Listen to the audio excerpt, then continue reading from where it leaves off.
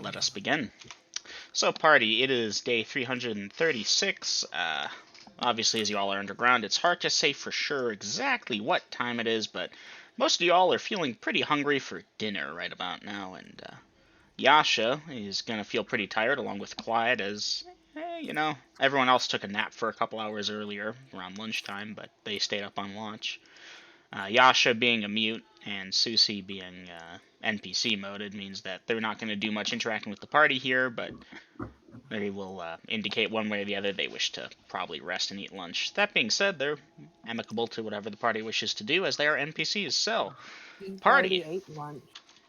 Yeah. No, party ate lunch already. We're close to dinner time. Tamara is still praying for another hour, 21 minutes. New.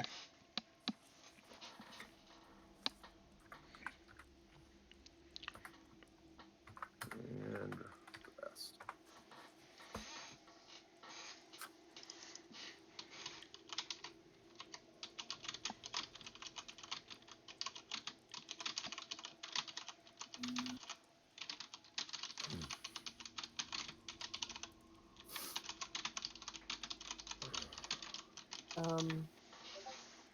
I believe there's been a miscommunication here for the Dungeon Master and his timing. Okay. We just got out of combat. Uh-huh. Why would he be eating? If we've already set out for the next room, we were in the middle of traveling to the next room. We That's had not... yet to get Go ahead. there.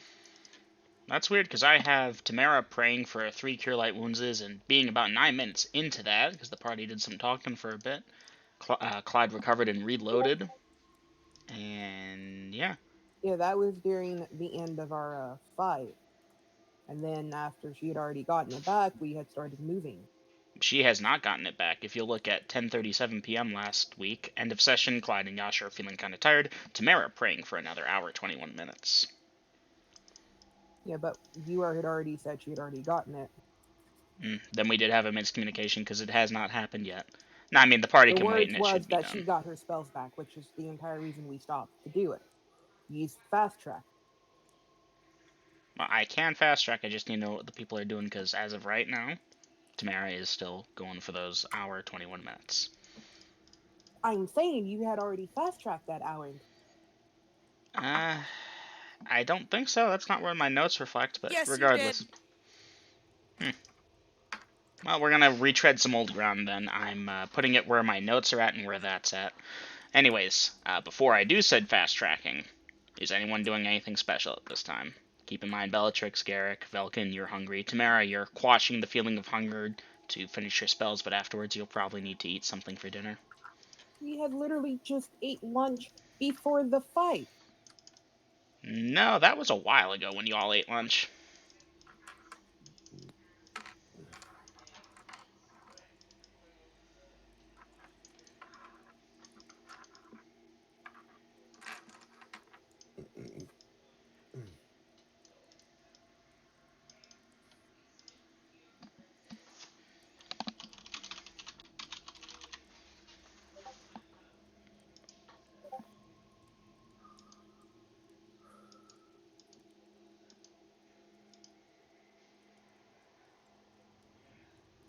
Oh.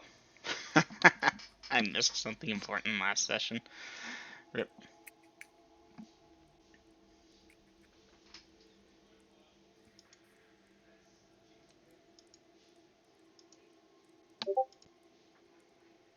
Okay.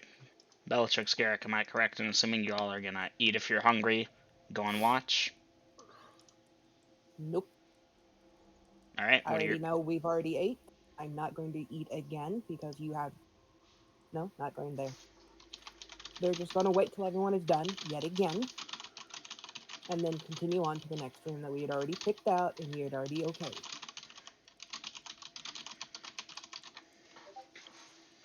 Okay. Well, Bellatrix, Garrick, perhaps it's something unnatural because you do feel hungry. I am not eating. Okay. I am not wasting my rations just because you forgot.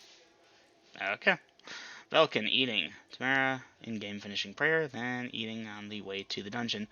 Tamara, if you're looking out of character That's chat... I guess. Oh, I guess. Okay. Well, if you're looking out of character chat, the map I posted, the green X represents the party's current location. The party is in the dungeon.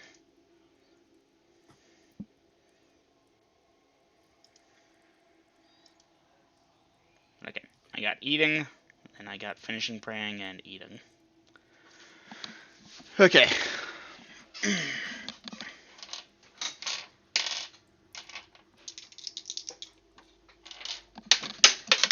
So, twins, you all are standing guard for the party? Bellatrix is doing her map. Garrick is Okay. cleaning his weapon. Duly noted. I just dropped a D10. Ah. That's under my tower, I think. Oof. Alright, I'm gonna just grab a different D10 and get that one later. Here we go. Alright. New percentiles acquired. And this one here goes to a special place of honor. Okay. And Yasha Susi NPC. Bellatrix Garrick's doing what they said. Okay. Well, the next hour and a half-ish does pass, putting the time to there, and there to there. Okay, Clyde, you close your eyes, lean up against the wall. However it is centaurs sleep in this world. I confess I have not done too much thought into it. Horses can lay or they can stand. Thank you. So yeah, that part is done. You will get some time of rest. Okay. Puts that to there, that to there. Okay, Velkin, once you're finished eating, are you doing anything special?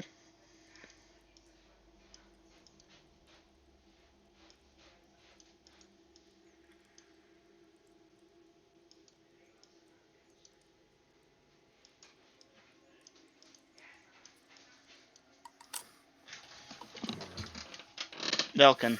Oh, 1 second. Phone call.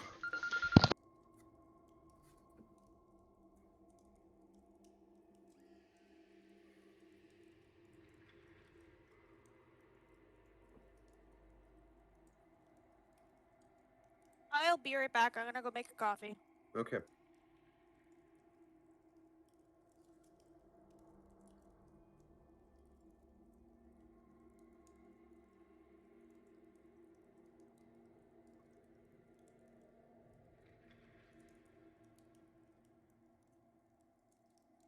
Okay, I'm back. I caught that Naomi went AFK, so if Velkin wants to do something after eating, may be done. Otherwise, advancing time, and so I've got Clyde resting. Tamara has just finished eating after doing some praying and is feeling pretty tired. Velkin is also feeling pretty tired. Bellatrix, Garrick, you're even starting to feel it now in addition to being hungry. What is the party doing at this point? Clyde, you're already sleeping. Ah, okay. Sleep might be too general a term for it. Being in a dungeon that you know isn't cleared, restful sleep might be a bit hard, but you do the best you can. You know, you're tired.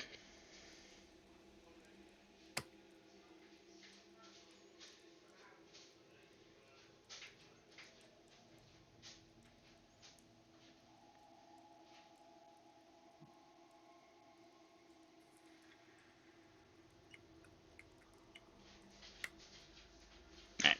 While the party contemplates what they're going to do, I'm going to quickly try and recover that lost D10. Here, your flashlight. Yeah. Haha. It is found.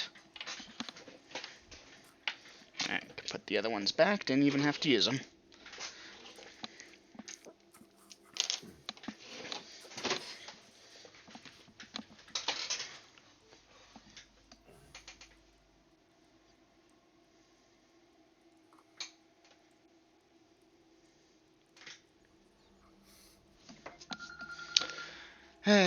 One moment, party. Phone calls again. Okay.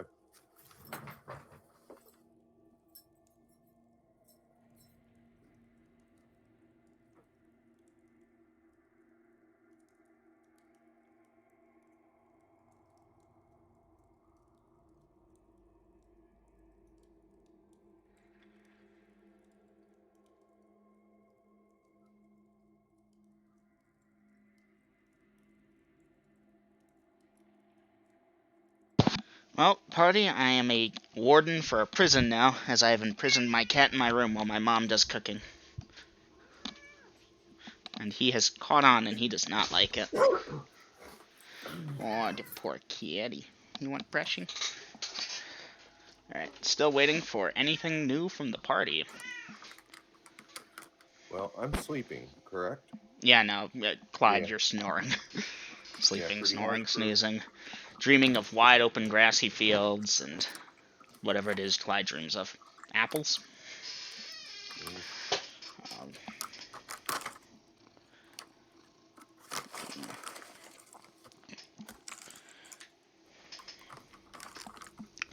Garrick, keeping watch. Okay.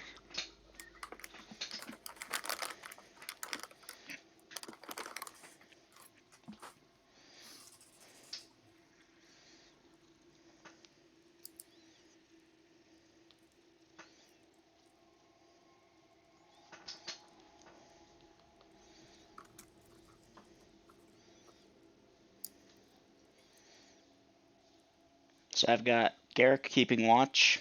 Vulcan Tamara, are still AFK, and we're gonna have to wait for them to come back, obviously. But Clyde snoozing. Bellatrix still mapping, or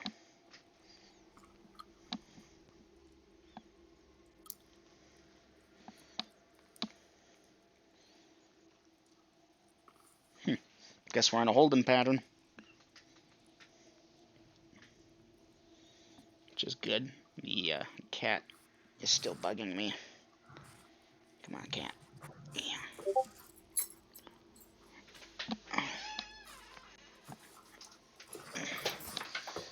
Yeah.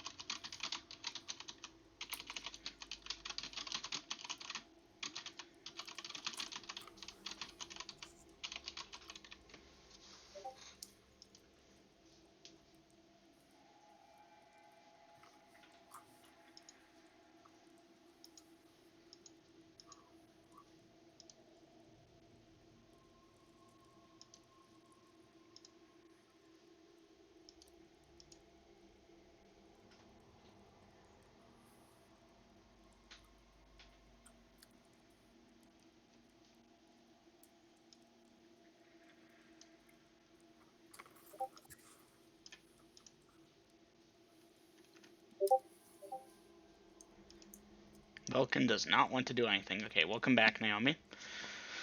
So in that case, Tamara, you get your spells back, and you are feeling hungry, as I mentioned, and after eating, you're feeling tired for the second time.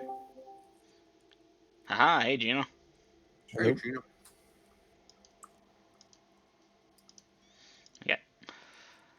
Yeah. So at this point, I've got both Vulcan and Tamara feeling pretty tired. I've got Clyde already sleeping, Bellatrix, Garrick either keeping watch or so forth. Why are they feeling tired, Eminem? Because, out of character, it is nighttime. That's kind of interesting since lunch was only an hour ago, and right after lunch we got into a fight. Then we must have had a miscommunication on the times. My records indicate it to have been an hour before night when session started, and that was before we did an hour and 20 minutes of Tamara's spell work. Yeah, we started eating lunch. We got attacked, and then she went and did her spells. You're I'm checking real quick. behind on your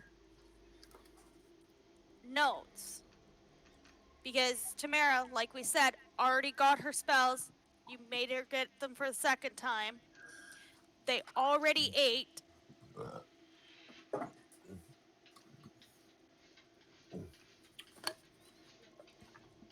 This is what I got for my time, and I'm fairly certain the record is accurate, so that is where I'm putting it. This is the Dungeon Master speaking as God here. This is the time of day. If I think that's wrong, I will adjust later. If a meals rations randomly appears in your pack, think nothing of it. Now, what does the party wish to do?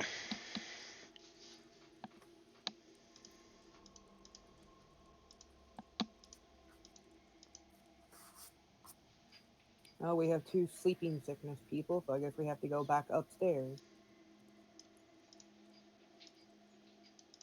So the party is going to wake those who are sleeping, move them upstairs, and then everyone who's functional is going back down, or is everyone sleeping upstairs? What's the story here?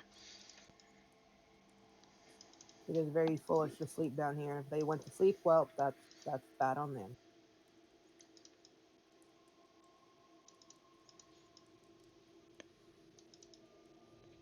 So the party is heading upstairs.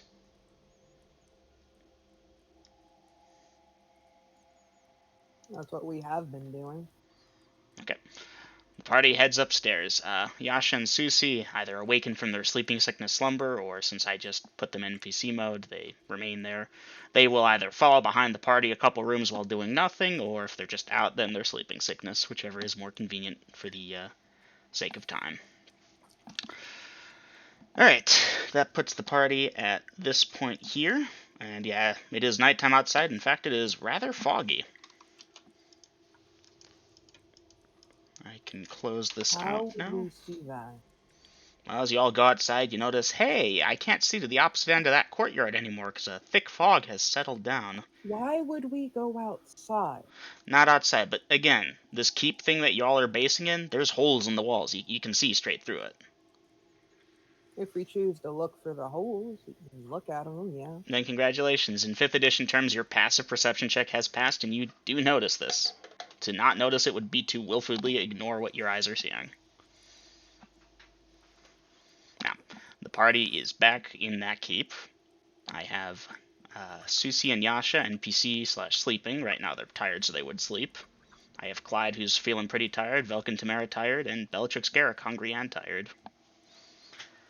So, go ahead and pop in your actions. I don't think a new is required at this point.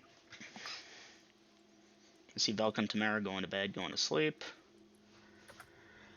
Alright,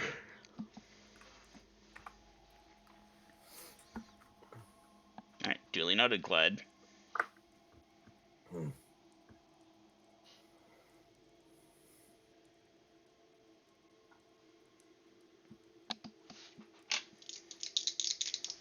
Alright, Bellatrix sleeping.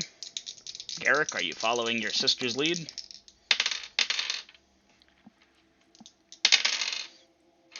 I think he has first watch. No.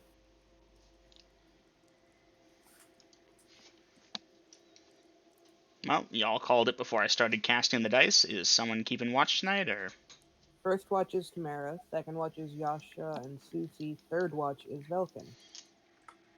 Garrick is fourth watch. Oh. Okay, I so looked I for the will watch fix that schedule then. and couldn't find it. Alright. Tamara, you're going on watch.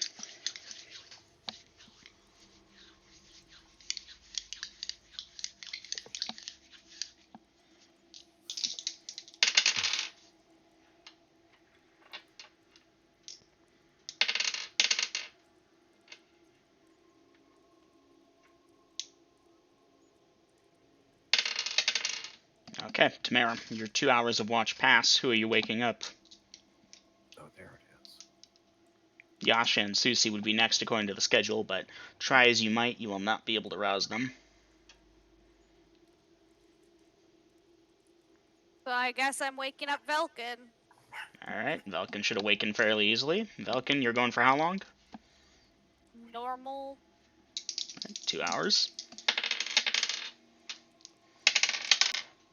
At the conclusion of your watch, Velkin, you are, my bad, that's triage.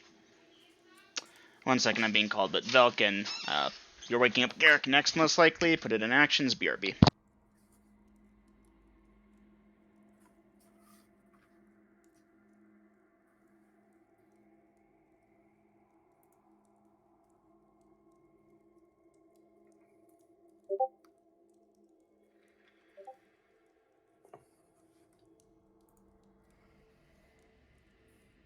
Apologies for the interruptions, and let's get back to it.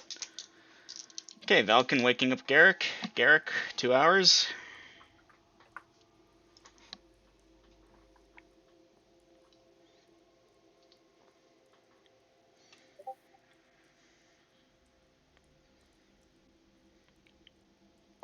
Garrick is typing.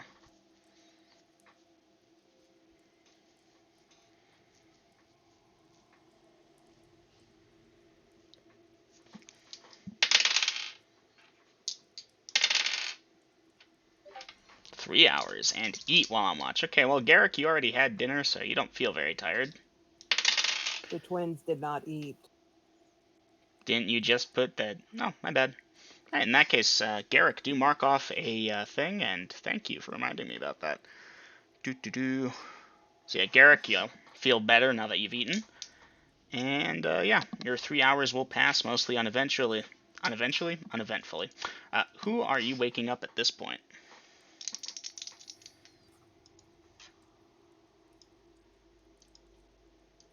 Next up on the watch would be your sister.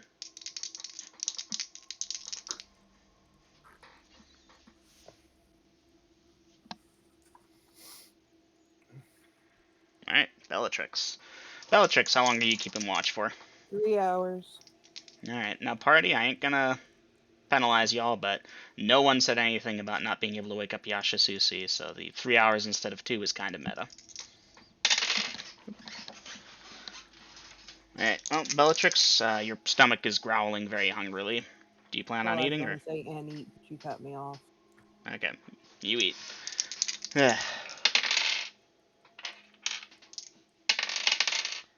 Ooh. Alright, give me a second. Gonna actually have to pull that up. Counters.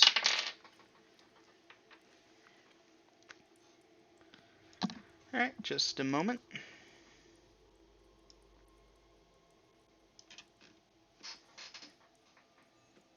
Hmm.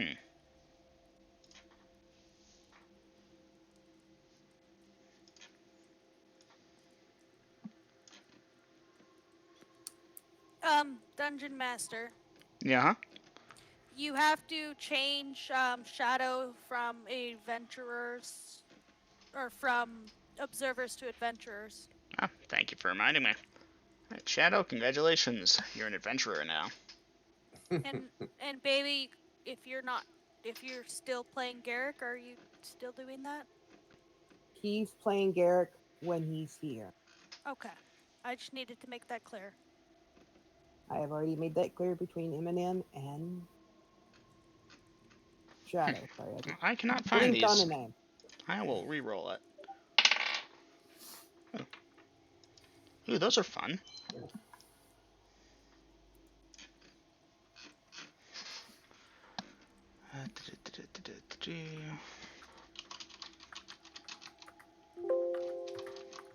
Believe a monster manual 2 creature. There they are.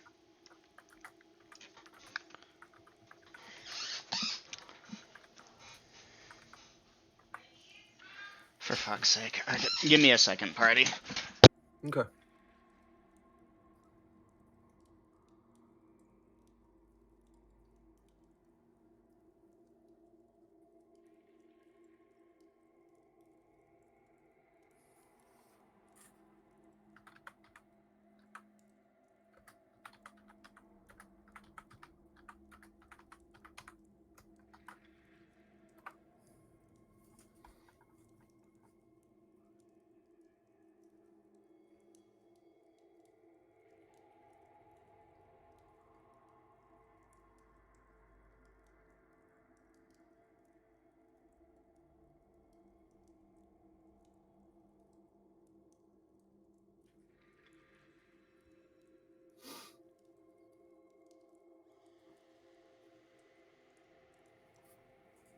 Well, hopefully I get back before Double M does. I'm going to go get a couple of drags.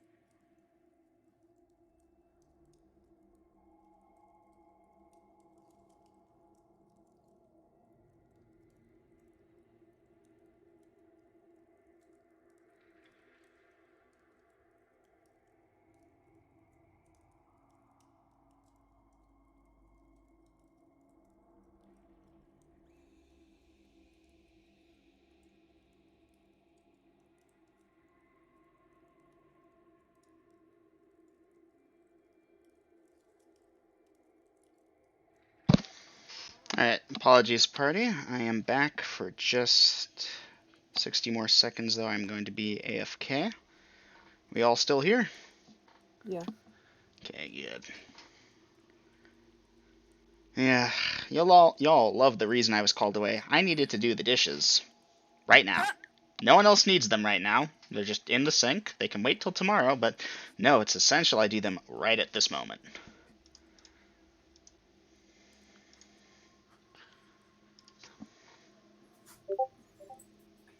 Clyde went AFK for a moment.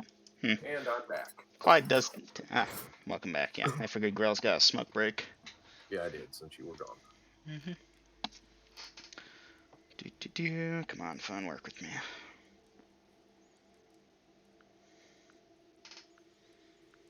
Alright. Again, apologies for the constant delays. It is apparently my lot tonight. If we get 15 uninterrupted minutes, then I shall be happy.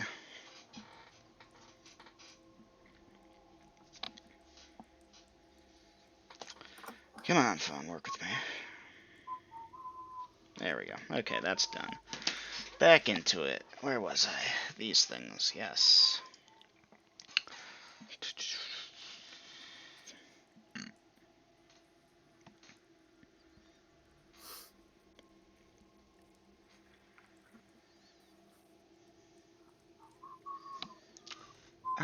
Okay, this is mostly going to be a non-encounter unless the party wants to poke at it. Bellatrix, around the third or so hour of your watch, you will hear the baying of some wolves or some large dogs. Are you investigating? No. No, as expected, and you're in a relatively safe keep, so I'm assigning a that % chance they investigate. Shockingly enough, no, they do not. Moving forward, anything else? Nope, and I can save those for later. Okay, Bellatrix, after you're on watch, who are you waking up?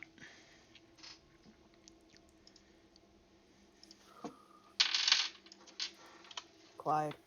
Alright. But Clyde, before I go to bed, I feed the horses. I'm sure they're hungry since we didn't feed them earlier. Alright. I was being nice and assuming that, and also I completely forgot about it, but okay. You'll make sure that the horses are fed one way or the other. Those who are keeping track of the horses and their feed, please be sure to mark off the appropriate rations on the honor system. Clyde, you're keeping watch till the sun rises? That is my lot. Yes. And somewhere in the range of 2 or 3 hours, the sun rises, light shines upon Denalia. Well, you're assuming it shines. Frankly, it's so damn foggy that it's hard to say for sure. Did I get a full 8 hours of sleep? You did. Hit point restored. Yay. Although, oh yeah, you're at 91. Yasha and Susie, of course, are either non-responsive or just straight up sleeping. Alright, Dungeon Master, I will start cooking up some food. Alright.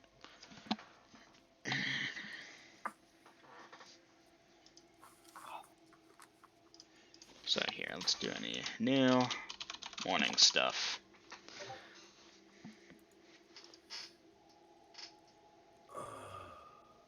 I think I can close that out. Bring that back over to there. So, party, there's a new.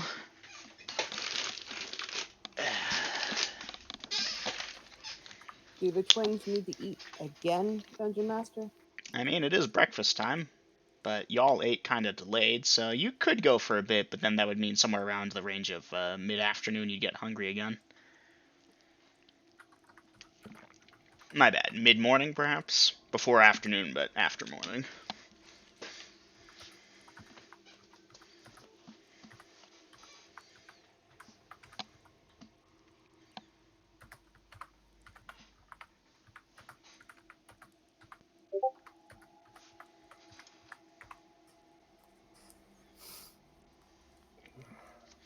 Okay, Garrick, if you're just doing your standard eat food and so forth, guard the party, then go ahead and put that in. Likewise, Velk and Tamara looking for something from you two.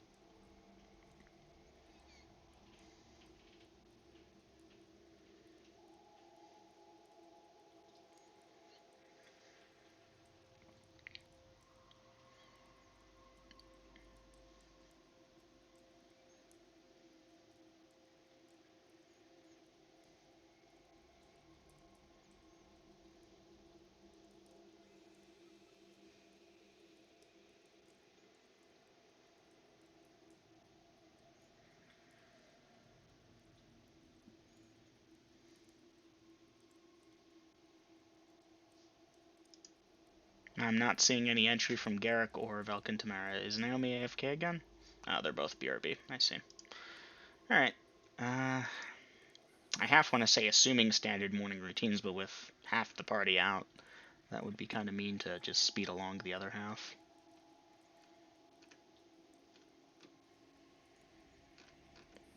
That being said, I get the feeling neither of them is going to direct where the party plans to go. So, Aiden or Grills, whichever of you two has taken the lead here.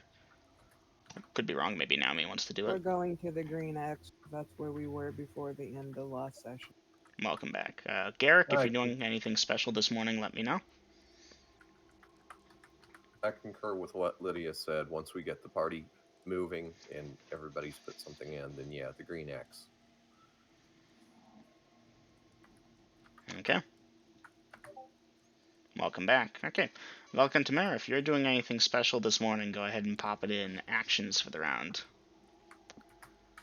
Otherwise, once the party has eaten and fed the horses and so forth, I can advance time. And we can continue.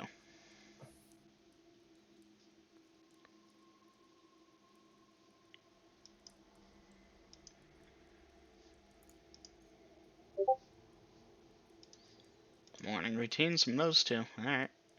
Garrick, you doing Yes. anything special? Put it in, otherwise we shall continue.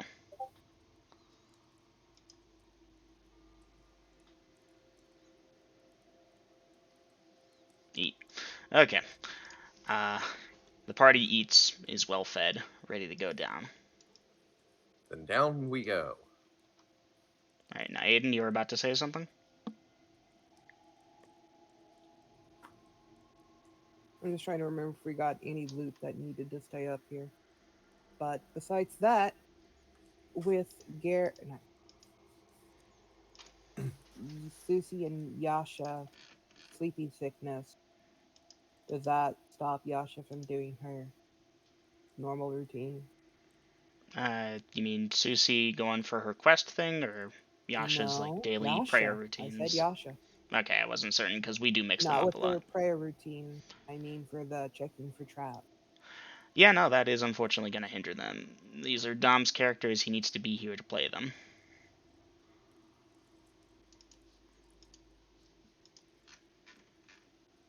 Alright. So that means they're gonna stay up at the wagon, or are we dragging them around, corpses around in the... I'll let the party decide, but I'm leaning towards putting them as sleeping sickness because I haven't heard a peep from Dom right now. Ooh, that does remind me. Taking out Yasha and Susie.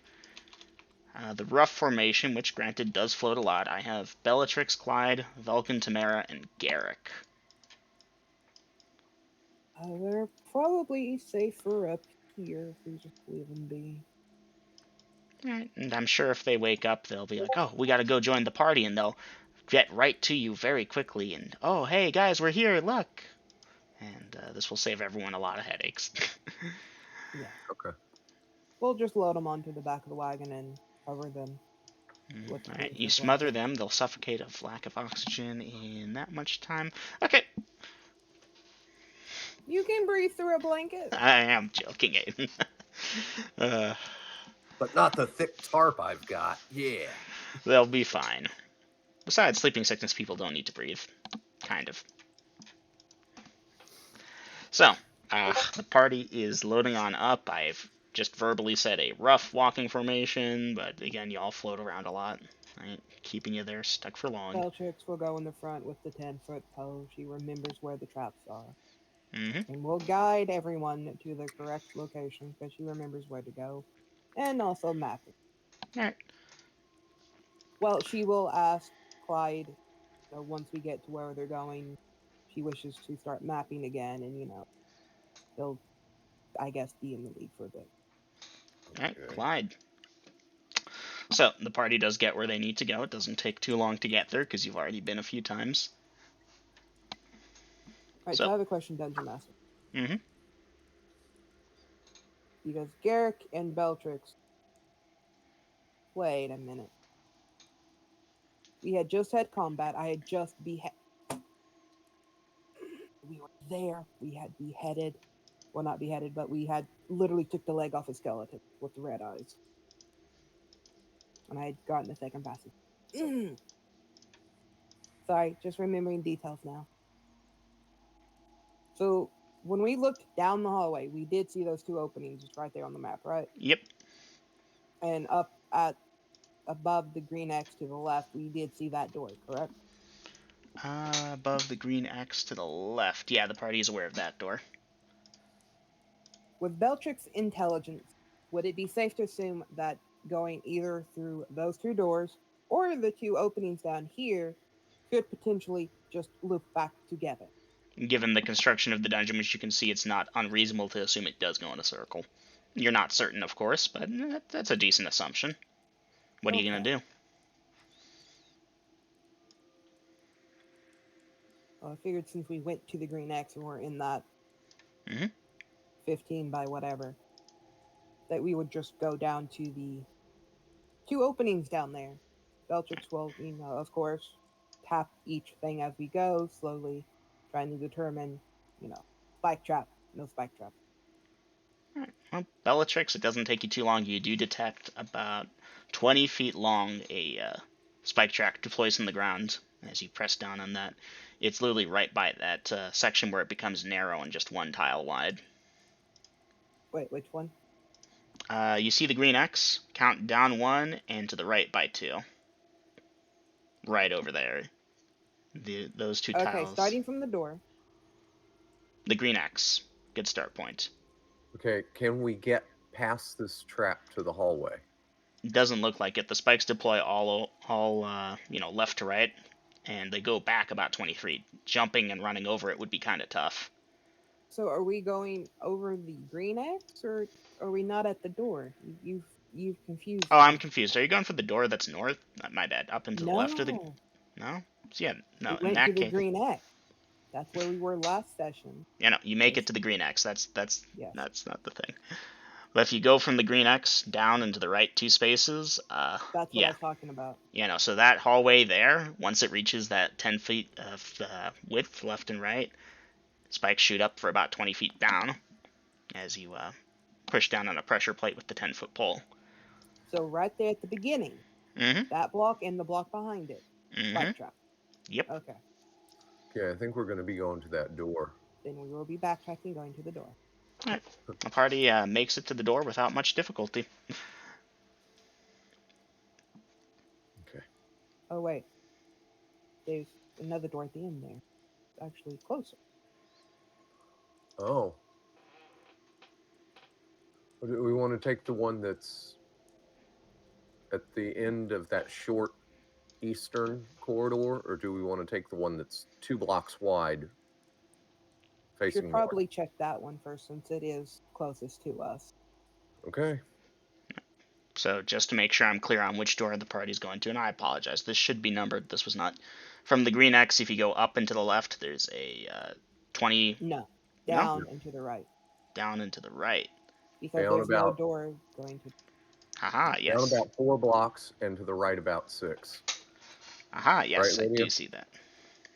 Of course, checking for pressure plates and, Dungeon Master mapping out that there was 2 there. Sweet. Well, you don't even make it to the door. 10 feet in front of said door, spike traps. We don't even get to the door? No, it's 10 feet in front of the door is a section where it's spike traps. It goes all the way to the door. Okay, starting from where we're at that red door on our end, below the X, the very first tile to our right, or, well, technically left if we're going out, right if we're going in, spike trap. Hold on. I'm going to draw a thing, make it a little easier. Green X over there, and we'll use blue to denote the spike traps. Oh, that's still the wrong thing. Grills, did what he say to you make sense, or am I just being obtuse? Okay, so from the green X, we came down and we were headed to the right. And like the first 10 feet of that corridor Up, slight meta there. Ah, well. was the traps. That's what I. Okay, so right in front of the door, spike trap. Oh, okay. Yep. This is what I was trying to say because I figured we would have started at the first and then slowly got code. Okay, no spike trap. He just goes instantly to spike trap. That's Well, what I I'm mean, do you really doing. want me to call that out? We're going to spend half the session of, okay, that tile seems clear. That one seems clear. That one seems Well, clear. you could have said, the first 4, fine. All right, Last. I will try and keep that while keeping things expedient. Apologies. Okay, then yeah, now we're gonna go try the double door. All right, double door. Well, you go to Dumbledore's office. So you're at that double door. Okay. Oh, Of course, checking for traps now.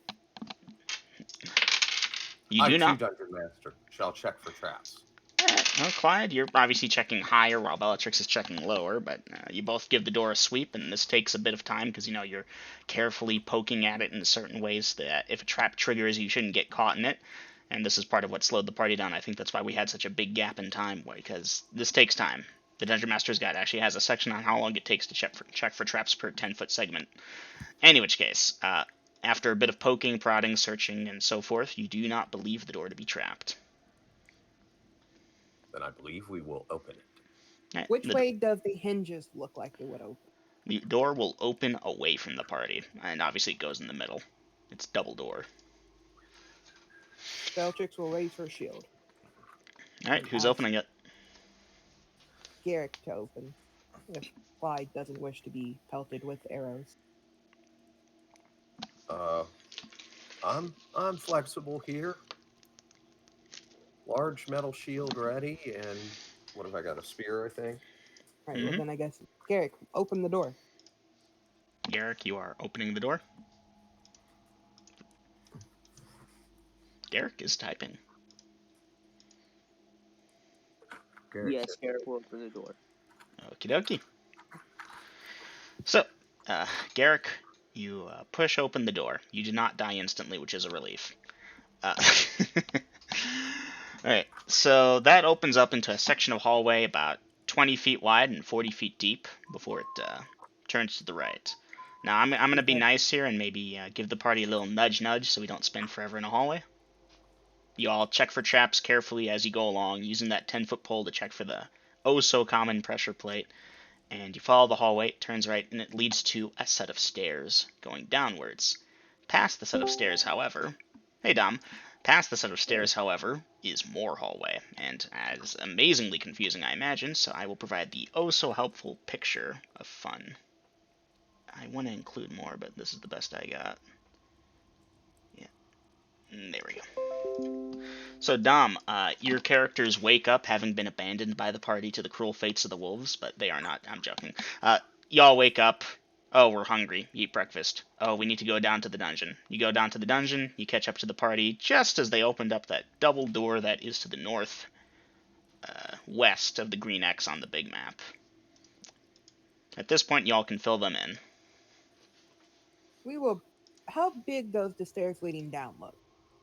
The stairs are about 30 feet wide. They are also long stairs, the type that Clyde could even walk up and down easily. Likewise, the height of these of the stairwell is tall enough that even Clyde can comfortably go up and down it. Bellatrix will hover over it with the lightstone and peer down to see how far it goes. Alright, it goes down, give or take, roughly 90 feet, and illuminates a thing. Give me a second, I actually have to scroll for a minute. And yeah, it illuminates just a 30-foot wide staircase going down until it seems to meet an abrupt wall, but on the left and right sides of this abrupt wall, you can kind of see what appear to be doors.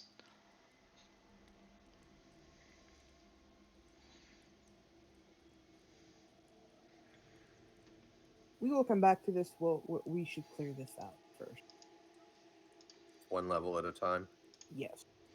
Okay. Anyone disagreeing with this? Would the party I'm like fine a with that. very And nice gimme? immediately went deaf and mute. Oof. Well, I guess Yasha and Susie go zombie mode. Alright. Would the party like a very nice gimme? Sure. So, y'all remember the fun we had with that one maze, right? Who wants to do that again? The answer is no, we do not. So the Dungeon Master, So that entire rest of it is just another maze. most of it is a large maze because I didn't know what to put there. Some of it, however, I will not properly spoil. As such, I'm going to try and capture a bunch of shit here. Give you all kind of a frame of reference, and you'll need to give me just a moment. But yeah, no, a surprisingly large portion of that is just maze, filled with spike traps, but there is actually a way through here. That part I did right. That being said, solid fill. There is one section of the dungeon, a couple actually, that the party doesn't have filled in on that overmap, but I will be nice and give a little bit. So, is it safe to assume that square in the bottom left-hand corner, not the rectangle, but the square one, that's actually room there, or did you just forget that a wall? Square in the bottom left-hand corner of the big map? Yes. There might be something there. The party saw a solid wall all the way through there. I mean, we walked that hallway. The party walked that hallway and did not note any doors. That being said, as you've been... Why I asked. Nothing. As you've been carefully mapping it, Bellatrix, you do note that there could be something there. Alright, so... Does that capture everything? Yes, that does. So, that looks fun, doesn't it? It's filled with spike traps everywhere. And a couple monsters that just got deleted because I'm not running that. Okay. So, Ian, that green... Could you message Dom and tell him what you had told us before he instantly went deaf and muted? Specifically about what? About you rushing him to the party. Because he only heard was that... He only heard that Sasha and Yasha and Sushi. character name. Sushi, yes. We're just at the camp. He's so deafened though. I'm gonna message him real quickly.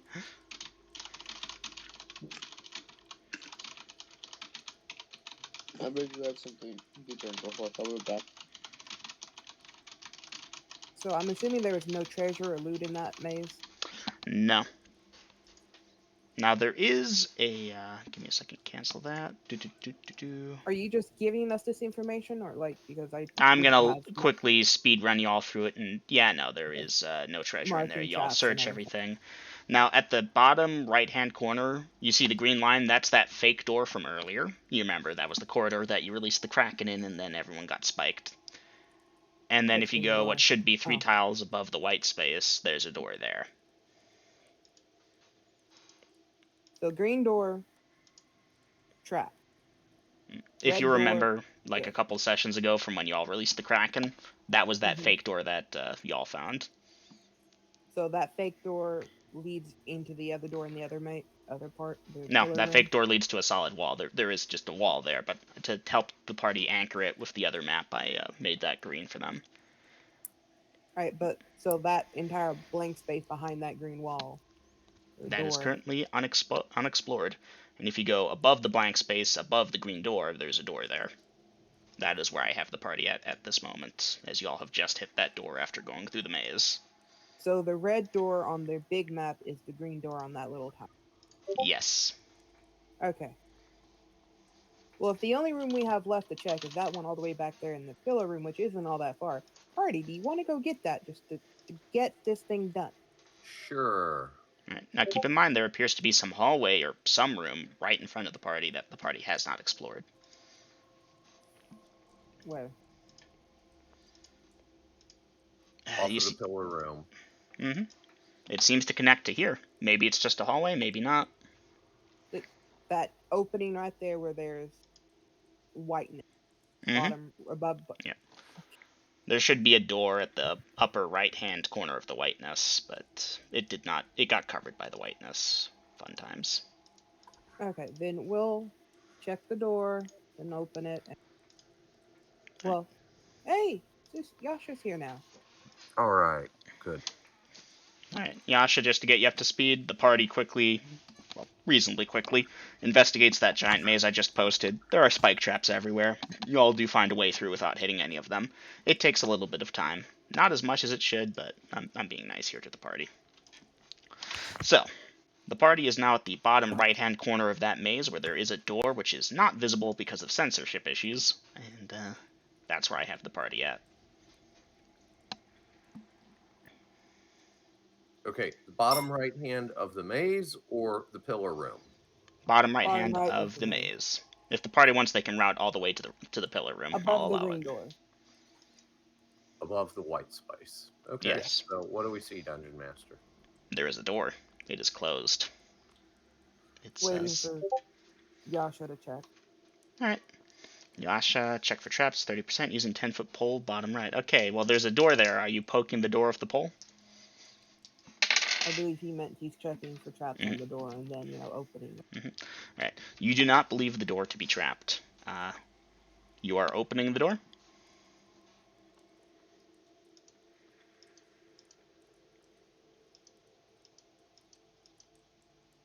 Sure. Alright, you open the door. It illuminates a hallway, which I can get the ref description for, but it's just a hallway. It extends to the right-hand side of the party, which would be west, and then goes north, and then west again.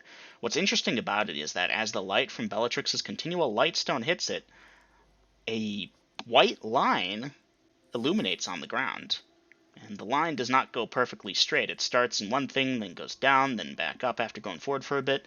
It is very strange looking, and to better describe it, well, show it to the party, I will take a quick snippet of it. Just a moment, please. So either we follow the path on the ground that it's illuminating, or this is just one giant trap.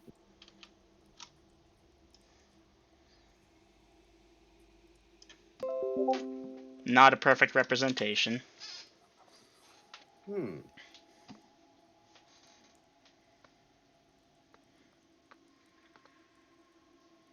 Welcome back, Eric. So, what does the party wish to do with this? Well, either the line is something safe to walk on, or it's a trigger. If Yasha doesn't wish to check, Bellatrix will offer to go forward and will advise everyone to not enter the room. I was gonna say Velkin can sacrifice himself. No. No. You are a healer. Yeah, so is No. Tamara. Yeah, but no. Okay. I'll need to know what the party is doing. Dungeon Taking off a Master. minute for Bellatrix will deliberations. take her sword and tap at the white line, which technically is purple on the map. It's purple on the map because if I drew that in white, would it show? Okay, Probably. You tap at it, and that tile there, that's right below the door, that seems good. Bellatrix will step on it You step gently on it. with one foot. You step on it gently with one foot, like pressing your toe down a bit. Seems good. Will edge on to the thing. All right. Dungeon We'll Master stop. continue. Bellatrix will stop. Ask Clyde to tie a rope around her. All right. Okay. Bellatrix, you asked Clyde to do that. Dom, you were saying? All right, Dom, you're gonna type it instead.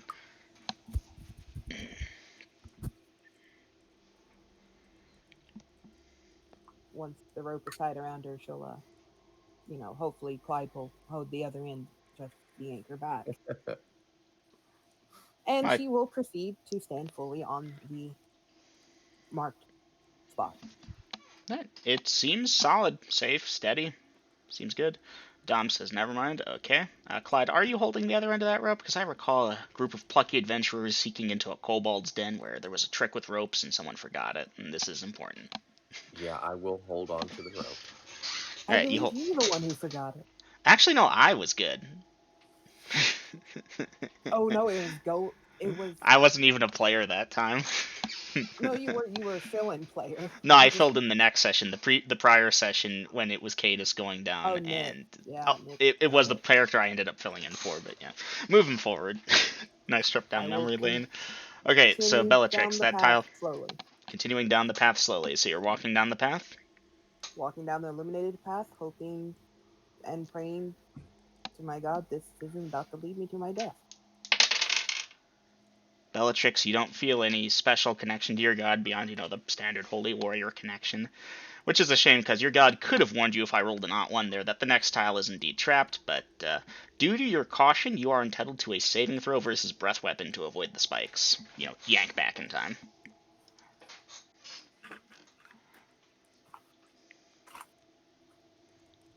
Row 1d20 Mm-hmm. plus my saving throws or nah. Yeah, no, plus your standard bonuses to saving throws versus Two. breath weapons. This is Does a Dex damaging also play attack. into it? Yep, dexterity plays in. Wisdom does not, as this is not mental. Is that the armor portion or the hit bonus? That would be the armor portion. 24 Ayo! Dungeon Master. Nice. Yes, you successfully jerk yourself back in time to avoid getting impaled on any of the spikes. I rolled. It was a 61 on that check because Datrian might have connected for a moment and he wouldn't have bothered to say anything, but there would have been a sense of, no, this is not safe. Sadly, you didn't connect. No, Datrian must have been busy doing something else at the time. So, the path is revealed to be false. Okay. Alright, do y'all want me to just choo-choo speed along here? Because... Yeah. Yeah, alright. The path is at times true and at times false, using the 10-foot pole and or a bastard sword, and a lot of caution. And a bit of thunder and lightning at my end. Calm down, the party makes it through to this hallway, which I will post here. The path lies, however. At certain points there are spike traps, at other points there are not. Good times. And Dungeon Master. Bellatrix will take their amount of time to mark the trap places. Oh, in that case, I'll have to send those later. I have them on another thing, but that would also confer a certain meta, so I won't at the moment. But yes. Let's wait. That's alright. Sorry. I don't know why I said That's wait. or whatever. Let's wait. Right. Music list. I think that thing finished, so let's go for some Temple of Darkness shit. Temple of Darkness shit. I've already lost 2 light stones. Give me a break, man. Well, no, it's just the name of the song I'm playing. Anyways, that door there obviously connects to the 20 pillar room. Okay. Thus, the party has at this point explored most of this dungeon. Well, this layer of this dungeon. So all that whiteness in the upper right-hand corner of the big map is gone. Alright. Then we shall go down into this dungeon. Into the second level of the dungeon. Haha. Okay, so the party goes back over to the staircase, allowing a little bit of time for all this moving around and shit done. Okay. Player dungeon and DM dungeon. Level 2. There should be ominous music. Oh, there is. How about that? Let me scroll this over to the appropriate section. So, for those who wish to graph on paper, the previous level could have been recorded in 60 by 60, which is a lot, I recognize. This section only requires 50 by 50, which is less. It should also be a fair bit easier because I'm changing a big function of this level because it would not be fun to play through. Regardless, so the party is at the top of the stairs. Who is going down first? Bellatrix will, since she has the light stone. Alright, Bellatrix, do you still have that rope tied to you? Yes. Clyde, you're behind Bellatrix holding the rope? Sure. Who's behind Clyde? How wide were these stairs again? Oh no, they're 30 feet. You could go side by side too. I guess me and Velkin, or Tamara and Velkin will be. Alright. I still have Garrick, Yasha, and Susie to play, so I'm trying to get the formation back in order here. Is this a... What is this? Yasha, Susie, Garrick, I have you three in opposing order at the end. Is that good with you all? Shadow, you're playing Garrick. You can just say where you want to be. Okay. Alright. Yeah, in the back works. Alright. And Yasha, Susie.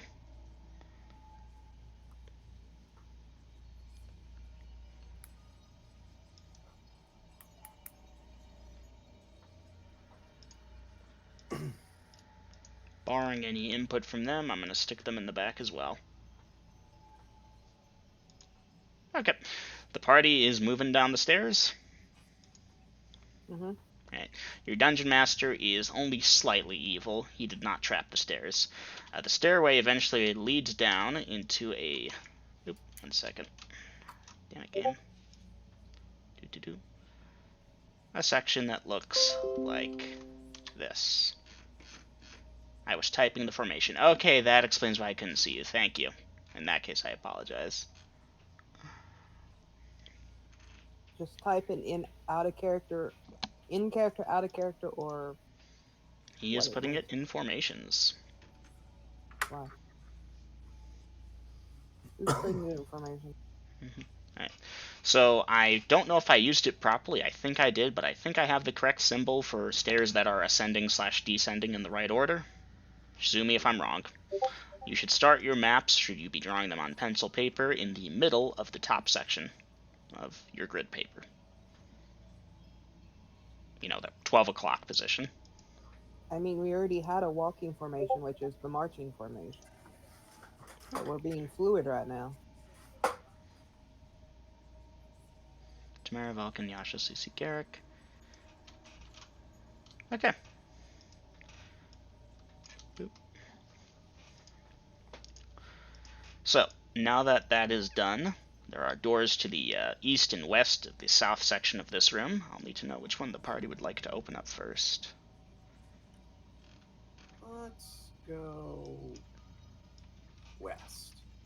Go, young west man. Yes. Should I max these out?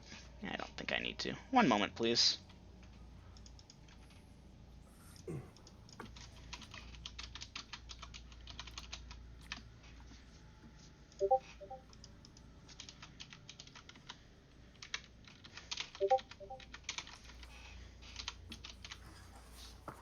Okay.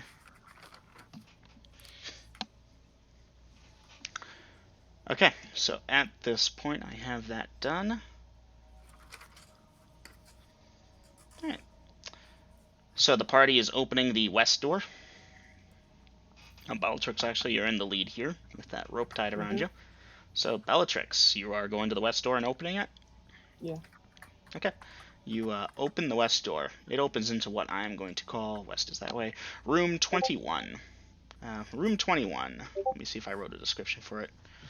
It's decent in terms of sizing and so forth. The look of it is this. Bloop, in terms of size. At the far ends of room 21 are two of those skeletons with the better looking armor, like chainmail equivalent. And as you open the door and see the room, they straighten on up and grab their bastard sword looking things and begin walking towards the party. Nil.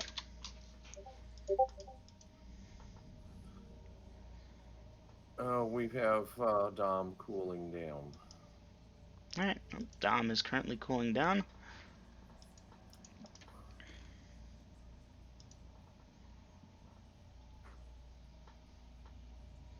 I will need to know the party's actions at this time. Yasha and Susie are near the rear of the formation, so they just aren't getting shit this round. Then I guess How big is the doorway? the doorway is about 10 feet wide or so. Realistically, it's probably closer to 8, but on the map it says 10. The room, of course, measures about 80 feet by 60 feet. I just cared about the doorway. Is it big enough for a person to block? One or two people. Clyde could definitely block it on his own. Yeah, and get chopped up. How about we let them come through the doorway and we can get more of us around them as while they're in the bottleneck.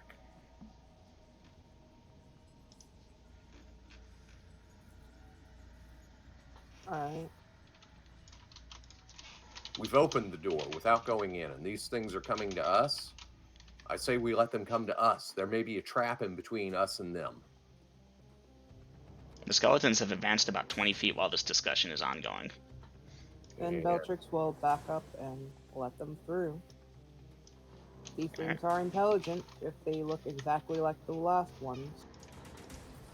Alright, well, they continue forward somewhat mindlessly. After a certain point towards the end of the round, well, not the end, they move at a rate of that.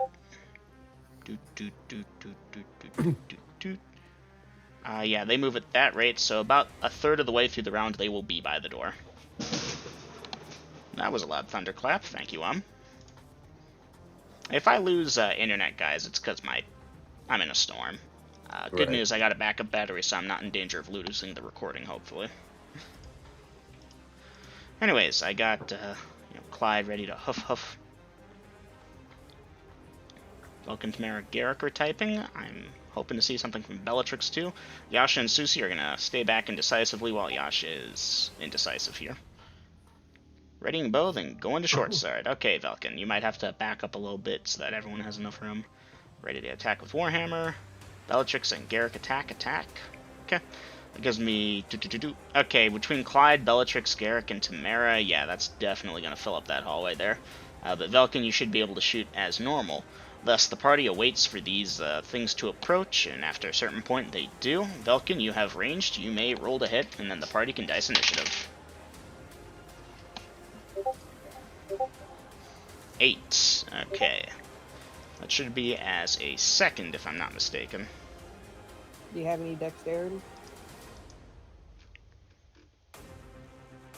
Let me look. I think... Oh, sorry. I think I do. I'll kindly add your bonuses to your dexterity. +2 to hit for dexterity. Alright. So 10. 10, alright. You shoot your arrow and it strikes the bodies of one of these, getting caught in the armor and not appearing to do much damage. Right, initiative please, party.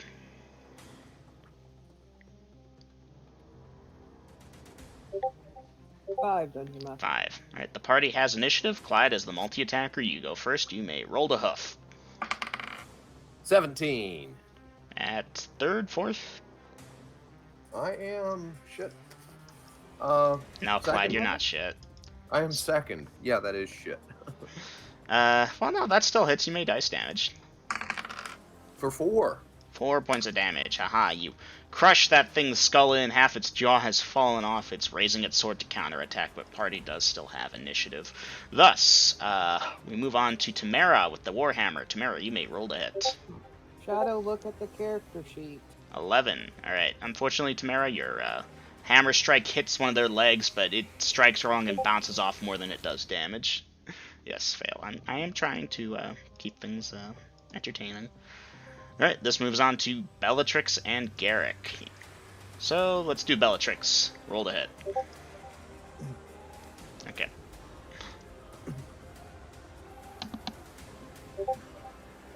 Bellatrix with the unnatural 20 hits, you make dice damage. D8 plus 13 points of damage. Haha, very nice. Okay, this concludes Bellatrix's attack. One of the Garricks, please roll to hit. One of the Garrett? Well, There's two there of are you. 2 heads controlling Garrick, so whichever one is doing it, please do it. Roll a Garrett. d20 plus 3.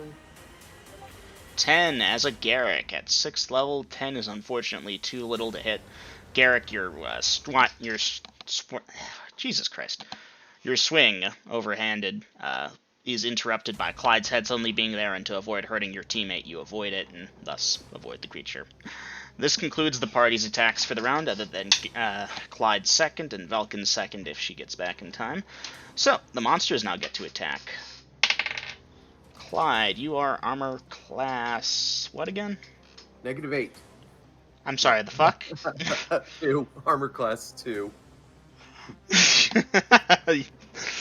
Well, I was about to question that. hard. yeah. Oh, don't worry, Clyde. Oh, my bad. No, these things are bastard sword equivalent. One-handedly means it's a d12, not a d8. Clyde, ooh, ouch. I wish I hadn't re-rolled that. That's 12 points of damage. But doesn't Clyde count as large, though? He does, hence why it's a d12 instead of the d8. They aren't two-handing the deal. They're just one-handing at these. Alright, excuse me a moment, guys. Alright. As for the other one, Bellatrix, you are the target. You have fun tonight? But that is a miss. Sleep well then. Apologies about that. That is a miss. Accidentally tapped the deaf and mute button. Huh? Alright, this concludes the Okay. monster's attacks. Clyde, you there? I'm here. Alright, you may roll your second hoofy. Okay, by the way, I rolled an 80 for my system shot. Aha, I was actually going to question that, but I forgot. And I don't think so with an 8. No, unfortunately, Clyde, that doesn't seem to be hitting so well. Alright, Velkin is probably still AFK. The monsters have done their attacks, so Velkin gets another bow shot. New, comma, round 2.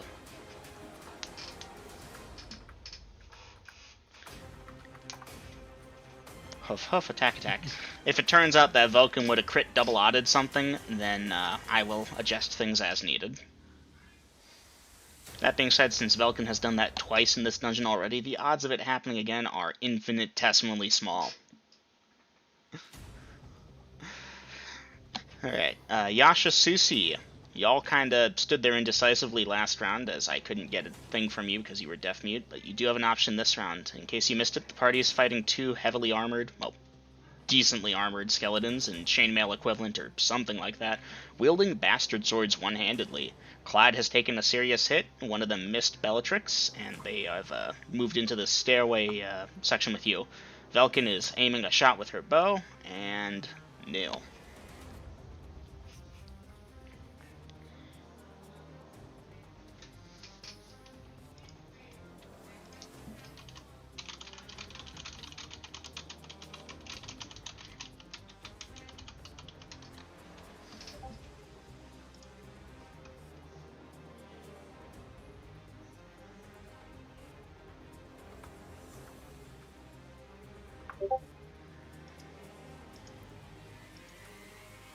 Susi, magic missile.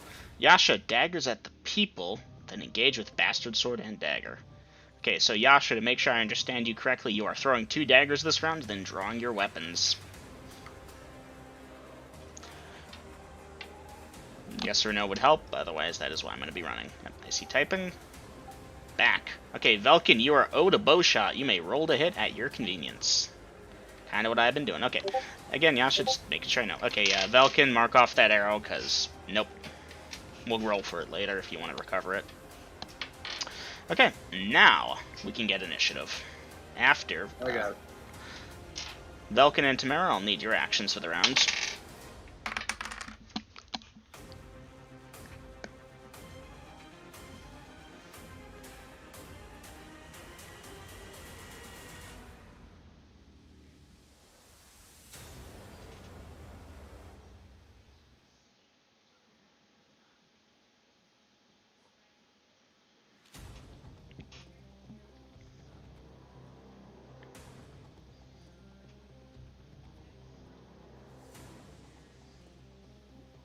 Putting bow on back, pulling out short sword. Attacking with Warhammer. Okay, Velkin, I will allow you to attack once with your short sword at the end of the round here. Now, initiative roll. I heard Grills roll it, but not say it. We got a 3. Nice. Party has initiative. Alright. Let's start with Clyde, the 2 attacker. Clyde, you may roll to hit. A has struck you dearly. Give him hell. 17 Hits again. Dice damage. for 5. Haha, very nice. You put a dent in his shoulder. Alright, Susie's magic missile should go off at about this time, but technically first attacks go off first. You know what, Susie, why don't you go ahead and dice damage for magic missile? You didn't mention a target, so I'm determining at random since you only get the one.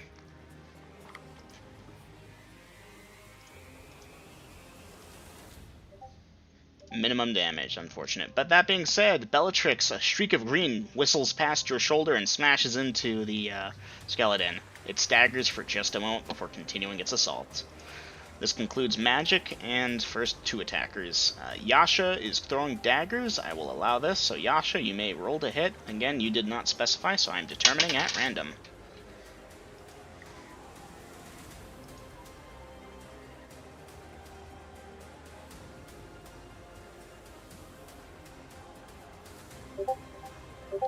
A dirty 20 hits. You may dice damage.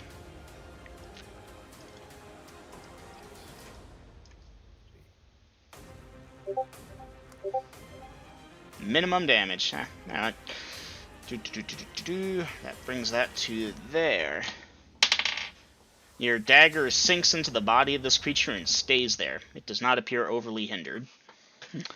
Alright, I believe this concludes all the pre-1 attackers, so let's start at the top. Bellatrix, roll to hit.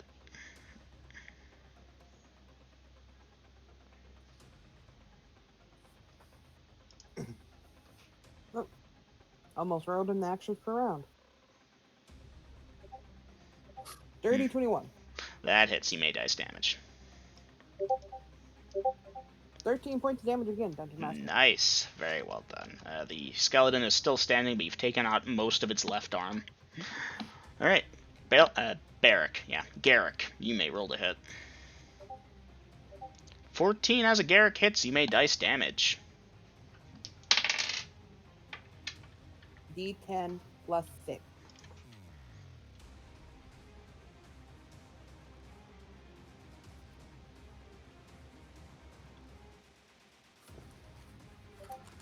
For maximum damage, Garrick.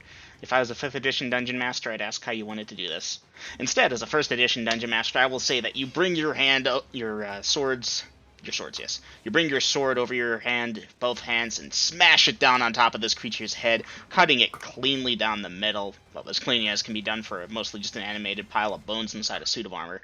The armor cracks down the middle, and it is destroyed, as well as the skeletons. Well, the skeleton inside it. The other one, on Clyde, is still intact. Moving down the list, Tamara, you may roll to hit. Dungeon Master, am I attacking the one on Clyde or the one Garrick just destroyed? Bellatrix, you were attacking the one that Garrick just destroyed. Tamara, Okay. you may dice percentage. I always forget to bring out the crit tables. I don't know why. Blunt.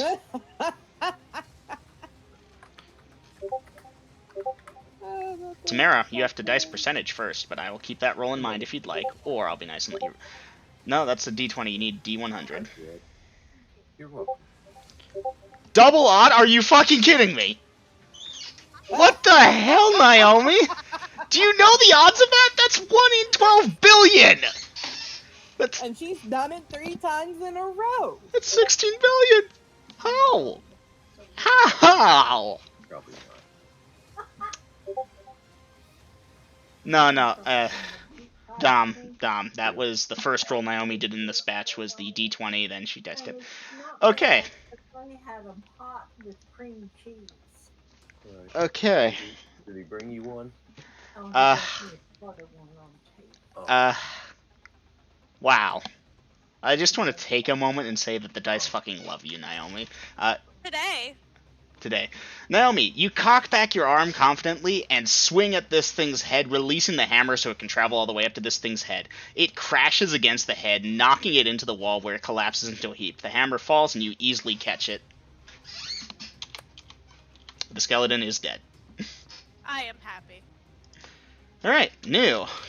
Enemies defeated. Clyde, bind wounds, 1 hit point restored. Thank you.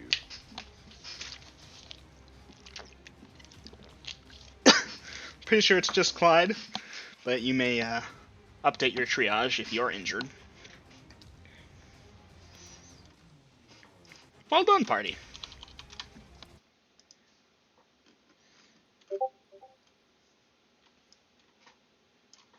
Well, shit, I was gonna cure light wounds, but okay, that works. Good job. You beat me to it. Alright, Clyde, 6 more hit points from Bellatrix's Lay on Hands. Okay.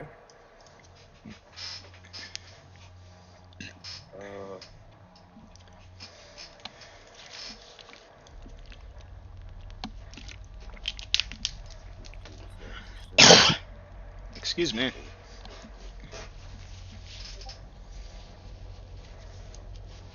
Yasha and Susie getting back to formation and ready to move out. Okay.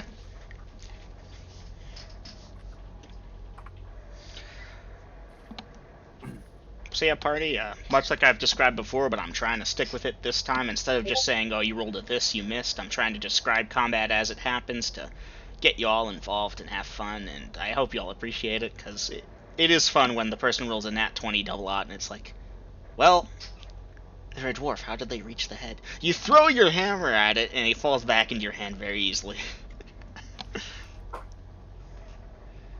Right. Velkin and Tamara are both casting Cure Light Wounds, so they may dice their thing. Please be sure to separate the rolls and differentiate which one is which.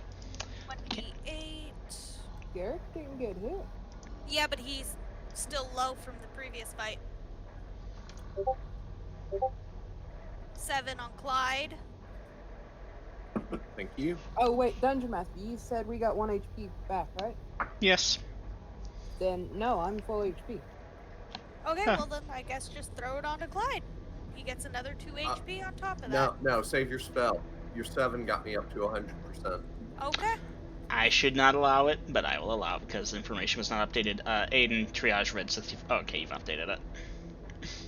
So yeah, Tamara, you saved that spell at the last second, and yes, Cassidus blesses you. So, thank you, friends. Oh, look at that. The party is all up to 100%, other than Clyde, who needs to update his percentage. Then. I'm getting there. Right. So, what is the party's intention at this point? By the way, y'all missed what I said in in-game chat earlier. Walking around with Bella on a rope. Look, friends, I have a pet human. I did catch it, but I restrained my laughter. As the Dungeon Master, I must appear inscrutable and mysterious at all times, and that includes laughter. Okay. Okay, Dungeon Master. Since we know these things ran across the room to get to us, we know the path they took is free of traps. Indeed. So, what else do we see in this room? The rest of the room is fairly barren. It may at one point have been a storage space for weapons. There appear to be weapon racks, maybe something else. Racks that you could hang weapons and such from, but at this point, they are barren. Okay. Are they attached to the wall? So it would appear. Do you wish to try and move one to determine that? Was thinking about it, because who knows, we could use a weapon rack on the wagon if we had room. No. Ooh, or what if one of those weapon racks has We're a magical secret port. What if it has a secret behind it? Hidden So room. yeah. Is the party searching for hidden doors? Dungeon Master, I would like to use my, detect undead. Okay. You're calling forth the power, and then when you have it, what are you doing with it? Looking into the room. That's what I wanted to do, but I got cut off before I could even begin. Apologies. You peer into the room. You do not detect the presence of any undead as you peer straight forward. Okay, guys, y'all mind if I get a couple of drags real quick? Clyde will help y'all search.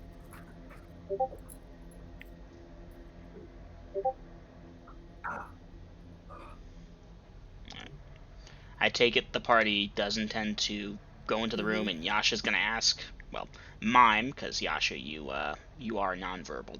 Don't forget. And Yasha will mime that she wants to, tap the wall, find hidden doors as best as possible. Alright.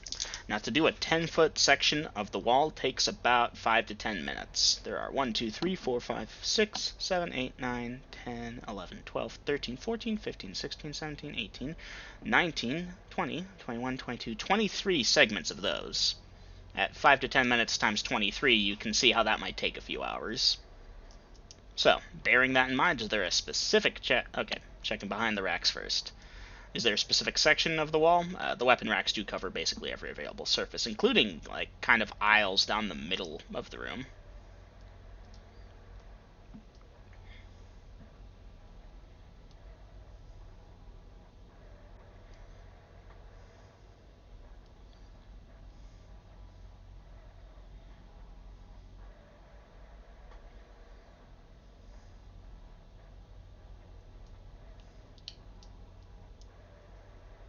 Yasha, you will not be able to tell the party anything as you are nonverbal. Remember, your throat was slashed, it is on the mend, and the clerics are positive it will heal fully in time, but at this time you cannot speak. Not Dom, don't delete the whole thing, come on. Work around the debuff. You can do it, man, I believe in you. Okay. So what did we find in the secret room? Well, Haven't found a secret room. Okay. Right now, Bellatrix has cleared that the first 60 feet do not appear to have undead, and the rest of y'all can't see any undead there, so, yeah. I need to know if the party's doing anything special at this time. Looking around the room. Yasha, I don't know what the hell you're talking about. You can check for traps just fine. You don't need your voice for that. It's the telling the party you're gonna do it that you can't do.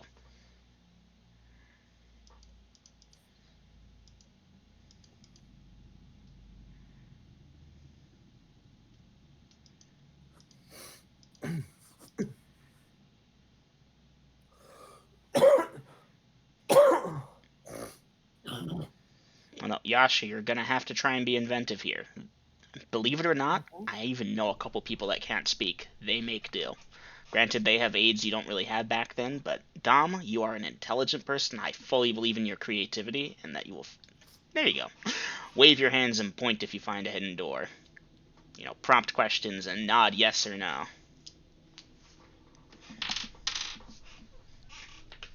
Alright, so Bella, where did you say the undead are? I didn't. Oh.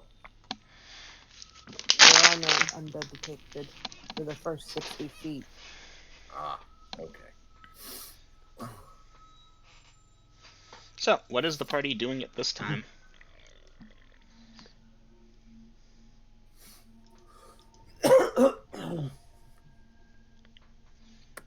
Aren't we searching this room? Room 21? Is that what the party wishes? I'm looking for a thing. I'm gonna say I am. Okay, and Claude. I'm not gonna presume to speak for everyone else.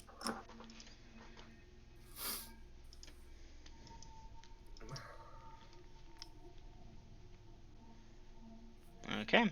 Hidden doors and traps. Now, obviously, Yasha, like I just described, 23 possible 10-foot sections on just the walls alone to look for hidden doors. Checking for traps also. This might take a bit. Are you going to search only certain sections or the entire thing? I know you said the whole room, but I'm making sure you understand this endeavor could take a couple hours.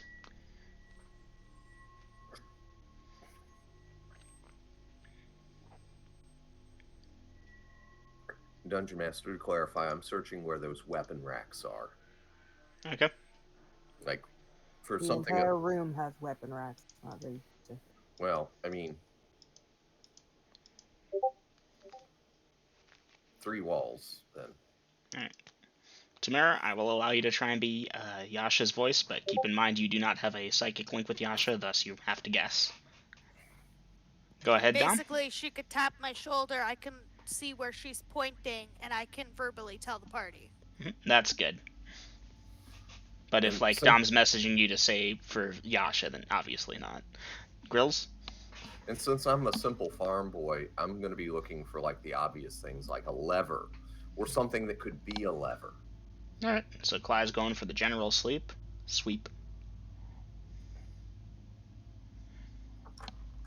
Dungeon Master, is that a door I spy? At the south end of the room, in the southeast corner, absolutely. Then Bellatrix will check that out. Right. You examine the door. It is made of sturdy oak. It opens away from the party. It is about 20 feet wide, as it is a set of double doors. Yes, double doors.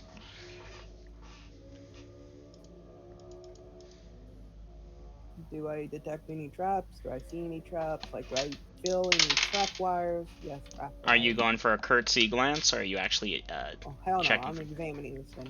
Alright, you begin examining it.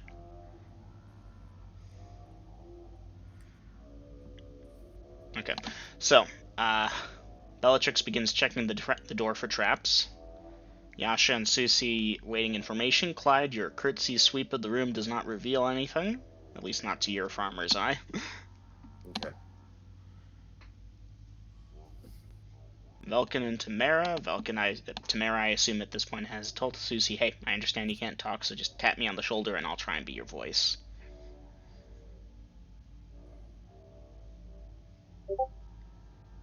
Garrick waiting, and Velkin I'm going to have waiting unless they want to do something special.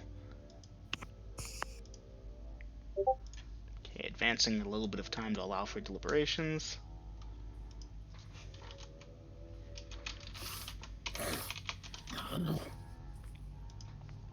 Okay, after about 10 or so minutes, because Bellatrix, given the size of this door, that's about as much as you think you need to allocate to it, you do not believe it to be trapped. And I will partially open it just enough to be able to look inside. Alright. Obviously, only partially opening it doesn't give you a very wide field of view. You can determine that this appears to open up into a larger hallway, and that larger hallway might be connected to a wide open space in the room. It's a bit tough to detect, so I'm going to give you more than you really should have. So I just need enough to know that, I'm only opening it up just enough to peek inside to see if, spike trapping or something. It does not appear to be. This is roughly what you'll be able to make out. You're in the upper left corner's upper thing. Well, then I'll open it up fully. Oh, you're opening it up fully? Okay. Yes, at least that one door. Yep. Alright. Connect this part here to... Oh god, that's too small. 1 second, I will fix that. I'll just have to use some whiteout. No, not notepad. Paint. Just a moment, please. I apologize. Back over to Player's Guide.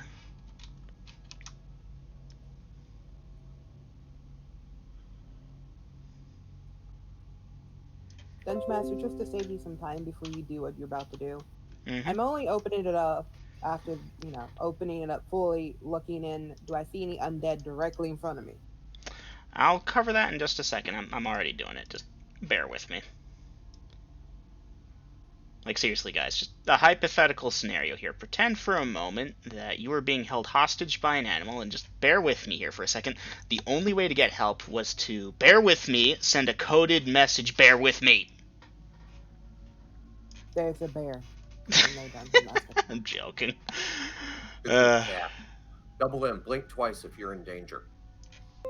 Okay, did you see? Alright, using the power of whiteout and dreams, this is that. The party is in the third opening, counting from the left. To be fair, Dungeon Master, there's no possible way I'm going to see that if I just open it. Yeah, I know. Just, I'm putting this here. You see some parts of that. Other parts you'll see later as you stick your head out. As far as any possible undeads, please, give me a minute. I'm working out 20 things at once. This is over here, 25. As far as that, yeah, Bellatrix, in terms of undead, you okay there, girls? That wasn't me. That was me. You okay there, Aiden? Yeah, I was just cleaning out my keyboard. Okay, it sounded like you were killing something. No. So you see those 4 pillars in the, by the southern door thing? Technically, I'd only see 2, but yes. But yeah, you see 2 of them. Standing on the, well, for those 2 it would be their east side, but on the other 2 it will be their west side. are skeletons. They're like the ones you've seen before, where they have the bastard sword and they're just resting against the floor. They are not moving, just standing vigil, it seems. Have they They noticed me? They do not seem to have responded to you opening the door Then I'm much. shutting the door. All right, you shut the door. There we go.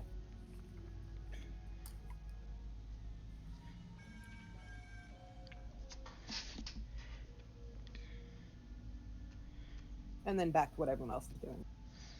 Okay. So, back to whatever everyone else is doing. What is the party doing?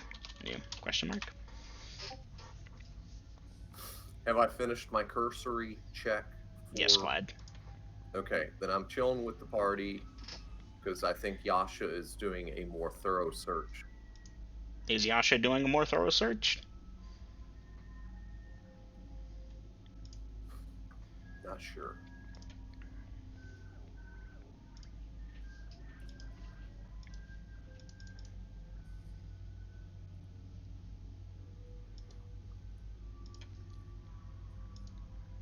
Well, this is what the new is for.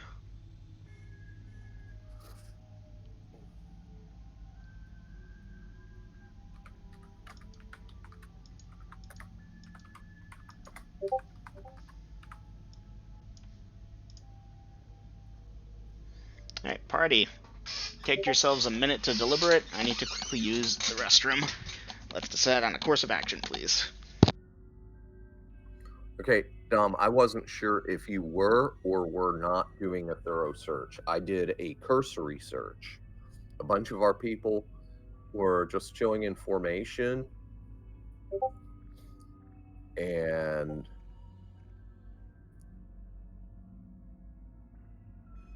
okay, that's why we're trying to clarify this.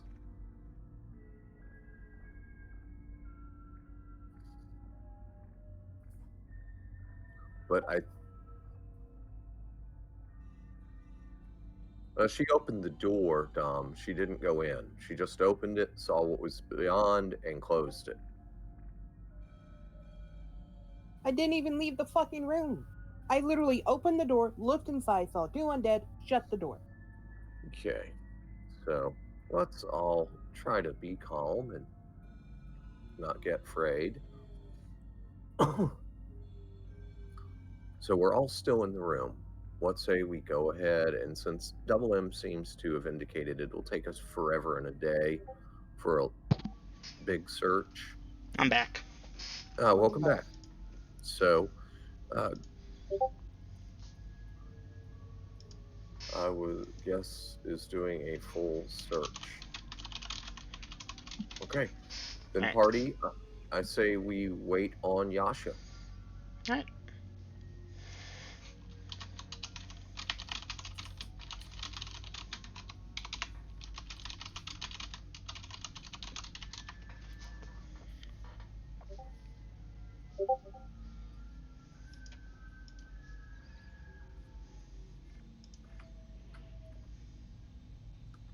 Alright, Yasha attempts to use hand motions. Alright. I also see that Dom is deaf muted again, so. Anyone else doing anything special before I advance time? Overwatch. Belchic's just chilling next to the door.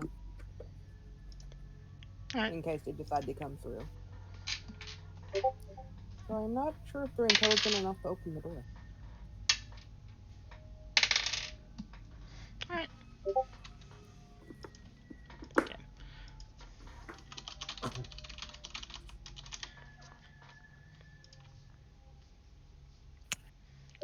I'm going to advance time to there and to there.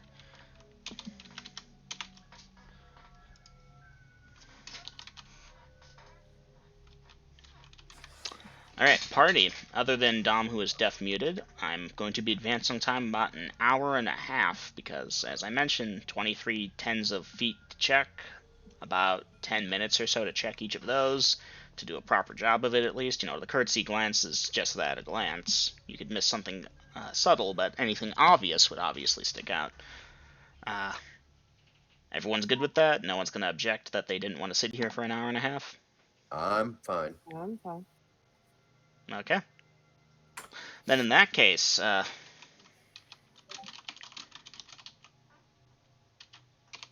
skip away.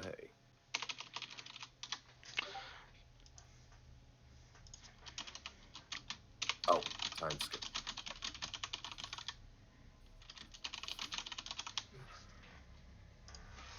Okay, 1.5 hours. Okay. I gave it a kind of a variable based on the rough projected time. And so, Dungeon Master, I take it no secrets were found. Well, I messaged that to Yasha, but since Dom's going to be operating deaf mute here, this is going to get annoying.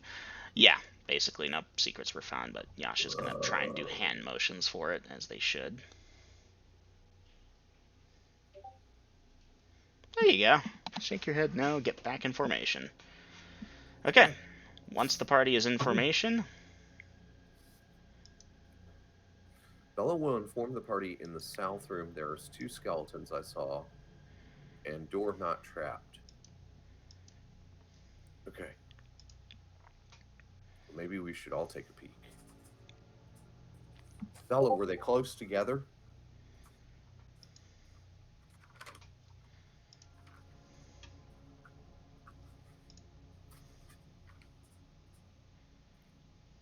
Dungeon Master. if you look at the pillars, they're about 30 feet apart. Well, the pillars themselves are 10 feet apart, so 20 feet? You said they were near the pillars, but you didn't say one was at each different. Their back is basically at each pillar. I apologize. Should have been clear. Okay, Much like the ones 25 upstairs. between the pillars, so no, I'm not going to be able to get both of them with one flask of oil. And that's all I could see. Not that that's the only 2 in there. So, but they didn't seem to have noticed I had opened the door. They may just be normal, plain skeletons, not undead. But I doubt it. Yeah, I doubt that shit too.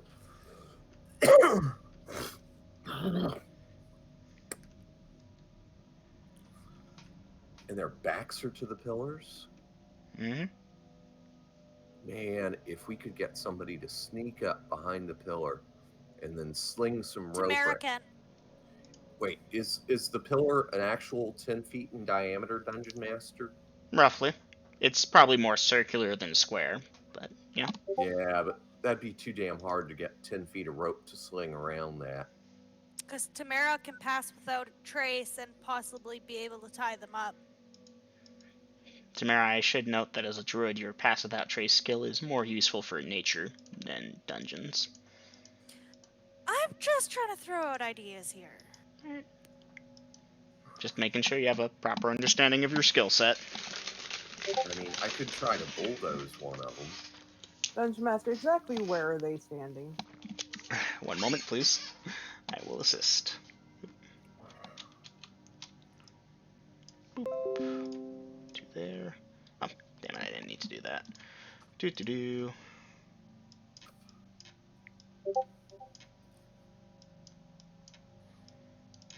Wait, how many archers do we have? 2, I believe. And the green X's, of course, mark the skeletons with their backs to those Okay, pillars. so even though we can't get, well, we don't know those 2 are there. Mm-hmm. Again, just I know you're gonna see it as soon as you take a proper look at it and go out there, so I'm giving it to you now. All right, hey guys, what if we open the door and shoot those damn things? We'll only be able to shoot the front 2, but even then we'd have to actually enter the room to do such a thing. If we can see them from the door, we can shoot them from the door, right? You should be able to get a beat on 1 or 2 of them, yeah. We'd be able to get the front left and the front right one, but not the back 2. And even then, we'd have to move in to get around the pillars that is blocking them.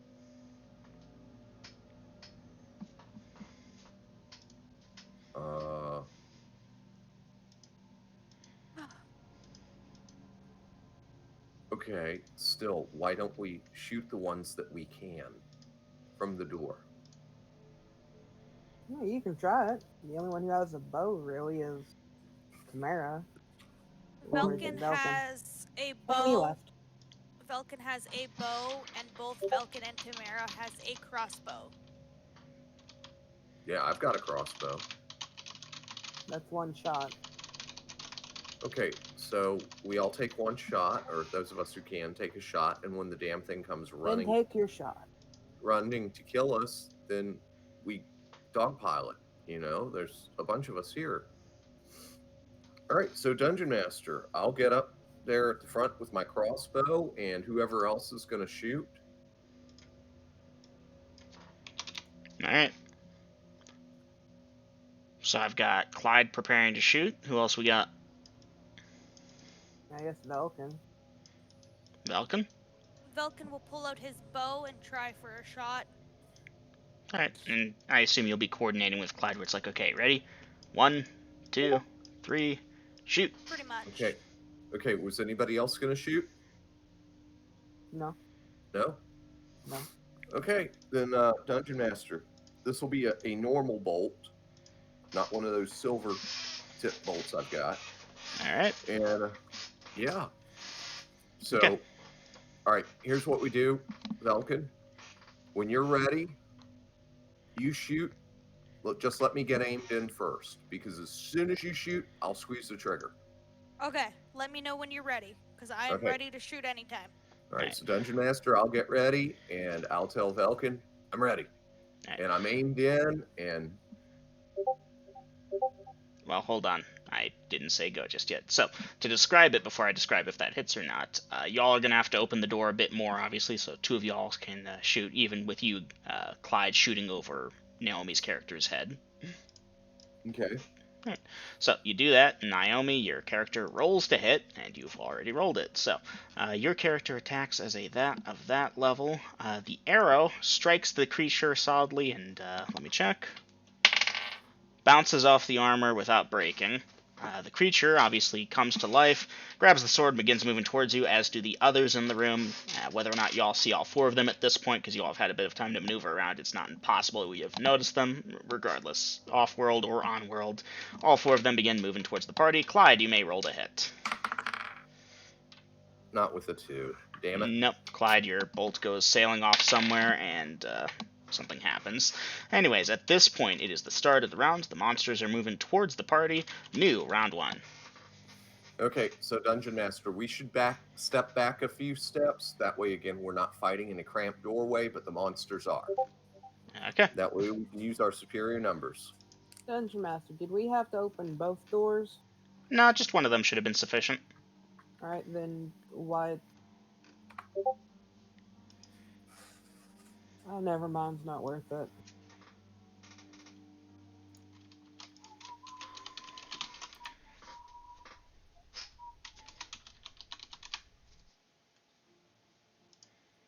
Alright, I see hoof hoof.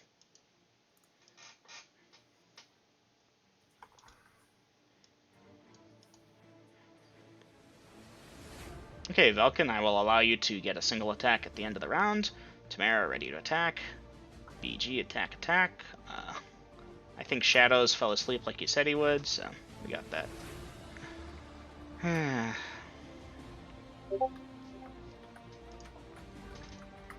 Alright, let's go ahead and get ourselves an initiative roll for the party. Oops.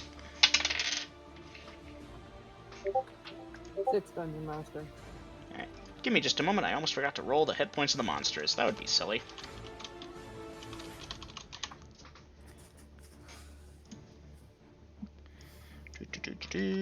That was...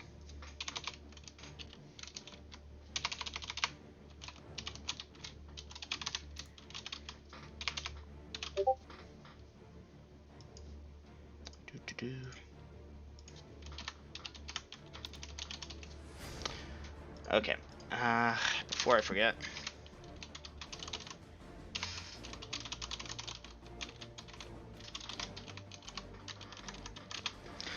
Alright, I am ready now.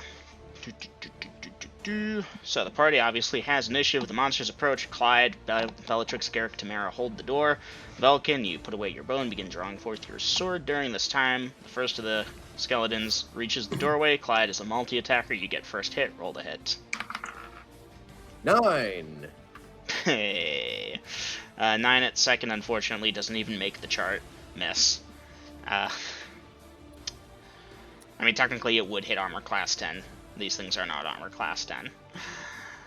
Bellatrix and Garrick will get their attacks first, as will Tamara. Now, Clyde, as far as holding the door goes, as more of these creatures show up, they are going to keep trying to move forward to attack y'all. It's going to be hard not to give ground.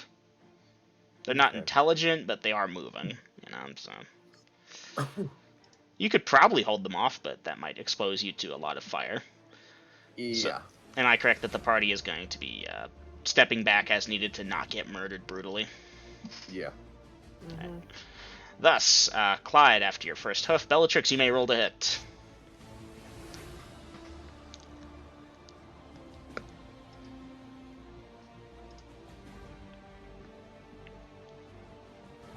Sixteen hits. Good. Yeah, that hits.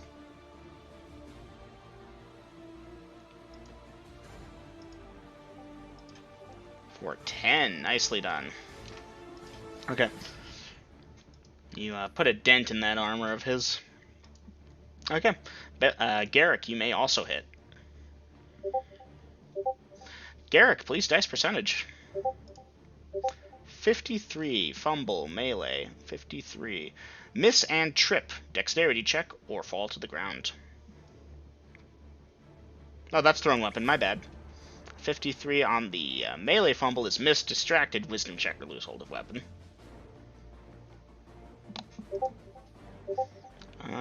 Garrick, what's your wisdom? 15. 15. You make your wisdom check and do not lose hold of your weapon. Okay. Let's see, actions. Velkin's still drawing sword at this time. Tamara, you'll be able to move on in there with that warhammer. Let's see another crit double odd. 7. Unfortunately, Tamara, that will not be sufficient. You will strike the creature without doing much to it. Clyde is backing up as another one is going on behind it, and from down the hall, 2 more are shuffling. At this point, it's on world. There are 4 of the fuckers. 4 of these skeletons. Let's see. Velkin, you will get your sword drawn.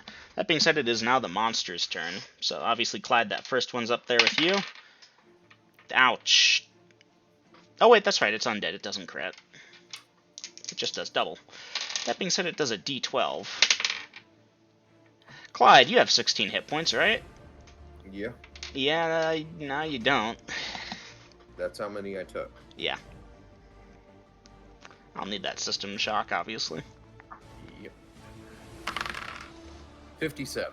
I'm good. Okay, you're good in terms of not being dead immediately. Yeah. That being said, ow. Now, again, cards on the table, it critted.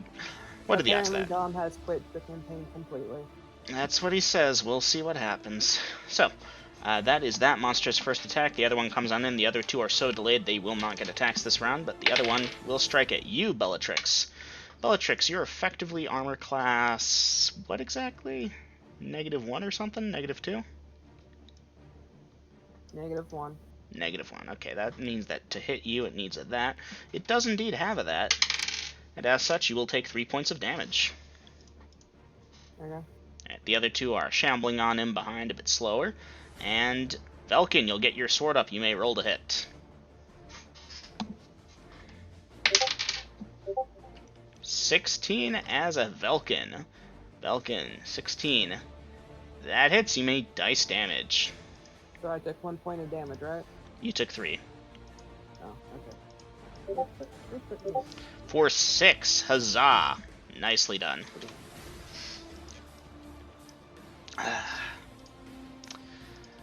Okay. That is that much points of damage done.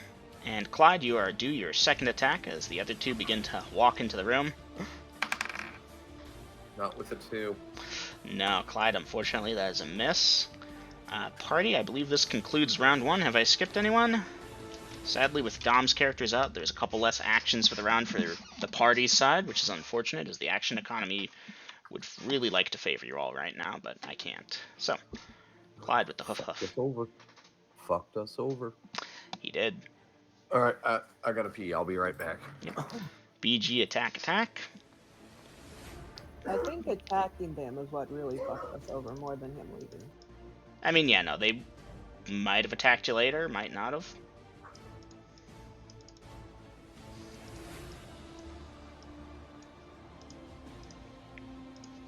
Give me a second.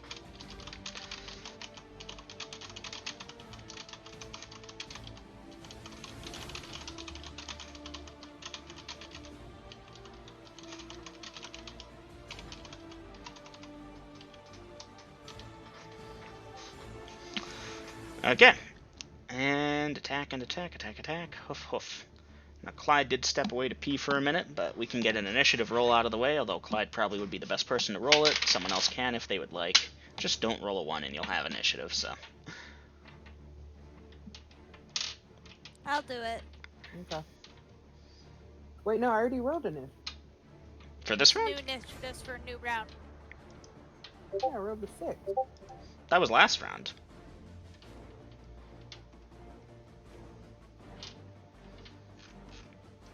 Alright, 5. Okay, party does have initiative here. I don't want to skip Clyde too much, but let's think. So Clyde's attacking that. So we'll get back to him as Bellatrix and Garrick are attacking the other one at this point. Tamara's over there. So, yeah. Garrick, actually. Garrick rolled a hit.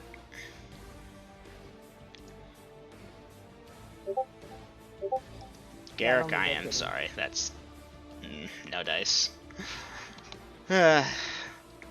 Velkin, you may roll to hit. An 8. Unfortunately, that's a little too low. You swing against it, but do not manage to do damage. Welcome back, Clyde. All right. Thank you. Party has initiative. You're a multi-attacker. You before those started to attack, you can roll to hit. Thank you.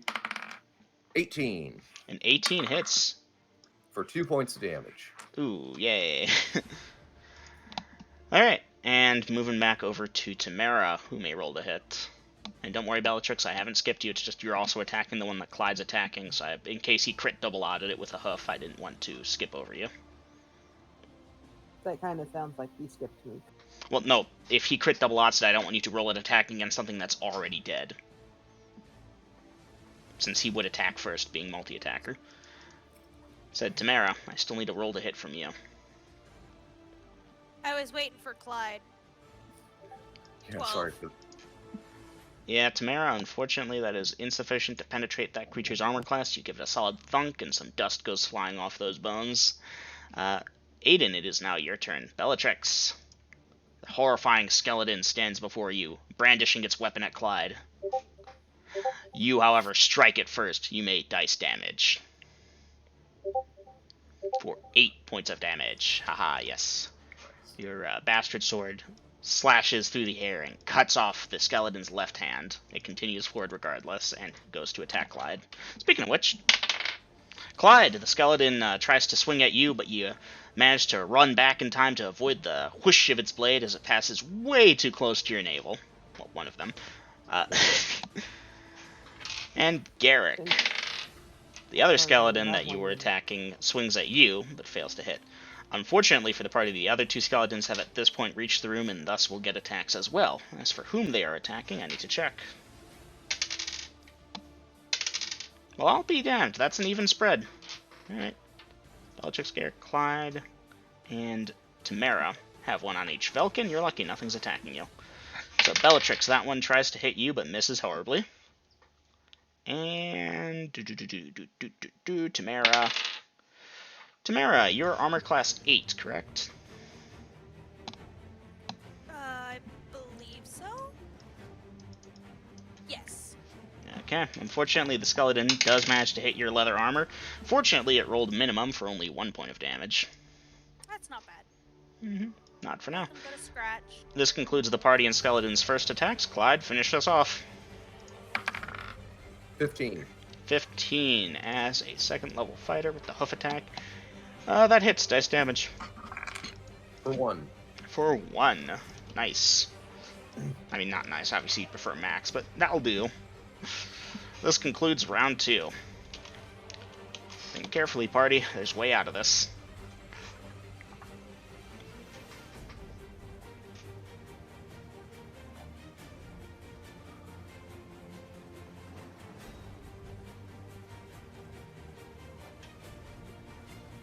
Well, only one person can do it. But Untrue, Bellatrix, you can do it. I can't if I get smacked. This is true. I guess since one doesn't go over, or doesn't... English. Since Velkin doesn't have one, he will go over and defend Bella so she can do her cast. Well, you all aren't a hive mind, Velkin, so you can go over and try and assist Bellatrix if you'd like, but you aren't aware what Bellatrix is doing. I know. He'll go over there. Alright, now are you parrying for Bellatrix or attacking the creature to try and damage it? Can I parry? Yes, you can. I guess I'll attempt it. Alright, you will attempt a parry. Please put a parry for Velkin, and Tamara, you're attacking? Yeah. Alright. You can parry even if, like, you're not parrying for someone else. You can parry for yourself. I did not know that. I'm so dumb. You know, it's basically the opposite of an attack. You're trying to negate your opponent's attack on you. Helpful if you're faced against a singular opponent who's very strong or kind of stronger than you and you've got backup. Okay. Initiative, please, party. I'll roll. 3. Alright, unfortunately the monsters rolled a 6. Clyde, you're a multi-attacker, rolled a hit. 8. 8. Unfortunately, that's a little too low. Okay, we now move on to the monsters' attacks, and Velkin, you move over and manage to get there in time to help parry for Bellatrix. So, Velkin, kindly dice your parry. 19. 19. Velkin, are you a fighter? Yes. Velkin, not only do you successfully parry for Bellatrix, with an additional twist of your wrist, you manage to fling the creature's weapon away from it, and it is facing you empty-handed. Nice. GG. You have disarmed it. Alright, at this point, the other monsters get their attacks. So, Clyde, creature attacks you. Miss. Bellatrix has already been dealt with. Garrick, creature misses you. Tamara, that creature hits you. It does another point of damage. Not bad. Okay, this concludes the monsters' attacks. We may now go to Bellatrix. Roll to hit. Bellatrix, you may roll to hit. Cast. Whatever you wish. 10 as a Bellatrix is unfortunately a little too low to hit it. You strike against it, but your impact does not manage to puncture its armor. Garrick, you can return fire. Roll to hit.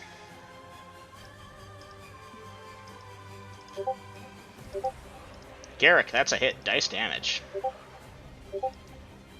9. Alright. Duly noted. Garrick, you are continuing to assist your sister and deal 9 points of damage to that creature. And Tamara, you may continue to assist Clyde and roll to hit. 19 dice damage. What are the odds? 1d4 plus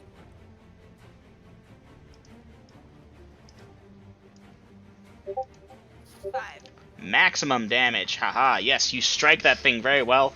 Again, there's a huge cloud of dust that erupts from the chest plate as you crunch bones underneath your hammer's mighty weight. Against a human, that would have been devastating. Against an undead, that just... they can keep fighting without those bones.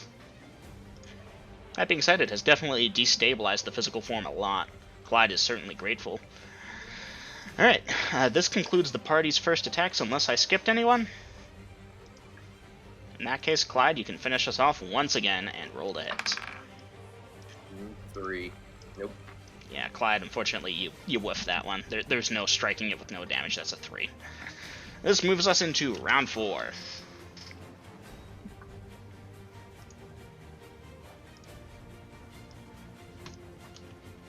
Give me a moment. Dawn is messaging me. Alright, take your time.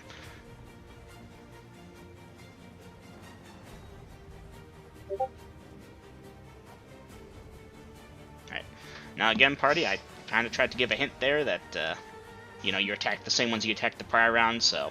Tamara, even though you yourself are being attacked by one, you are trying to focus your attacks versus the one you were attacking first, the one on Clyde. If this is untrue, kindly state it. Haha, Velkin attempting to turn the undead. Well, Velkin, if you'd like to try and get a bonus for that for good RP, try and type something up before the round gets to you. Yeah, I will try my best. Yes. In the name of Quintus, the void between the worlds, chaos itself, and the disharmony of the universe. I, Velkin, banish you! Begone, thoughts!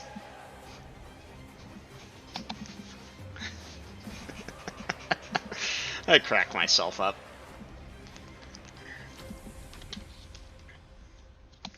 Alright, Aiden, I know you're dealing with Dom, so you have special dispensation, but when you can, kindly enter your actions. I mean, it should just be attack. Alright. Initiative. Mika, I think it's your turn.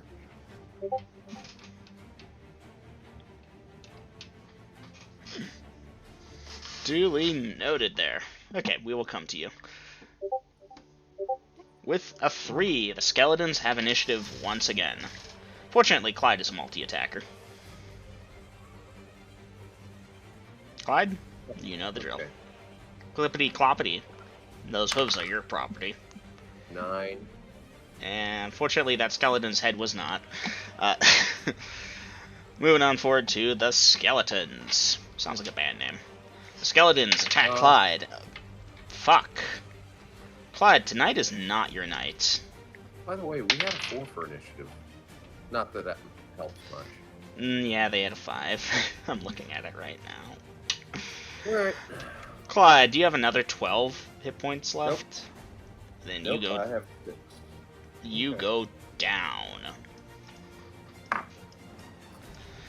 Alright, Clyde goes down. At this point, we move on to the creature attacking. Bellatrix misses, I think. Let me check, because these actually have a better attack matrix than the ones above. With that, misses. Okay. Versus Garrick. Misses. And versus Tamara. Fuck, that one hits. Tamara, your luck does not hold for this round. It does 4 points of damage. And yeah, Clyde, in case it wasn't clear earlier, you were critted again. Of course. Yep. Still in double digits. Good for you, Tamara. Unfortunately, yeah, no, that skeleton on Clyde just took him down. Okay, the party can get their first attacks in. And then Velkin, your turn undead will bookend the round.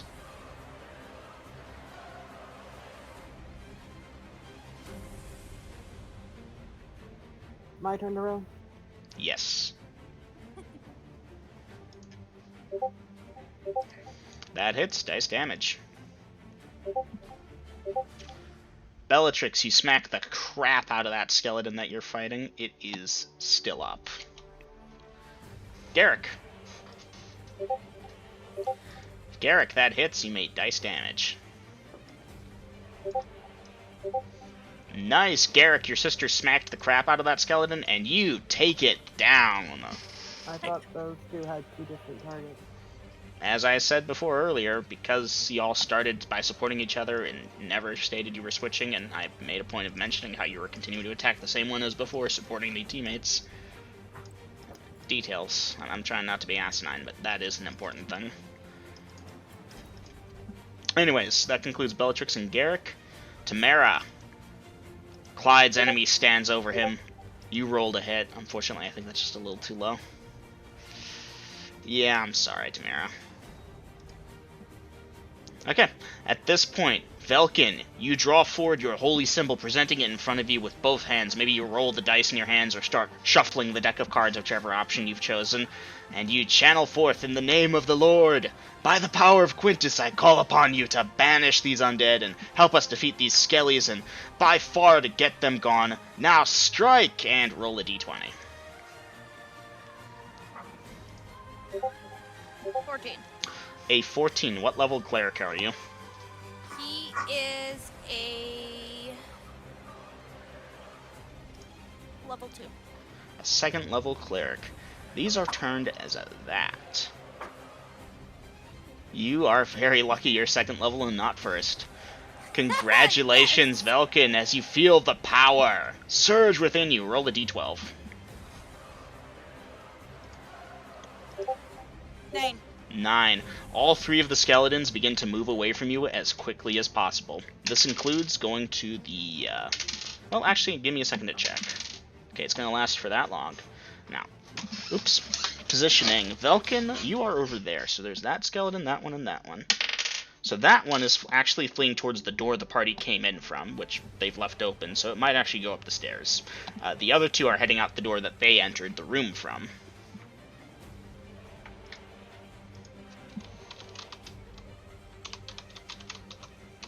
Round 5.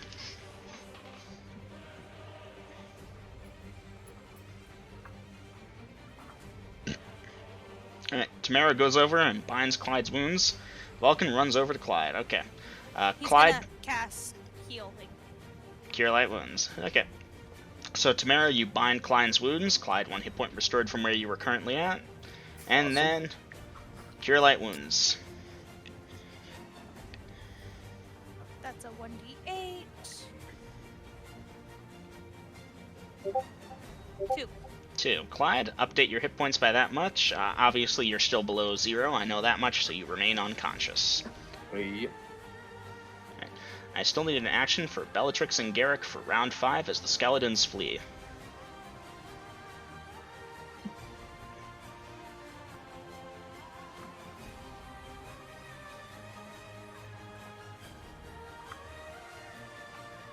Sorry, I had to edit it after Tamara binded. How many are fleeing, Dungeon Master? One of them went down, the other 3 are fleeing. 2 of them are fleeing back in the direction they entered from. The other one was actually closer to the door the party entered this room from, and thus it actually appears to be trying to flee up the stairs. How many did we kill? You killed 1. There were 3. There were 4, so there's 3 left. By your account of what you just said, it sounded like you just said five are fleeing and 2 are down. No. There were 4 total. 1 went down. There are 3 remaining. Apologies if I was unclear earlier. And they're going in different directions. Oh, fuck. Tamara, that will take place next round.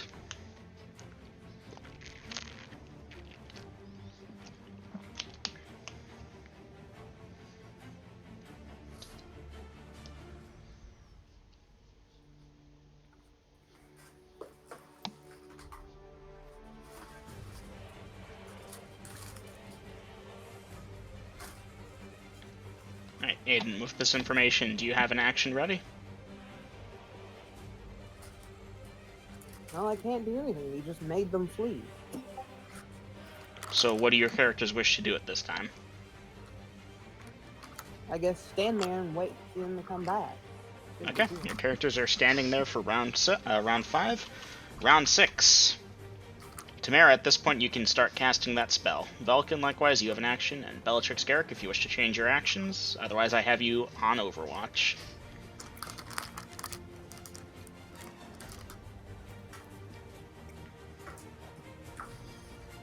Okay. Tamara, Vulcan, you may dice those.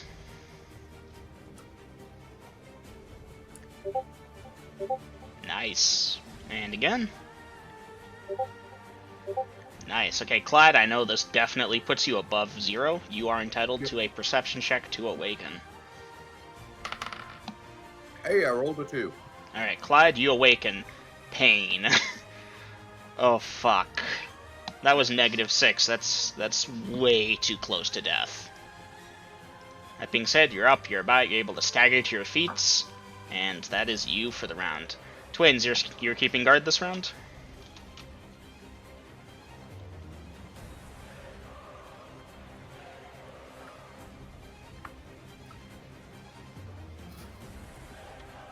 Unless I hear anything, I'm going to assume Bellatrix and Garrick are keeping watch, waiting for the monsters Waiting for to... the skeletons to come back.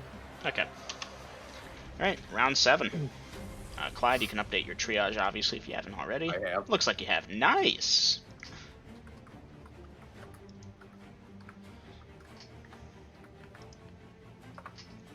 Alright, Clyde, you begin reloading. This is a light crossbow or a heavy one? Heavy. Alright. Again, those 2 rounds usually reflect combat, so by the end of this round you should be good.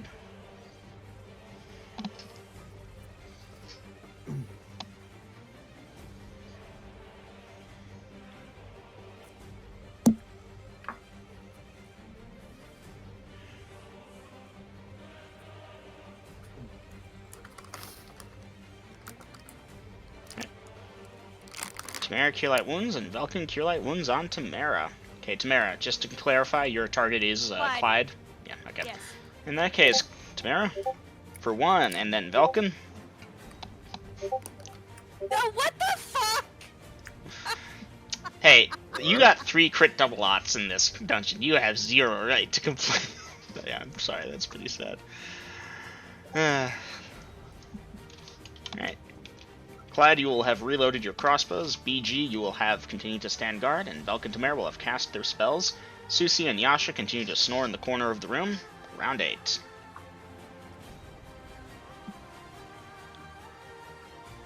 Okay. Sorry, I'm going round by round with this thing. I gotta keep track of time. Okay, so... Okay, I have that of that, that of that.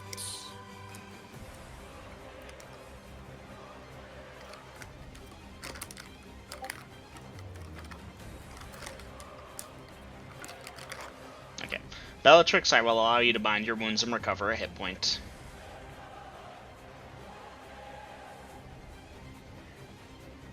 Clyde, your crossbow is reloaded. Alright.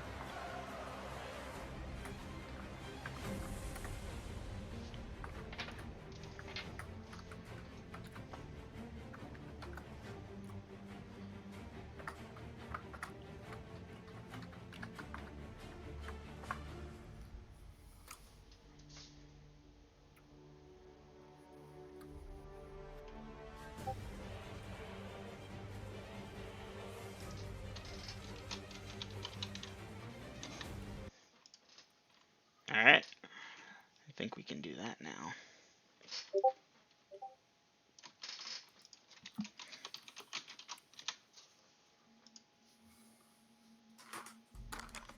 Okay. Velkin, you can dice the Cure Light Wounds. Tamara, discuss with Aiden. Maybe Tamara asked Bella if she would like some healing. She will decline. Okay. Tamara, upon being declined, are you doing anything else this round?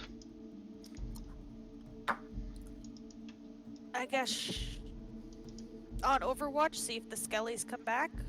Okay. And Velkin, that was 6 this round, so Clyde, update your hit points and triage, and... Alright, I think that concludes to round 9.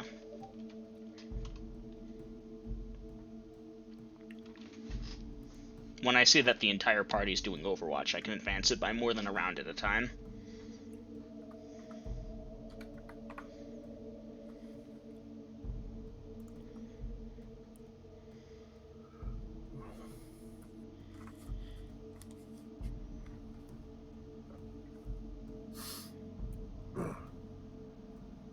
Watching for Skellies to come back.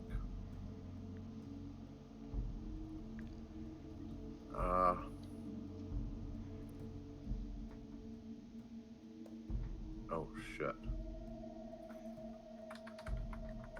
You know what? I'm gonna edit that. Duly noted.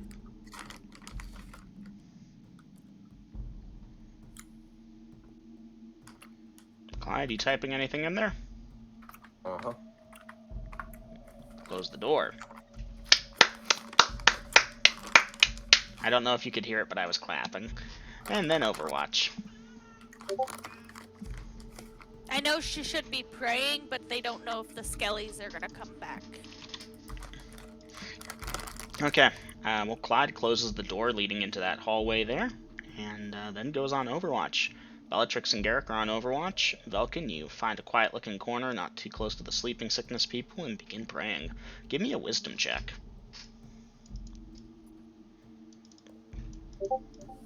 17. What is your wisdom score?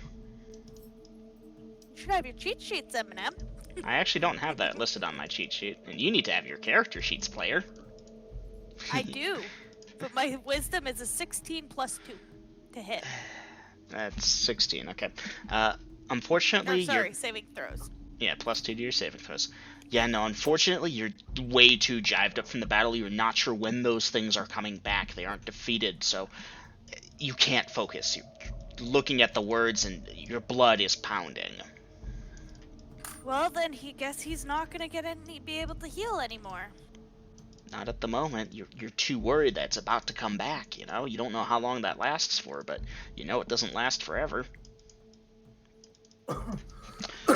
So, that being the case, upon He the... actually would be timing it.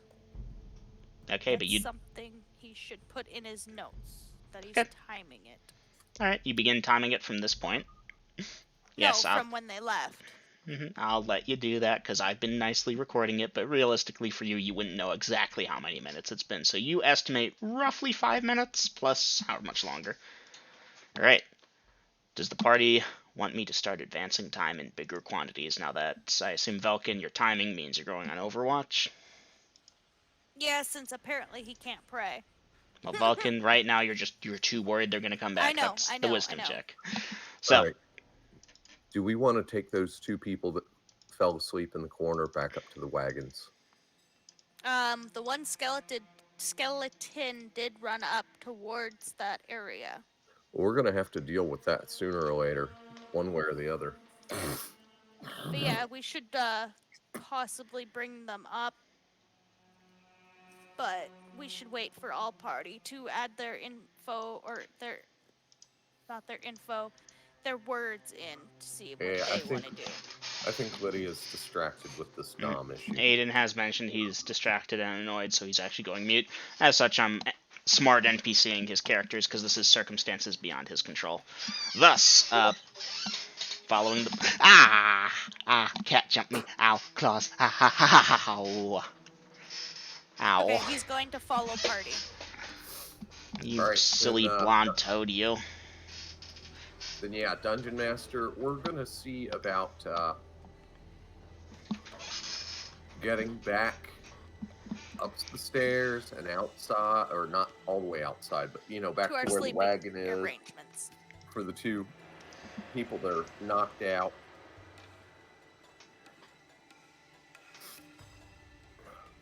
Because, wow, yeah. And let's see. Those 2 people are... Let me check my character. Yasha and so- Susie. A cerebellium and an elf. They're both wearing Could easily be perched on your back. They're both wearing leather armor, so we should be able to drape them over top of my saddlebags and shit, and manage to get them up and out like that. Yeah, Clyde, but how humiliating. Degraded to a beast of burden. I'm joking. Yeah. Party, do you want the off-world? You'll find it out soon enough. I guess so. Such a noble steed. So, off-world, the skeletons, being turned, then began to move as far away from Velkin as they reasonably could. They went, you know, in one case, one was closer to the upstairs stairs, so it went upstairs. In the other case, they went, you know, through that hallway. In both cases, they stumbled onto certain spike traps, which, killed them. They will not be coming back. Okay, well, we'll The find that downside out of later. undead and spike traps is that they don't coexist. So, the party takes Susie and Yasha upstairs to the keep, and advancing time for that really quickly.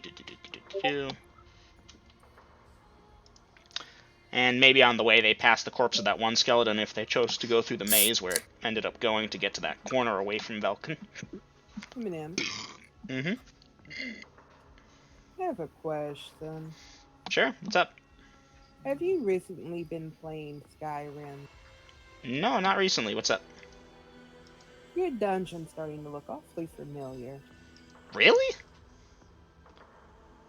Yeah. All the spike traps, the I mean, yeah, I've played Draugr Skyrim. you have, then yeah. But, no, this was not directly copied from Skyrim, but I hate to say it, Aiden, a lot of things have done spike traps and undead. But yeah, no, the thing Yeah, that they interact you against each fashioned other, your, that's anything. Yeah, the bastard sword ones, you fashioned them after the Draugr. I did fashion them after Draugr, and they do look pretty similar, Yeah. but these ones don't cast Cone of Cold. It'd be more like freezing hands, I suppose, but yeah. Anyways, upon securing Susie and Yasha at the wagons, what is the party's intent? To head back to that room? No. Falcon's going to do his prayers. Okay. Looking at the holes to see what time of day it is. It appears to be mid-morning, approaching the noon. Okay, so if we have a healer that needs to pray, Both of them. then I'm going into Overwatch. You should try to take a short rest, Clyde.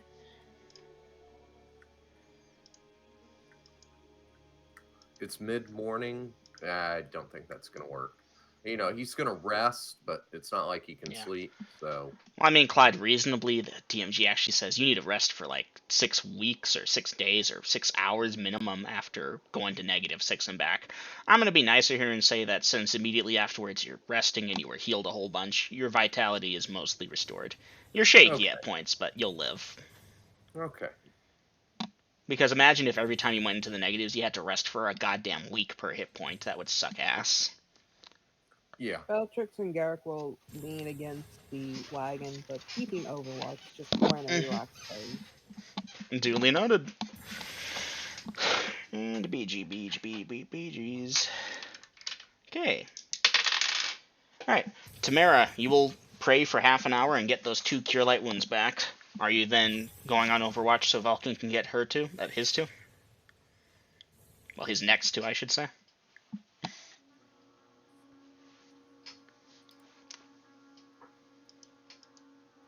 Naomi, you still there? Regardless, I'm going to go for a couple of drags real quick. Yep, good time. I just edited it. Right. Then on watch, chatting with the twins. Okay. 1 hour passes. Spells recovered. Rest. A little. Okay. And advancing time to there. It's still a solid hour before the party would normally want to do lunch. I mean, you all did some fighting. Maybe you could eat now. We'll eat early. Alright.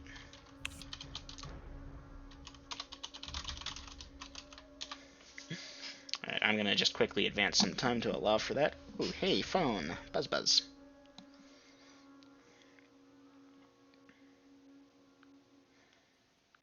Alright, give me just a moment. We gotta wait for Grills to come back anyway, so I can quickly do this thing on my phone. I'll be right back then. Yep.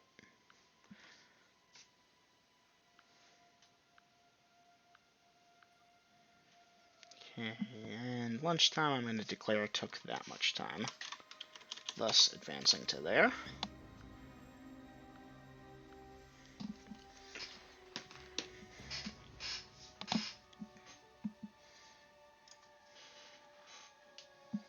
Damn, Clyde got critted twice in that fight. That is 1 in 400 chance.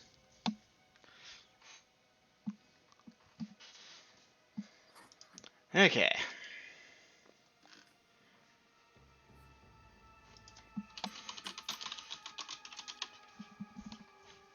Okay, thank you for the indulgence on my nicotine.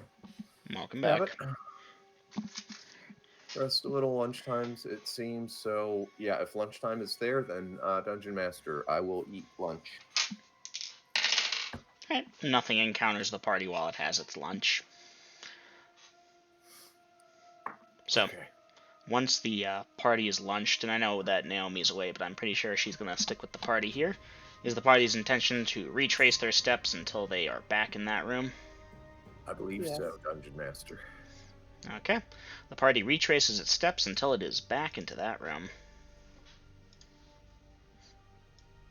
Now, is the party adjusting their path for the fastest route there, or are they actually going through the same thing where they go around the statue gazes each time? Because we never did clear that out. If the party is... We'll take the quickest path.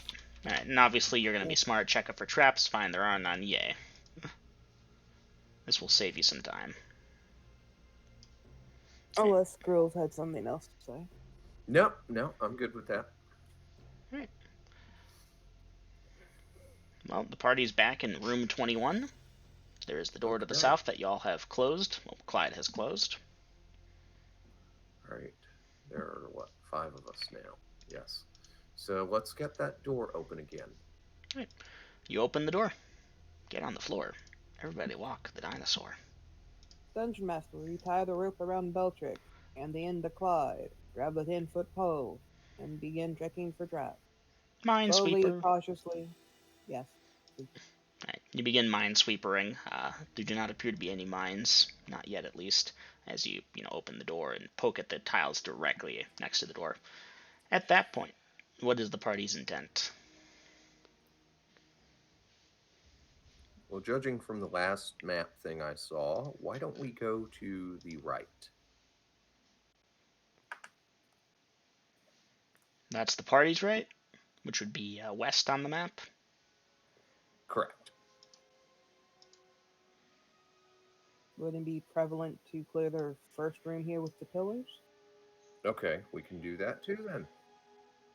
I mean, it's right there. Okay. Right. You go over to the room with the pillars, checking for traps. You find one that's in a fairly obvious spot. You mark it or mentally log it down and tell the party to avoid it and move on. The 10-foot pole basically negates any chance of failure if you're careful with it. Though I should have rolled. There's an one that you just missed the pressure plate. But you said this entire 10 by 10 is the pressure plate. Usually it is. In certain cases, it's not. Don't worry. I have them marked which is which. So, you see the 4-pillar entryway room and that nice big old 30-foot door made of some metal, or maybe it's stone, but it's not wood, that's for sure. It's We will save that for last. It's very grandiose, big. It stretches all the way to that 30 feet of ceiling. Does anyone wish to disagree with waiting for this one to be last? No, I'm fine with that. Alright. Where is the party intending to go next? Hey, welcome back, Dom. Welcome back. Alright, Dom, Probably. if you're... Go ahead. Go ahead. I was going to say, probably go back to get them then.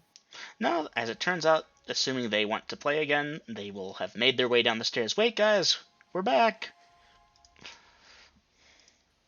Yes, the DM is very nice about it. Okay. Well, in that case, our party is back up to a full strength of 7. So, Pet Human, which way do you want to go first? Oh, you said west. We'll go west. Okay. So, Dungeon Man. I'm sorry. Go ahead, Lydia. I was going to ask Yasha, do you wish to check for traps, or do you wish for me to continue during such an action? I do not mind checking for traps. You seem to have run afoul with such business.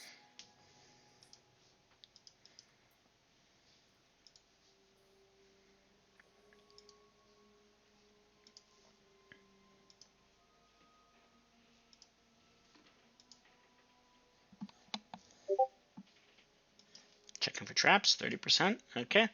Yasha goes in front. Dom, update your name when you can. And we shall continue. If Yasha is going in first, then Beltrix will untie the rope from around her, tie it around her instead. Alright, Yasha has the rope tied around here unless Yasha And disagrees. passes the 10-foot pole. Now, again, from that second to last photo I've sent, I need to know where the party is. At this exact moment, they're standing in front of that 3-square wide door at the middle south, but Bellatrix has suggested that the party waits last for that one. And it is metal door, goes all the way up to the ceiling. Mm-hmm. Well, metal or stone. Was not unclear. Okay, so that being the case, Dungeon Master, I believe we are going to go down the west passage. At least till we get to where there's a hallway opposite a door, it looks like. Yep. Okay. And now I have a pet elf. Alright. Yasha, you check for traps along the way. You do not detect any, one way or the other. And make it to that intersection. Obviously, a door to the south, passageway to the north, and further more to the west, and then south there's another door.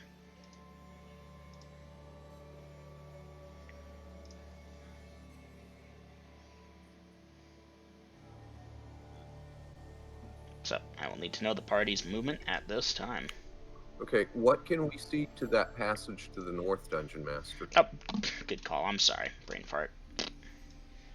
The passage to the north looks something like... Here, just to give you all a frame of reference. This.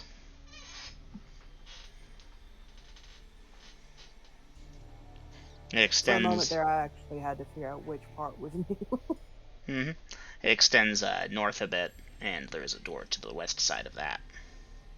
Okay, let's say we take this 20-foot wide door to our immediate south and check that Do out. we see an end of a hall, or does it? Yeah, there's an end of a hall there. It just ends kind of Okay. abruptly. Okay. That's all I wanted to know. Sorry. And Yasha, since you were in the lead, which way do you want to go? Clyde has suggested the doors to our left, but you're the one checking for traps, so is your life on the line? Fair sentiment, correct, Clyde? Aye.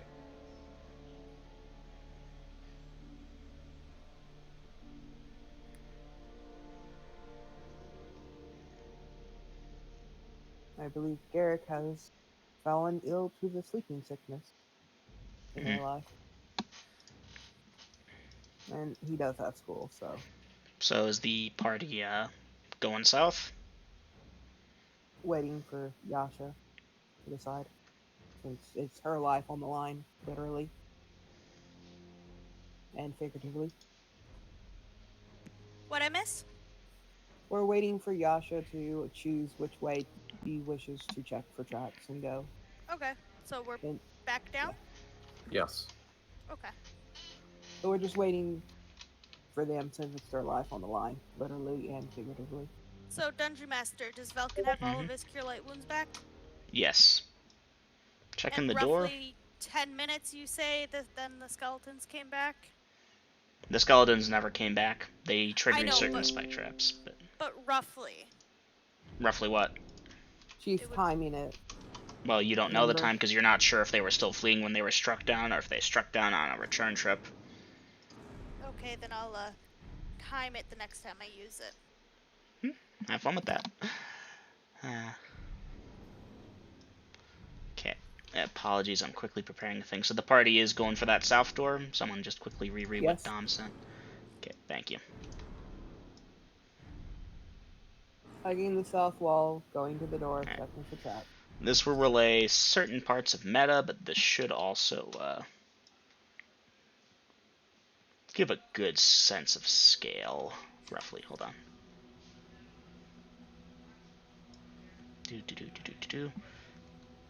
Because yonder next room is kind of fucking interesting, and obviously won't be apparent at first glance, but as the party begins to look around, they will notice certain things. Not just yet, though. One second, I'm almost done. I need to add a couple details I forgot about.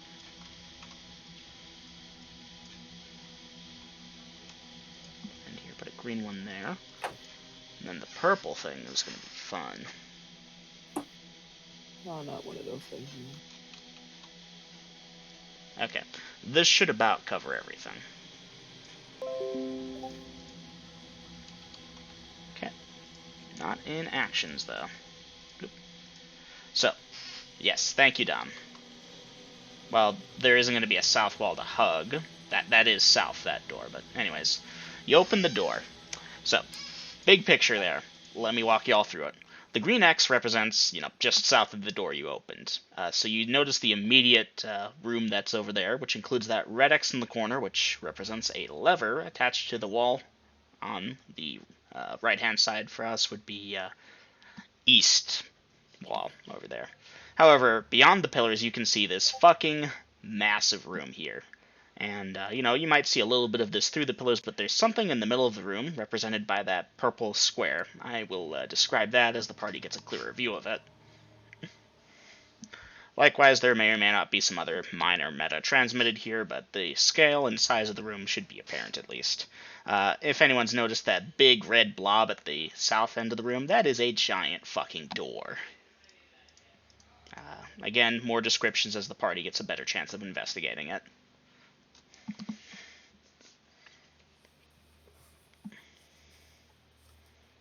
Wait, Dungeon Master, which door did you have us go?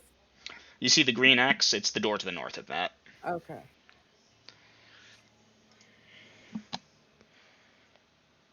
Just wanted to make sure. That is a big hallway. See, that looks like a boss room. It kind of does, doesn't it? I don't want to go in there. Check for traps to one of the pillars and look around in the big room. Okay. Ignoring the lever that's marked by the red X, Yasha begins moving forward checking for traps. Yasha does not detect any traps. Yasha, the pillars don't appear trapped, and I can describe better the big-ass door and the thing in the middle of the room. The big-ass door.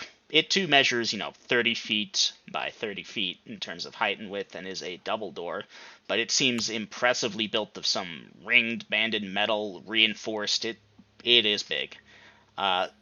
Constructed above it is some kind of archway, and carved into the archway are these runes. Remind you, the archway is tall, so... You mean runes? Runes, yes, not ruins. Anyway, so the runes say something in an unfamiliar language. As far as the purple square goes, that represents a some 12 to 14 foot tall statue. The statue appears humanoid, but it's a humanoid with 6 arms. And the whole thing is made of stone, mind you, but there's some decent detail on the stonework. Each of those arms, is clutching a large scimitar. And the scimitars likewise are made of stone. There seems to be some ceremonial-looking headdress on the head of the figure, which, You're breaking up. Rip. Mic check, 1, 2, 3. Okay, that sounds better. Okay. So I heard a statue and then something about a scimitar and... It has 6 arms. Dungeon Master, would this thing be more fashioned to be Kali the Destroyer? Kali the Destroyer from the deities and demigods? Potentially. It might be inspired by her. Well, more from the mythos, more than the demis and deities. Well, give me a second. Does this list the page number she's on? Nope, there we go. Kali the Destroyer. No, not quite. I don't know how they have her looking in the book. In the book, she's a lady with big tits, but no shirt, and 4 arms. Yeah, that's and snake fangs. She's never really been depicted with snake fangs. Oh, that's interesting. Anyhow, I could show you all a source image of what I'm doing here. Just give me a minute.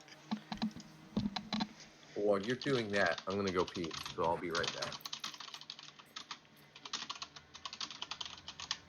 Let me see if I can find a good image of it. Now, obviously, this is from a really goddamn old game. The graphics on it leave much to be desired.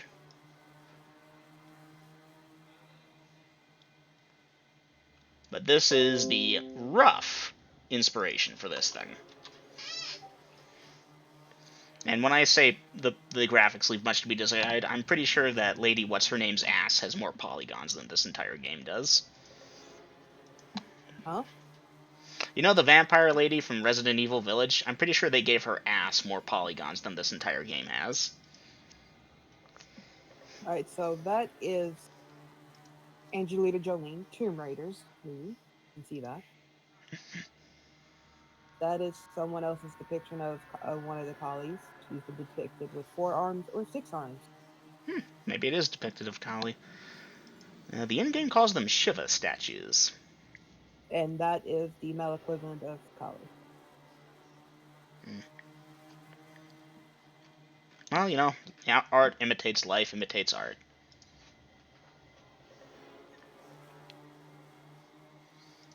So those are Kala, then. K-A-L-A. I just called them 6-arm statues when I invented them. Speaking of which... So yeah, the figure is facing with its back, if you will, towards that massive door in the back with the runes. That's the wrong person. Alright. Walks over to Yasha and looks where she's pointing. Party Yasha wants to show us statues. After the party sees the statue with the capital S, we'll check if that lever is trapped.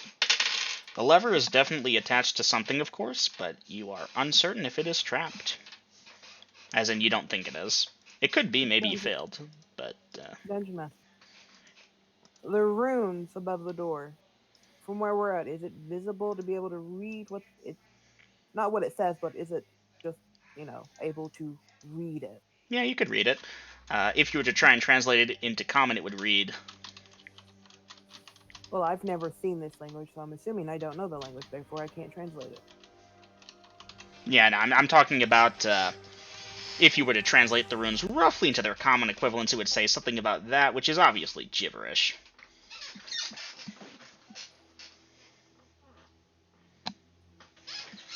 Well, I just wanted to know if I could just, write down what I see, perfect memory and all. Yep. Yeah. So you're taking out a charcoal and so forth and writing it down?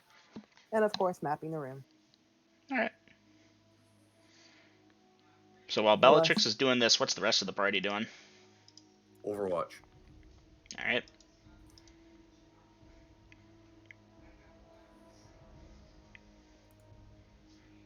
Well, Bellatrix, you finish up your shit.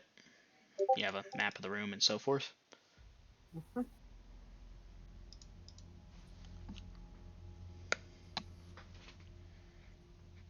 Then I will back up to wherever the group is and, tell them, add the map.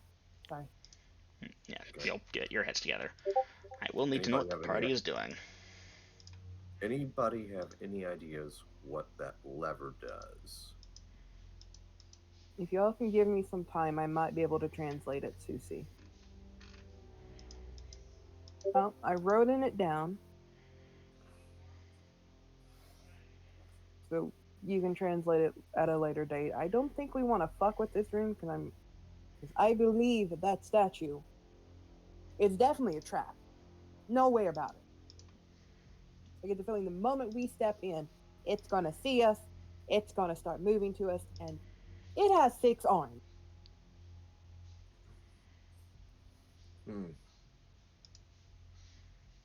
What if it is just a statue? Do you want to try it there? Maybe. I got an idea first. Dungeon Master, that lever. Mm-hmm. Which way does it pull? It is currently, it goes up to down. It's currently in the up position. Does it look like if I tied a rope to it that I could pull it from the doorway? A little bit. You wouldn't be able to get it all the way down. That's for certain. But, like, if you tied a rope with your current height, maybe not, but one of the shorter people, maybe. Okay, so, gang, here's what I'm thinking. We activate this lever from the safety of the doorway.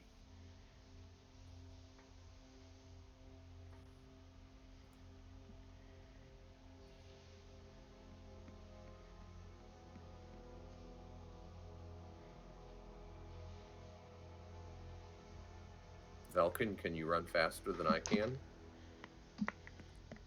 Probably not, but with you being so heavy, we might not be able to pull you back. Well, if that statue does come to life and it knocks me down, pulling me back probably wouldn't matter anyhow. Well, I mean, since I'm small and light on my feet, I was just trying to take one for the team, see if it moves, pull the lever, whatever, and then you yank me back as fast as you can with the rope. Oh, you're gonna go pull the lever. Okay. By the way, Dungeon Master, how tall is the ceiling in this area with the green and red X? That area there is about 30 feet tall, but the pillars, they mark the end of that, and the section with the statue and shit goes to about 50 feet. How tall is the statue? The statue's about 12 feet. How wide does it seem? Oh, it easily, with, like, right now it's got its arms splayed out with the swords out, like, in the picture and out of character, so easily 10 to 12 feet. Like, it's, yeah. Now, if okay, so would it be able to fit in between the columns to get to the area with the 2 X's? If it came to life and tucked its arms in, absolutely. Oof. It would be a bit of a squeeze, though. Yeah, yeah. And that's if it just doesn't break the column. Hmm. All right. All right. So, what do y'all want to do with this lever? Did Well, apparently Yasha is tying the rope to the lever and telling us to back out of the room. Well, indicating to party to back out of the room. Right. Dom, really, you should be Sure. very specific about, okay, Yasha points to the party members, then to the door, instead of indicates what you intend. There's a Okay. difference there, and the difference counts towards roleplay. All right. Well, I will back the fuck out. So it's not an issue of anybody being blocked by me. Garrick and Beltrix will dig out third 50-foot of rope each, tie one end around her, and then tie the ends of that one with the other one, and then, go out the door Okay. and be ready to pull. Velk and Tamara? Guess they'll back out. Alright. So I've got Yash over by like the corner of the room and rope tied, ready to pull. Mm-hmm. Alright. Yasha, that's what you're intending to do? Alright. Well, Yasha, the rope kind of curves around the corner as you'd expect, and you hear kind of a creaking noise as it goes taut, and you begin trying to pull it down. You bring the rope down to the floor, and yeah, there's something going on in there. There's like a creaking, clicking noise, but other than that, you don't see or hear anything else happen.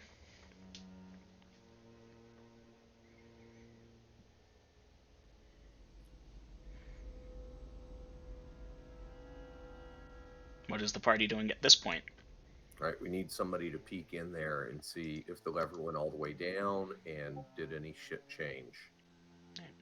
Yasha, you poke your head inside. The lever is about halfway down, but to get the other half of it, you're going to have to be there to pull it. The rope is not going to be able to do it, apparently. Beltrix will stop Yasha and say, "You've already done enough of these. Allow me a bit more tankier." You don't really have a concept of like an M1 Sherman tank, but I'm trying not to meta with the right. thing, and it's Y'all figure that out. I need to quickly take a pee break. I'll be back in 2 minutes.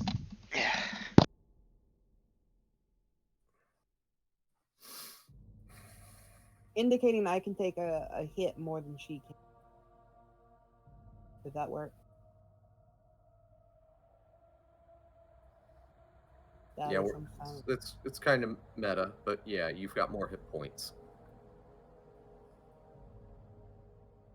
More hardier than her.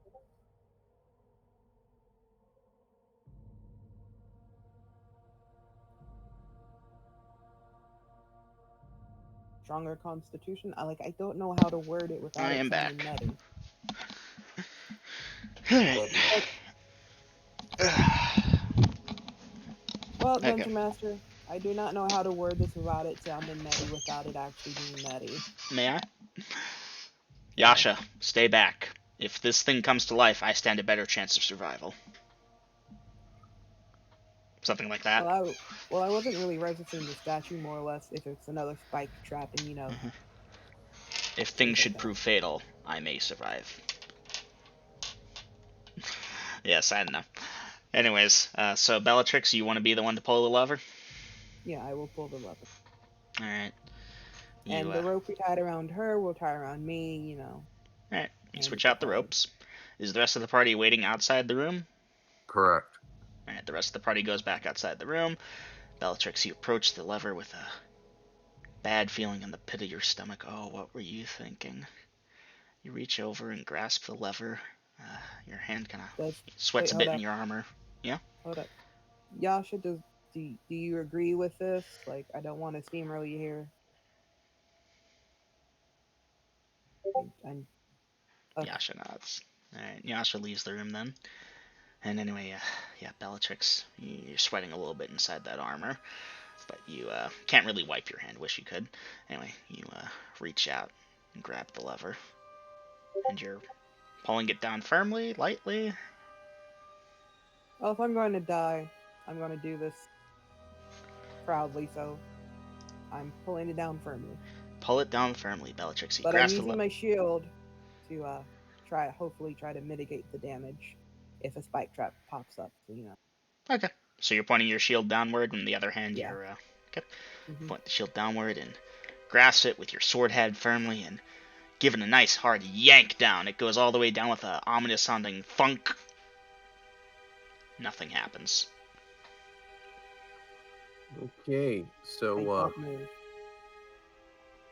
so friends, I've noticed kind of a bilateral symmetry going on with that corridor and that first room.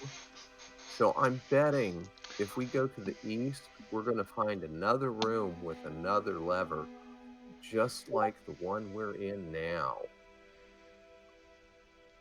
And if that's the case, if these levers disarm traps, we probably need to throw both of them, not just one.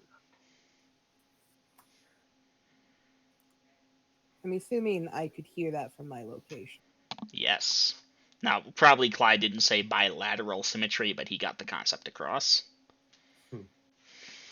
But I would also assume that there are more on the other side, and we don't know if this lever disarmed or armed the trap. Yeah, well, Dungeon Master, I am standing at the red X, right? At this point, yeah, you'd be at the red X. Okay. I will slowly inch, well, not actually inch, but, move my way, yes, ease my way to the pillar, not leaving that wall there, and kind of just look to see if, the statue's done any. Alright. Of course, checking for traps. With my Hey, what sword. is your perception? 16, I believe. Let me double check. Hmm. Yes, 16. Ooh, intel? Should be a 12. Oh. Oh, okay, the statue seems fine. You don't think it's moved?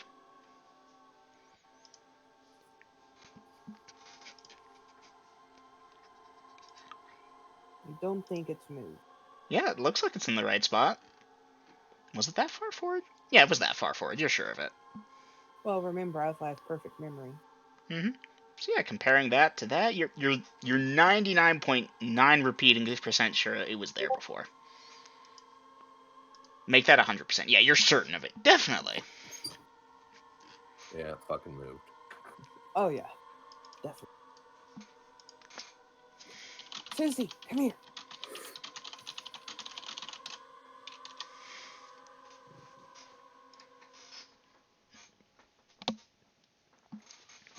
Susie may or may not be coming there. Last I have is Yasha nodding, or maybe Susie was nodding.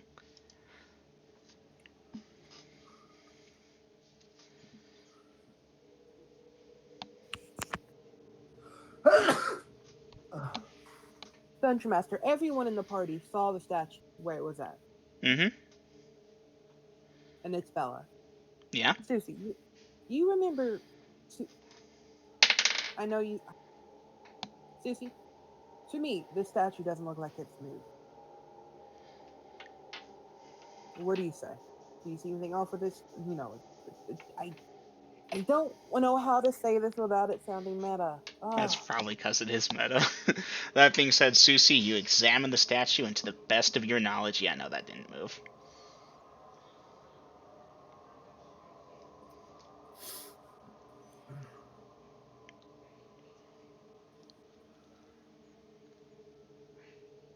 To be fair, everyone saw the statue. We're all aware of the statue. Yeah, yeah. I'm just Yasha doubting pointed it myself. out.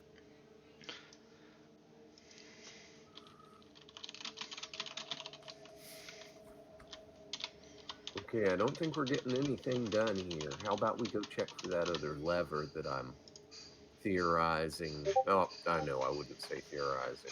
Suggesting might be there. The party's route, whatever. How is the party getting to the supposed other lever? Dungeon Master, I will pick up Susie and, run for the door, not trusting. Just Bellatrix, maybe it was the blood pounding in your ear, or maybe that thing took a step. Are you looking behind to see?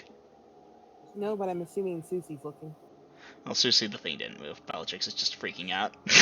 So I we go said back. twice Velkin had an idea. Velkin, if you said that in voice, we did not hear you. No, No, she I said it in typed it. type. Oh, okay. In that case, party. Waiting to hear the idea. Well, what Velkin was thinking is possibly grabbing the pole, and if it could reach far enough, poke the statue. Baby, I want you to look at the map. You see those one little block? I do not understand the map. Just look at the back. You see the little block? Just one of them.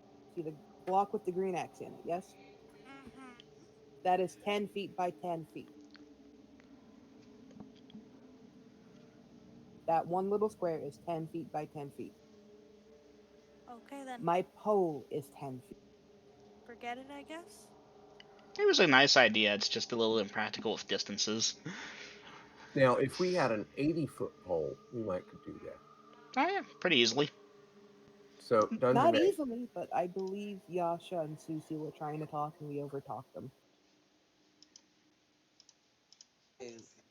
I was going to say that in character chat, Yasha did point to herself, point eastward, and then do kind of a lever pulling motion to indicate that she could go eastward to try and find the lever. And then promptly I did say in out of character chat that she will head east to try and find the door, checking for traps. Okay. Well, again, Dom, out of characters for out of character actions is where you want to put actions. Regardless, so Yasha, what route are you taking to go there? Are you going back into the hallway? Going through the big room? Trying to phase through the wall by ramming your head into it? Give me some work here. I would have gone through the door northward, and then hugging the south wall, going eastward. Okay. And obviously, once it branches off and reaches that section with the big 30-foot door, which now, as you can see by the map, you're pretty sure just opens into that room, you're just going to keep going south from there? Well, keep going east, but All right. yeah. Well, east, yeah. Now, is the rest of the party following, or are you all splitting Yes. the party on it? Okay, good. Smart players. So Yasha leading the way, checking for traps. The party searches. And yeah, there is that door there, as I posted earlier. You do not detect any traps, and it opens away from the party. Yasha, you're opening it.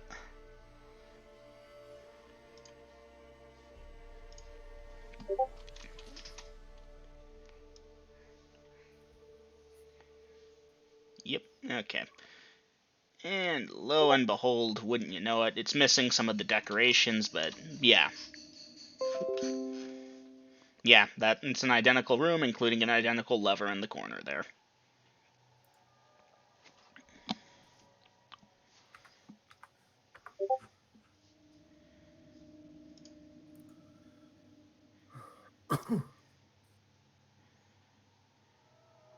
Dungeon Master, I will go over Okay. to the lever. Look to make sure the rest of the party is outside of this room, and I will flip the lever. Alright, is the rest of the party vacating the room while Clyde pulls the lever? Yes. Pull the lever, Crunk! Wrong lever! Alright. Assuming the rest of the party, and you may speak now, rest of party, silence is consent here, is moving outside of the room. Clyde, you kind of have to bend your hooves a little bit, but you should be able to pull it and bring it down. It's at average arm height for like a 5 to 6 foot tall human.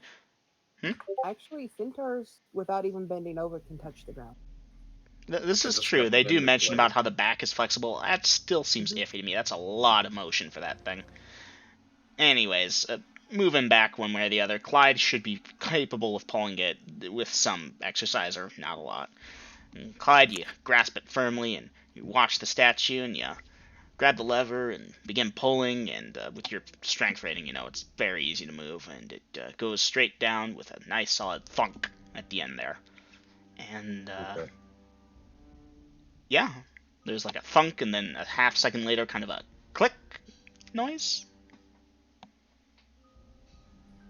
The statue does not move. All right, gang. Which way y'all want to go next? Clyde, might see Kraken 2.0. Okay, I'll Or hand just over the Kraken cage. number 2. I'll hand over the cage. Dungeon Master. Mm-hmm. Doing the exact same thing I did over on the other side, going to the last pillar on the west wall. Okay. Where the thing is going down to see the statue. Mm-hmm. I will sit the cage down, open it, have it set down, but have it pointed where the opening is. So he walks out into the area. All right. Kraken boldly clucks forth where no chicken has clucked before and begins walking around the room. Obviously, his pattern is not going to be obvious or easy. Reasonably, he's walking away from the cage, away from you all, into the room as you'd expect. He might double back, he might poke at the statue, he might go to the door, he might go to the other end of the room. I'm not charting him. He walks around, and the statue utterly fails to come to life and murder him. But no traps have went off where he walked. Nope, not at least where he's walked. Beltrix is memorizing where he walked. Please keep that in mind. Duly noted. As long as you walk as light as a chicken that weighs a couple pounds, you should be fine. Any amount of pressure should have been able to set off a trap. I will go retrieve Kraken from wherever he is and head back to the group. If the statue does not murder me unnecessarily. Right. Well, you go on in, and you're keeping an eye on Kraken, keeping an eye on the statue. You walk forward, and you have to choose at one point: do you keep following Kraken, or do you keep your eye on the statue and try and just follow Kraken by sound? Well, I have a light. Mm-hmm. No, just it's like you have to look at the statue, look at the bird, statue, bird, statue, bird. At one point you're gonna have to choose. Excuse me. Well, I'm sure the others would yell out me that, the statue's moved or something. Well, Bellatrix, you don't know. You're so far away from them now. The statue is even larger in life. That being said, you're getting the chicken? Yes. Alright. You tear your eyes away from the statue and look back a second later. Did it move? No, I don't think it moved. And you go get the chicken. The statue fails to come to life and kill you. Yet. And exactly where am I in the room? Let me figure it out. I am putting you roughly a third of the way in the middle from the left-hand side, if that checks out, if that makes sense. So I'm all the way on the other side of the room. Chicken got some distance in. To be fair, he's not going to just let you walk up and get him. He's going to walk away from you, so you got to, grab him. You got to play chicken chase. Mm-hmm. Yes, Bellatrix, in another life, you think your name might have been Lagatha, and people might have tortured you for chicken farming. Anyways, what are you doing at this point, Bellatrix, as you have successfully captured Kraken? So I'm somewhere over on the left side. Well, I'm too far away from the group just to run back that way. I will run up towards the left-hand door. The left-hand door? You mean the, that section of pillars there? Yes. Alright, you make it there successfully. Now what? I'll just, go back to the group. Right. Party, Bellatrix does this weird chicken dance. She's kicking with the chicken. What is the party doing? At least we figured out the room wasn't trapped. Or the traps were disabled. Or I was just lucky enough not to hit a single trap. Mm-hmm. Once upon a time, this room was trapped within a venerable maze of spike traps that you could walk through. Since that was not so fun to go through previously, I replaced it with something better. I don't like the word better. Well, hey gang, how about we go ahead and check out that big-ass door?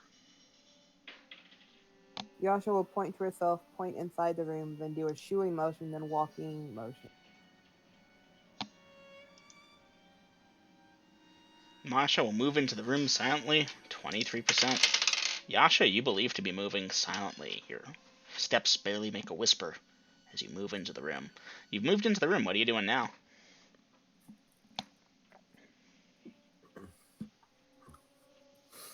Would it be safe to assume that she means go to the door? I don't know. Would it? Maybe. I Unfortunately, this didn't. is one thing y'all are gonna have to do roleplay properly. We'll follow Yasha. I didn't see any ruby eyes or anything like that on the statue. So, yeah, I'm gonna watch from like the closest point from where I was without going past those columns and see if Yasha makes it over there safely.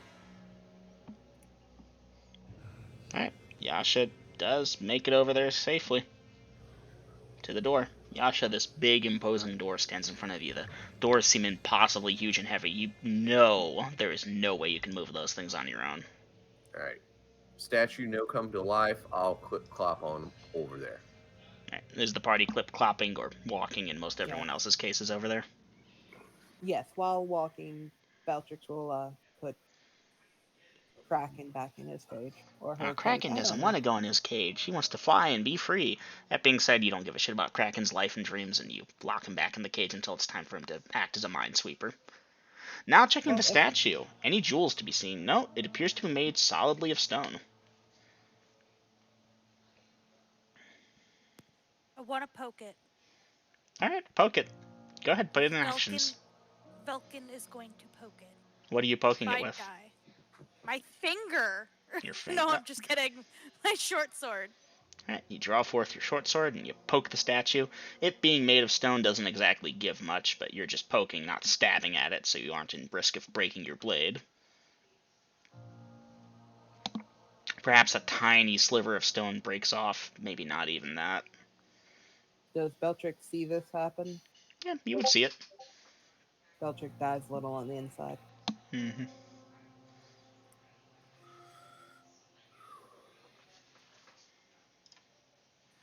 I just want it to be funny. I'm sorry.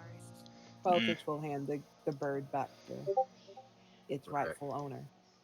Stash the chicken. Oh, hey, now that the party's on the inside, I can reveal something. Boop, boop, boop, boop, boop, boop. And I apologize. This only became apparent as you looked in on it and looked back the way you came. There are two doors on the left and far right hand side that you can see. If you see the upper left and upper right corners, there's those doors there. The party hasn't been there. The pillars obviously match up to the pillars, but those doors. Yeah. Bella and Garrick will have no issue discerning that, the hand motions towards them two and then the door. Bella will ask Yasha to check it for traps first. Yasha, you're examining the big door looking for traps. Alright, gotta advance some time here. Alright, you examine the door. To the best of your professional opinion, you do not determine there to be any traps.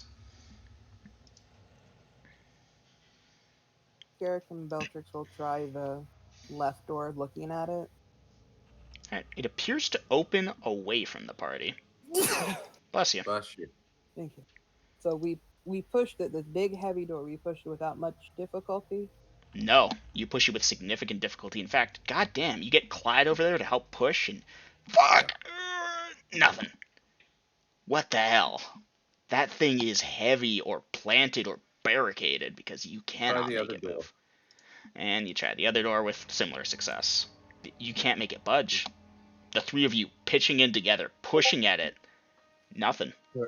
Maybe we locked it with those levers.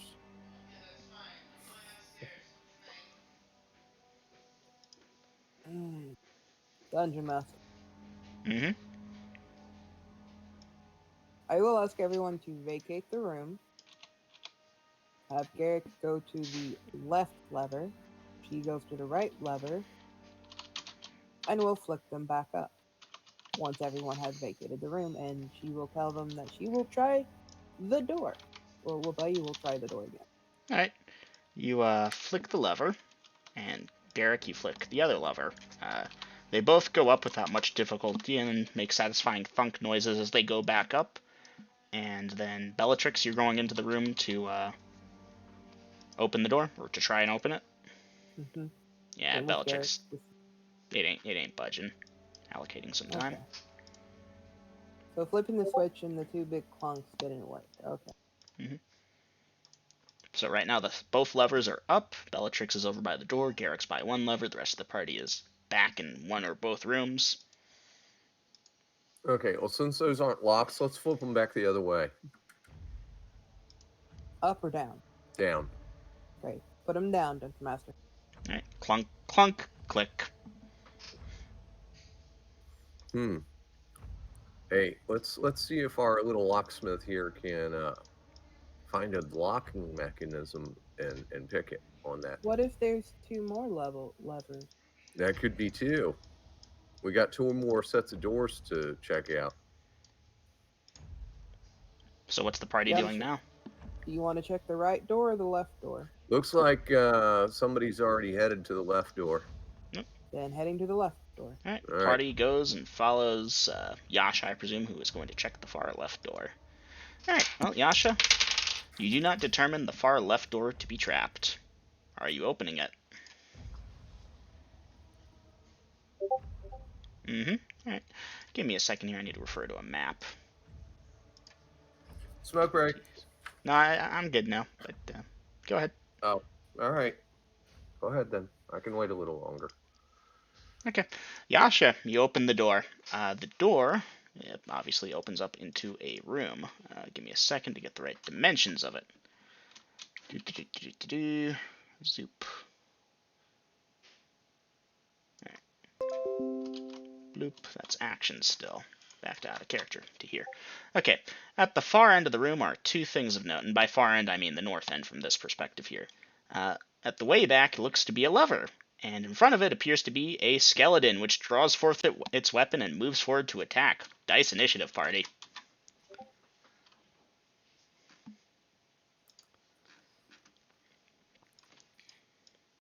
The skeleton appears to be heavily armored.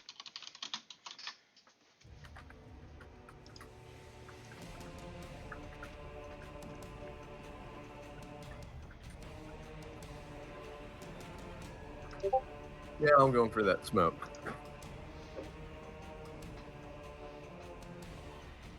Back up and parry with spear. Parrying to help Yasha, ready with bow.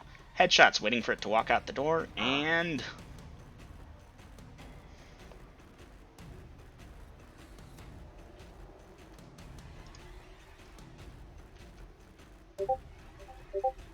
Dungeon Master. 4 for initiative. Yeah? Bella will wait on the right, Garrick will wait on the left for this thing to walk out. Is it safe to assume it didn't see those two? You're uncertain. Oh, I'm gonna try. Alright. So, Susie begins trying to turn the undead. Susie, if you want to quickly type up a prayer, otherwise you begin turning undead. Yasha falls back, dagger, bastard sword, fall back, parry, parrying to help, ready with bow. Okay, Velkin, you've got the range, you may roll to hit. 2, yeah, that arrow clunks against the floor next to this thing's feet, and it continues shuffling forward. Tamara, ready to help parry. Clyde, ready to help parry. BG headshots. And Susie with the parry. Okay, so I've got multiple parriers here. So, everyone who's parrying, please give me 1d20 plus standard bonuses to hit.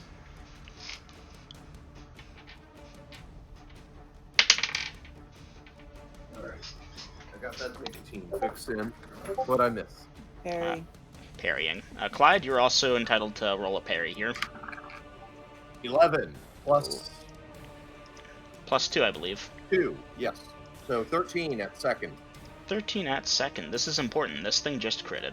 So, Clyde, your parry is the best, thus that is the one that will be used, as there's no good way to coordinate it, but everyone could get in. Thus, I'm giving them the best of those parries. We might change that later.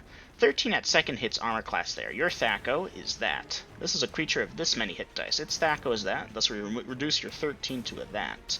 That minus that becomes a that. hit, which becomes a that on this thing's matrix.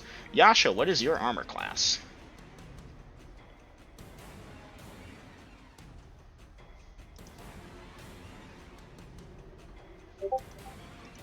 Armor class 4. Clyde, congratulations. That is a almost successful parry. That's right, it's a natural 20. It's that many steps higher. Rip. Had it been a 19, that would have been a parry. Had it been an unnatural 20, that would have been a parry. It's not a crit, but it is a hit. Yasha, you will take 2 points of damage as this thing brings in that bastard sword fucker. At least I softened the blow. Oh yeah, no, imagine if it had doubled. Would have been 4. Or potentially worse. Anyways, that is all the parries done. Velkin's gotten her first bow shot off. BG, however, can do their headshots now. Standard penalty of 4 to hit for you two. And roll it.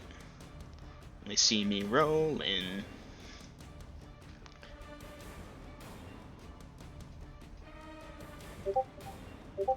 Okay. I think that's a hit. Wait, hold on. That's from Dom. Dom, it's not your turn yet, my man. I'm sorry. I'm going to have to negate that. You're not at that point yet. I feel bad about that. Bellatrix and Garrick are doing their headshot. Oof. Oh, if only, if only. I'm sorry. I cannot accept that at this time. Bellatrix and Garrick may roll to do their headshots with the standard penalty of 4 to the head. Which probably sounded like undead. Aiden, you guys still there? Yes, I'm still here. No, it is your turn. Roll to hit. Okay. Now that 15 becomes an 11 as a Bellatrix. Yeah. Okay. Bellatrix, 11. Miss. Garrick, roll to hit.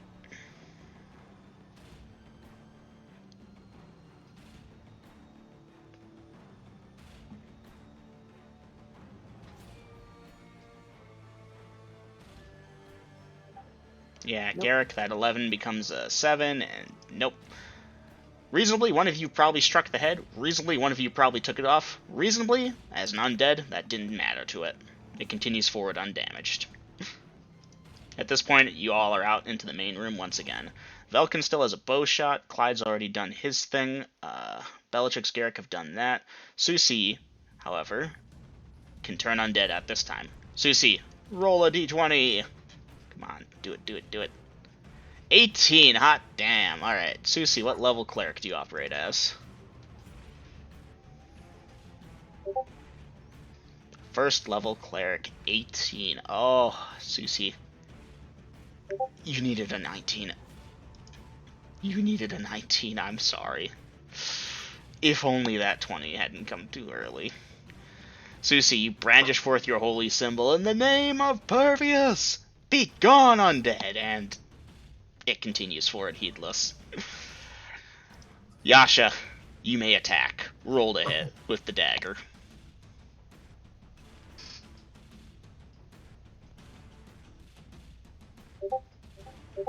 A 14. Where is Yasha? Fighter first, 14, miss. Unfortunate. Alright, this concludes round 1. Moving into round 2.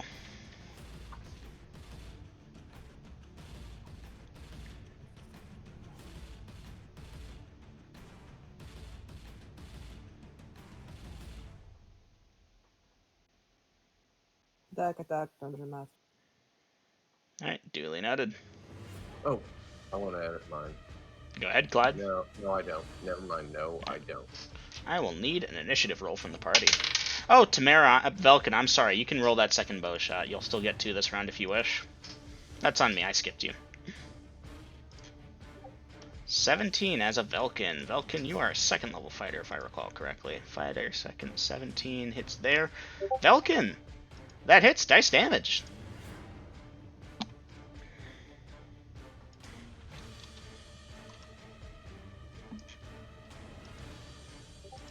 For 4. Nicely done. You shoot your arrow, it sticks into that thing's, if it has an eye socket, otherwise its shoulder.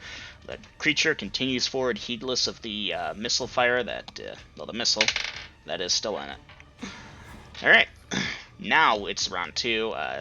Bellatrix, Garrick. Attack. Parry. Who got hit last round? Yasha. Yasha, you're probably in the most peril.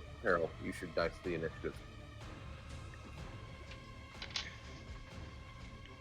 Need I remind you, Yasha and Tamara are both there because Tamara followed Yasha to be her voice.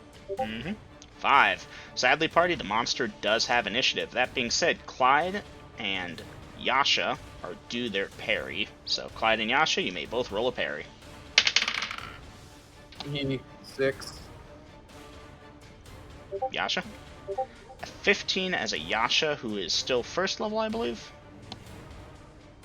Thaco of that versus this monster. Thaco of that. Okay, so that 15 becomes a that, which reduces this thing's attack to there.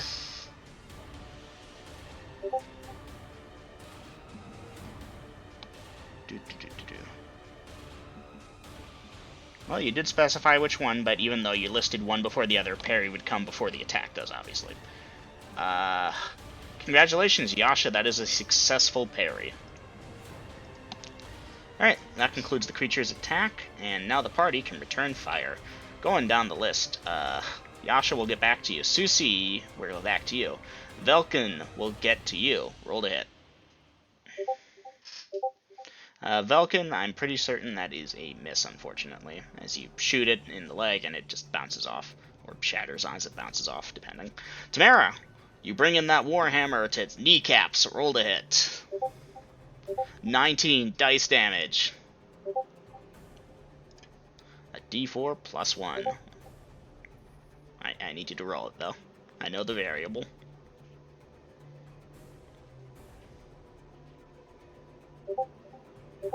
For 4 points of damage. Nicely done.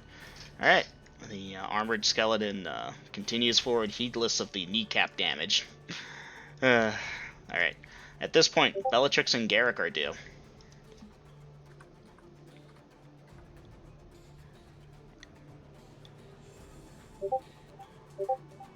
That's a hit, Bellatrix. For 11 points of damage. Nice. And Garrick. For 14 as a Garrick. 14 at 6th. Garrick, that hits. Dice damage.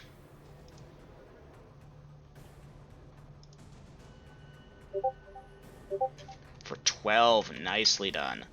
It's still up, unsurprisingly. Okay. Susie, you can dice damage for the magic missile.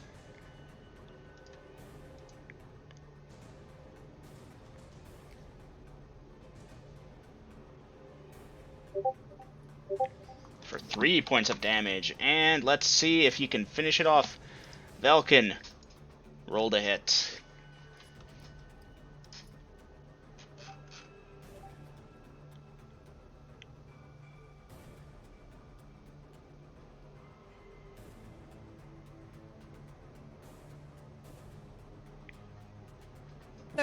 Dungeon Master. That's weird, it never popped up for me. Alright, a 13 as a Velkin. Unfortunately, that is a miss. Alright, this that's a miss for a bow shot? Okay. Yeah. Realistically, the arrow hits it, bounces off, does no damage. Round 3.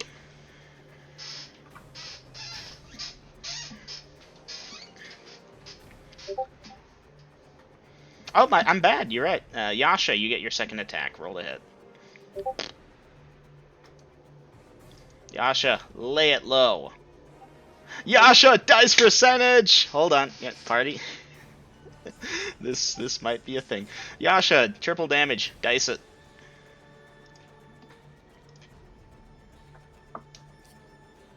I'll ask if it's a 1.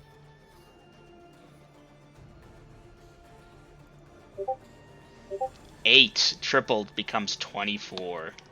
Yasha, you stab this thing through the chest, rip your sword out and cut off its head, and then start slashing away at its arms. It drops its weapon, and it's dead. GG. It went below -10. I apologize, party. There is no round 3 here, or rather for you guys, so I'm just gonna quickly boop boop. Okay. Creature is dead. Round 3.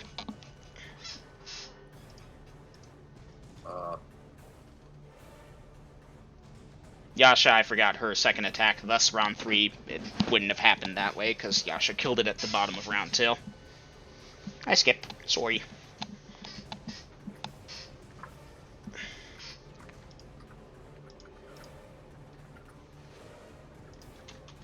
Speaking of skip.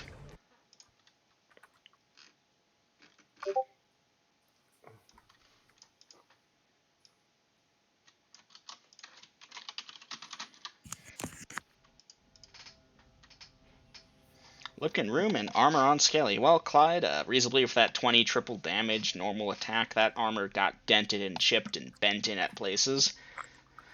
What type was it? It appears to be chainmail. Maybe better than chain. Banded? Splint? Again, these things don't really have the same armor equivalent you do. Whatever it is, it definitely hasn't been in production for a while. What about its sword? Its sword is a bastard sword. What kind of condition? Probably fair condition. Okay. Party loot. We choose to take it. Ah, in the name of the great alchemist be gone. I did not see that. As far as the rest of the room goes, it is barren. Empty. Just empty space. There's the lever at the mid-north of the wall. Over by the... I guess you wouldn't see that. Yasha is pointing to the lever, then making a lever pulling motion. Authentication. Do lay on hands. Okay. Susie Overwatch, asking if anyone needs healing, then says in-game chat, Overwatch. Alright, well, Yasha, Susie, you're doing lay on hands to yourself. It takes you a bit more time than the standard lay on hands, so you do, however, make the appropriate gestures and movements, place your hands upon your own chest, and boom, restore your hit points.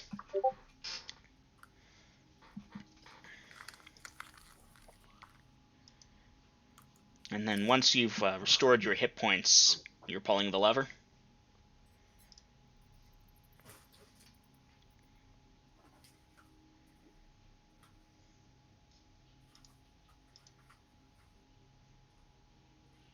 If the party doesn't mind, so far I see voices of agreement. So, you go over to the lever and go to pull it. Correct? Tamara says, I'll help you pull it. Yep. Well, Yasha, you don't get impaled on any spike traps which you forgot to check for, but that's because there weren't any. You go over to the lever, and Tamara's there, offering to help you pull it. Well, to point out, Dungeon Master, if there's any traps there, the skeleton should have triggered them. This is entirely true.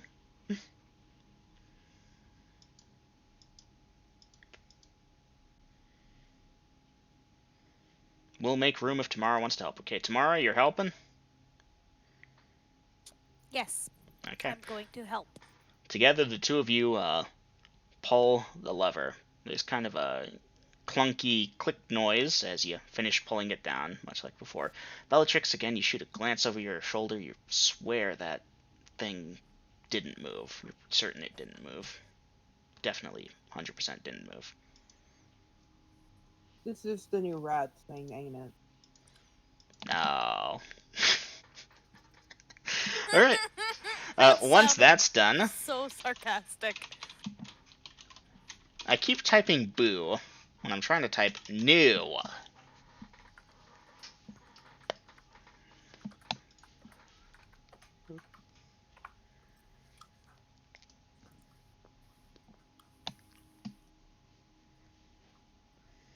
Right. Heading to far right door with party. Alright. I presume, yep, same. And I expect to see signs of ascension and agreement.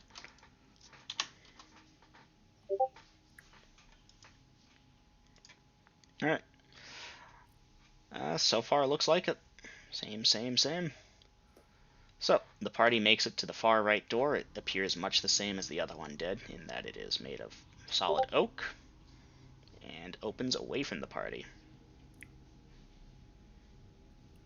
What is the party doing? Ready. Spear ready. Shield ready.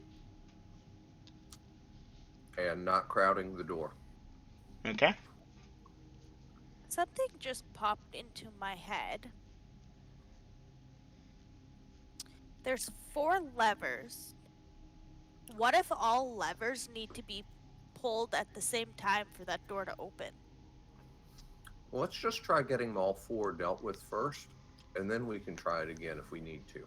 I mean, that's the idea that popped into my head.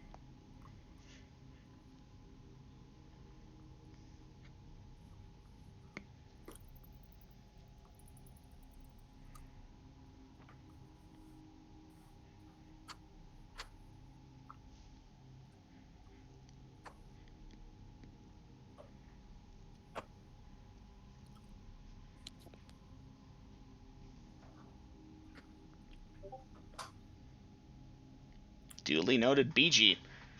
And Velkin, Tamara are doing that, and Clyde's got his thing out. So, Yasha, Susie, I'll need to know what your characters are doing at this time. He said same, following party to the other door. Well, no, is he opening the door, checking for traps, blah, blah, blah. You know, I need actions.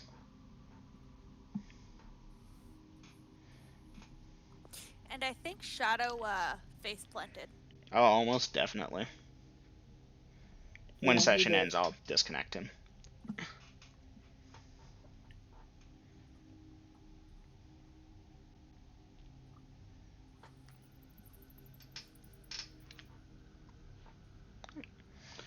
Well, Yasha, you spend a bit of time and examine the door for traps, being extra careful not to, catch any, if there are any. To the best of your knowledge, there are none. After you do that, you open the door away from the party. Surprising absolutely no one, that room is a mirror of the other room in that there's a lever and a armored skeleton which moves forward to attack. Party dice initiative. Nope.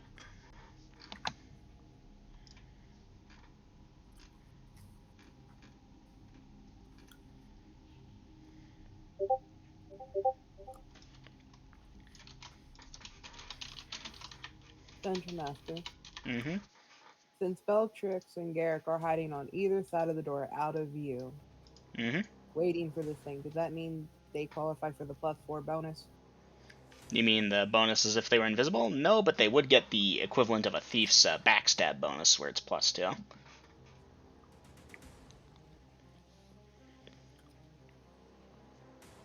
Oh, that's sad.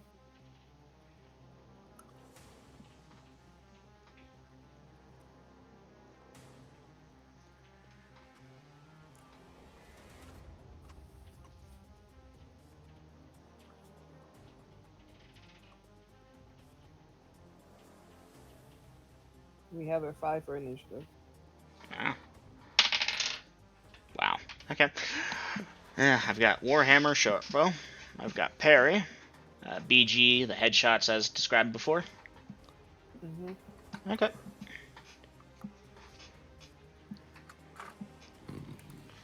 Yasha, attack party.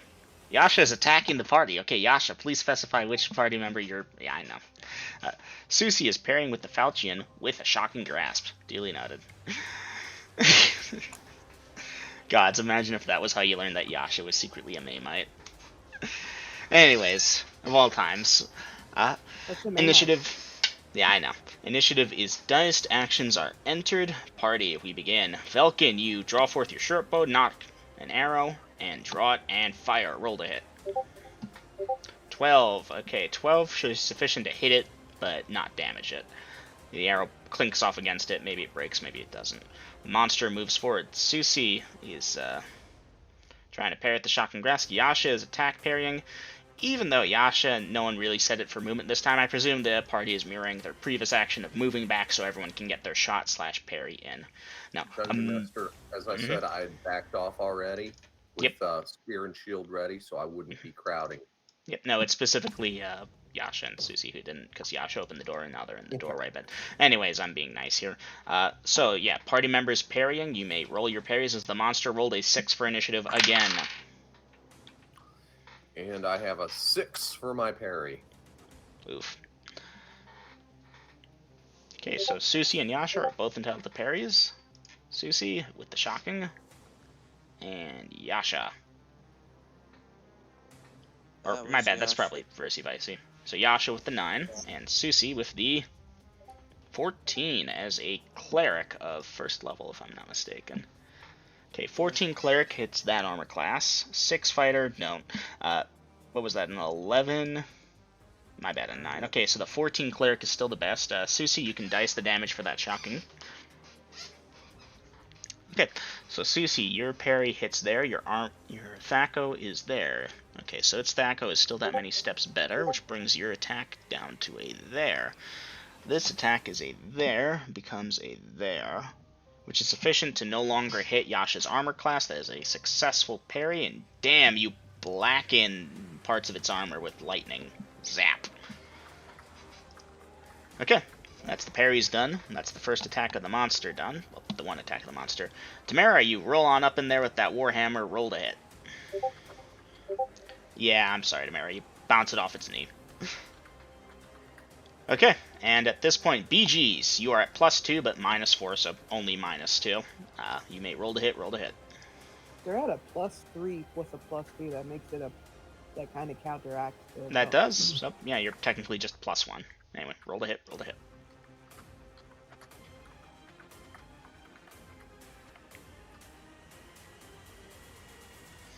Oof. Yeah, that's a miss for Bella.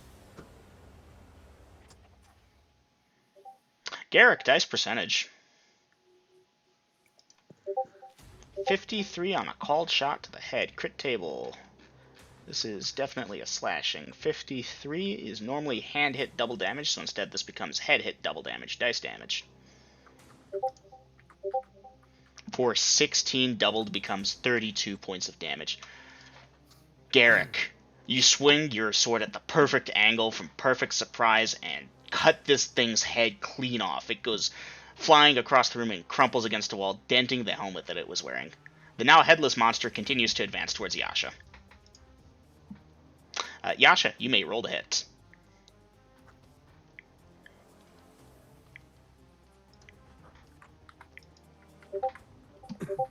For a 12. At second. Fighter, second, 12. I'm sorry, that is insufficient to hit its armor class. Velkin, you've got the short bow. Roll to hit. 11. Yeah, Velkin again. Hit, strike, no damage. Let's see. Parry, Warhammer, short bow, attack, attack, attack, parry. Falchion with shotgun. Okay. New. Round 2. Velkin,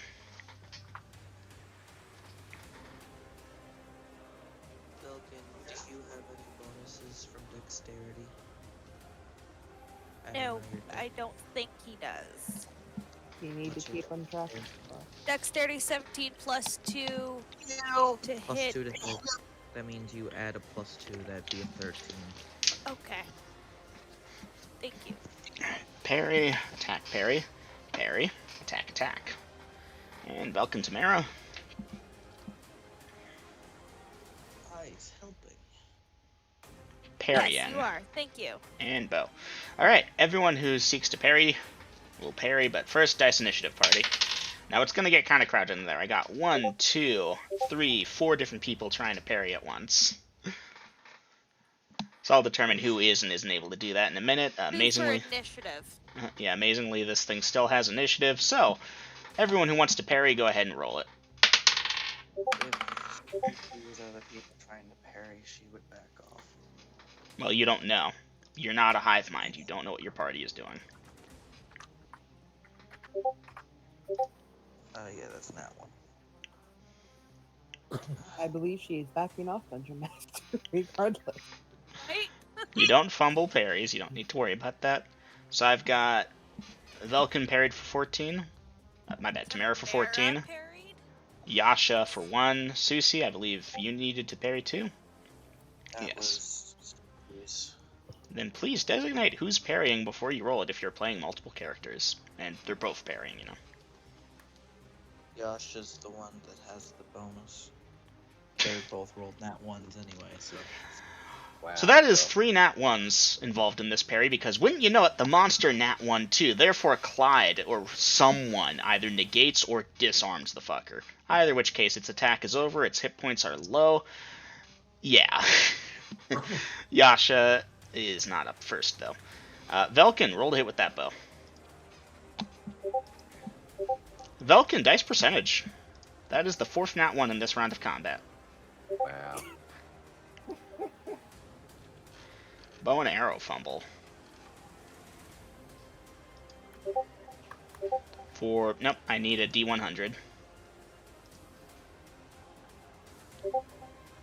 72? Snap bowstring, drop arrow. Rip. Your bow is useless now. Yeah, you snap your bowstring by pulling back too hard. I have a crossbow. Yep, and your arrow drops to the ground. Alright. That concludes that, and let's see. Bellatrix and Garrick, you may roll your attacks at this time. Velkin, you may adjust your action based on this information if you wish to draw a weapon. Okay. Bella, that's going to be a no. Yeah, Bellatrix, no. Garrick. Garrick, dice damage. Garrick, this thing can live without its head, but it sure as hell can't live without the rest of its body as you hack it into pieces. It's dead. And the people rejoice. 48 points of damage.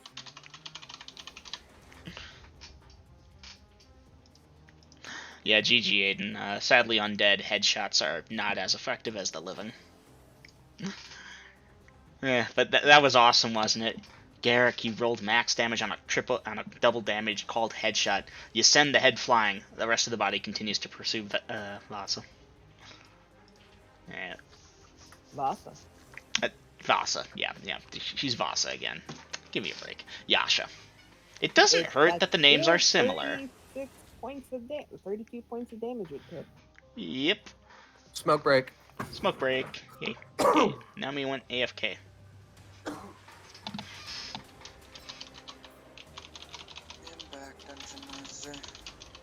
Welcome back.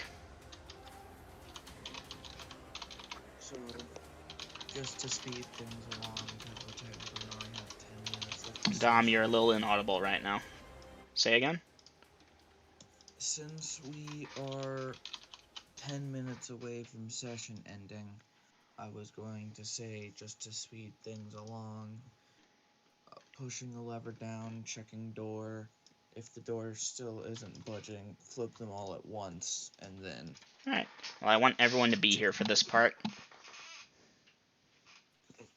Pretty sure this is another downward staircase if they're going to such lengths to protect it. Now, Clyde's going to flip the lever. Are you letting him flip, or are you flipping it? I'm letting him flip. Alright. So, Clyde and Naomi are both AFK. We're going to wait just a minute for them. Don't worry, party. I'm sure I'll find us a cliff. Oh, you're not? I thought you went AFK. No, just Clyde. Just Clyde. Okay. I feel better about kind of doing that. So after the standard rumbling that, accompanies the thing, there's a much louder click. And it definitely seems to be originating from the big-ass door. Funny enough, in my notes, that thing is actually titled The Big Ass Door. So, yeah. Thanks. Dungeon Master, Susie will ask the party if we have time to wait so she can do spell work. We can hold up in here in this room. Alright. Clyde will go on standby, I imagine. How many doors are in this room? Go ahead, Don. 5. All with 5. No, I meant the little room we just fought. Well, the room in. It's just the one door in. There are no doors leading out. Right. I mean, other I'll than... usher everyone in there and then shut the door. Alright. Susie, you're going for some spell work? Susie will memorize comprehend languages. Okay. Because she's gonna see if she can translate that in the Bob. Alright. Susie is studying for 15 minutes. Welcome back, Clyde. You pull the lever. There's the standard rumbling that you've come to expect with all of them, and then a much louder click, which definitely originated from the big-ass door. At this point, Susie was like, "Hey guys, I need some prayer work done," and Bellatrix ushered everyone inside the room with the lever you just pulled, as it only has the one door, and then pulled the door shut. Beg my pardon, I sneezed. Bless you. Bless you. Your sneeze sounded like you said technically. Yeah. Even in technically, it sneezing was mode, a I'm like, sneeze. well, actually. Technically, it was a sneeze. Yeah, no, Yeah, I but how actually your just sneeze started to sounded say like it, the word Sheila. It was weird. technically. Anywho, is anyone disturbing Susie during this time? No. No. So, Dungeon Master, after Susie gets those 15 minutes, if she does get those 15 minutes,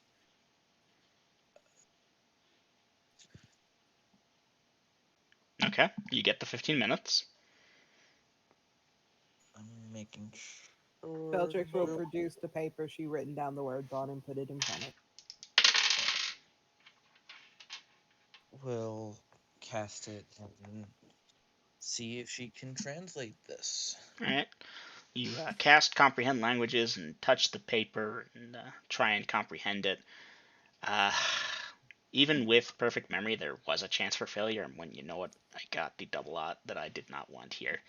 It's incomprehensible because it isn't a language in that sense. It's too far removed from what it should be.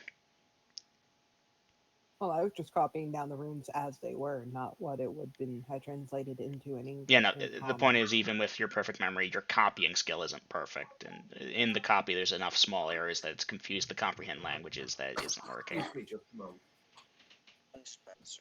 I got 5 rounds of this. Susie will quickly go over to the statue that has this It's writing on the on. door. It's not It's even on the on the door. door? It's on an archway about 40 feet above the door. Well, I mean, that's still on the 4. door. I suppose, technically. Guess never mind, because apparently I have to be touching the thing. You do. This is an important restriction. Okay, Mama pulled me away for a minute, but I'm back. Susie, you still got a couple minutes left of it. What are you doing at this time? Attempting to. I have a piece of paper, I have a piece of charcoal.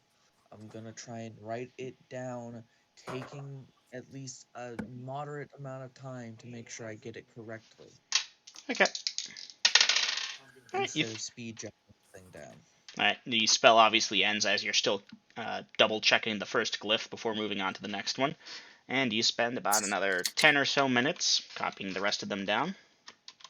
How long does it take you to, like, write something down? Are And you check making to sure see? it's done perfectly? Or as close to perfectly as you can do? I don't think that'd take 5 minutes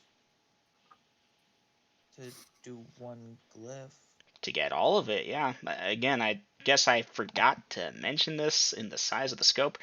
This thing is written on an archway above these doors. The doors measure 30 feet across. This thing's written all the way across, like a giant fucking rainbow of words. And the glyphs are not exactly huge, 5 feet sized each. No, there's hundreds of glyphs to copy over, and some of them are similar, of course, as would any alphabet have vowels and consonants that are the same throughout different words.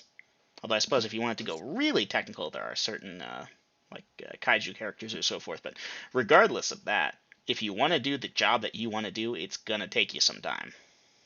There's a thing you put in in-game chat that is 4 words. Yeah, that was the bit that you could see from the entranceway to one of the pillar rooms. I didn't get it all. I only got what I could see. That too. So, Susie, to make a proper copy of all of it takes about 10 minutes.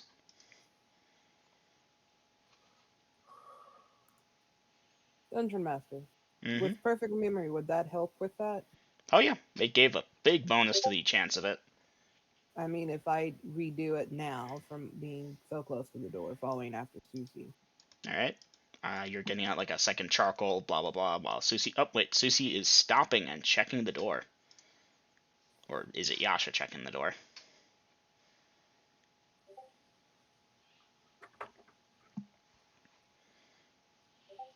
Well, Dungeon Master, I'm going to copy the runes, and I will take my time. Alright, you begin copying the runes. So, who is checking the door and what exactly are they doing? Okay, we're still in the little room where we killed the last undead in, right? Not at this point, they've moved back to the big room to copy the archway writing. Okay. Yasha will check the door to see if it's either locked or it's easier to move now. The Alright. big door? Yes. Alright, so I have everyone in the big room. Okay. Right. Yasha, you begin experimenting with the door. It does seem to be somewhat easier to move. In fact, as you move it, you realize, oh, this thing's light as a feather. I can push it. And as you give it that tiny experimental push to verify this, it moves forward a little bit. And Bellatrix, give me a perception check. Oh, that statue.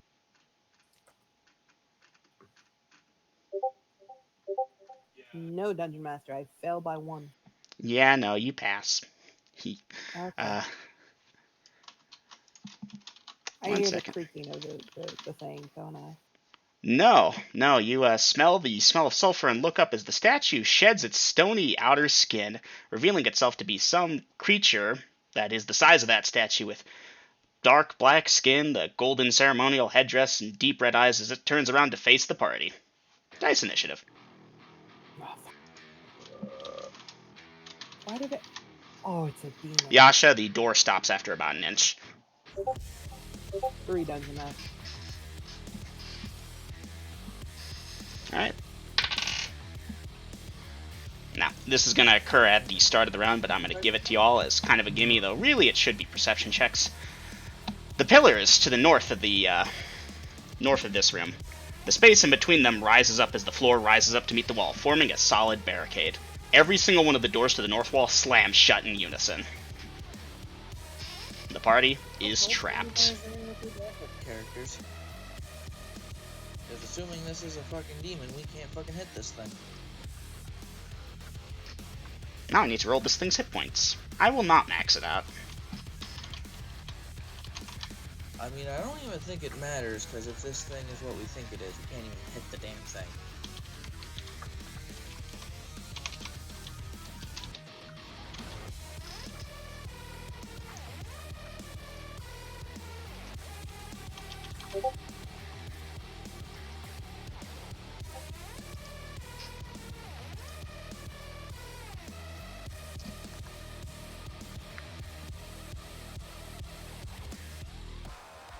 I still need actions from Bellatrix, Garrick, Velkin, and Tamara.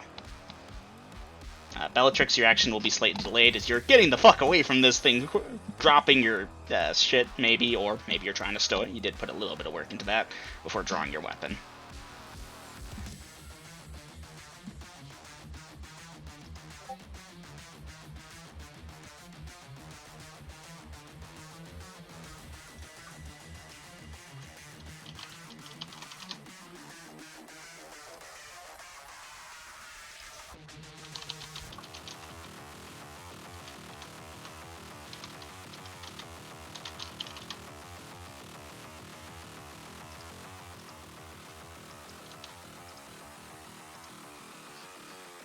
Still waiting. I'm still typing. Sorry. It doesn't even show you as typing, Rip.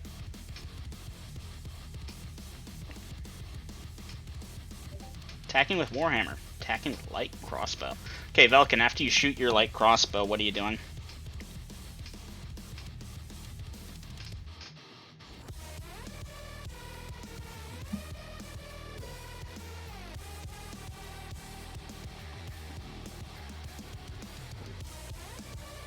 Then pulling out short sword to attack. Okay. Bellatrix Garrick.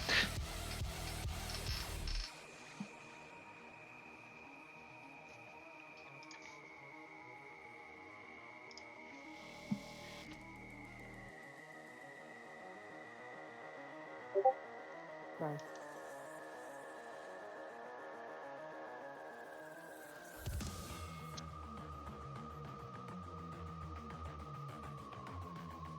Okay. Okay. Bellatrix, so you can give me a d6 for your evasion. Alright. Alright. Not the best evasion. You're kind of scrambling in your panic, but you will possibly get away. Clyde, Velkin, Tamara, Yasha, Susie, Bellatrix, Garrick. Yasha going for parry. Susie swordbow, maneuver around, hit it behind, attack with spear, attack with warhammer, attack with light crossbow, pull out sword to attack, evasion, aiming for kneecap leg to bring it down. Okay, crossbow fire, your first, roll to hit. 14. This thing's armor class is there. Oh, that's not too bad. Okay, 14 as a Velkin. Misses. And this would be a large, right? It would if you needed to crunch damage, but that was a miss. Okay, I'm And just looking for Tamara's shot. Okay, crossbow fire goes off, and now we get into the fun stuff. So, as the party might guess, with 6 arms holding scimitars, this thing probably gets more than 1 attack per round. Yasha, this thing starts forward towards you. Dice your first parry.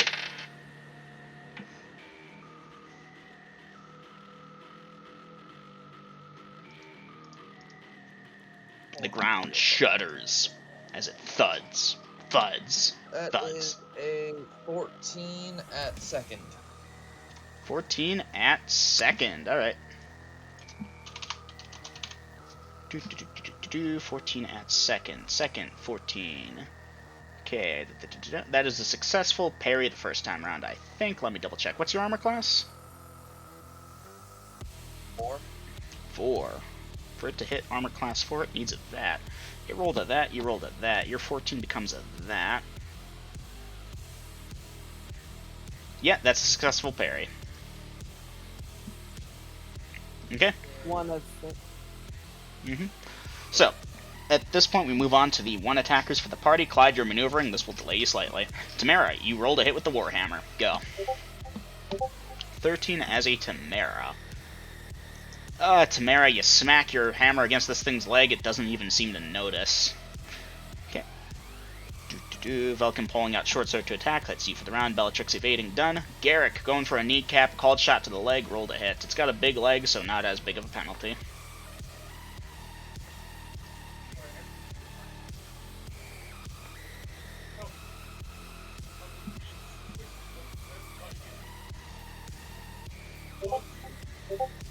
$19 with whatever the penalty is. That is a hit. Dice damage versus large.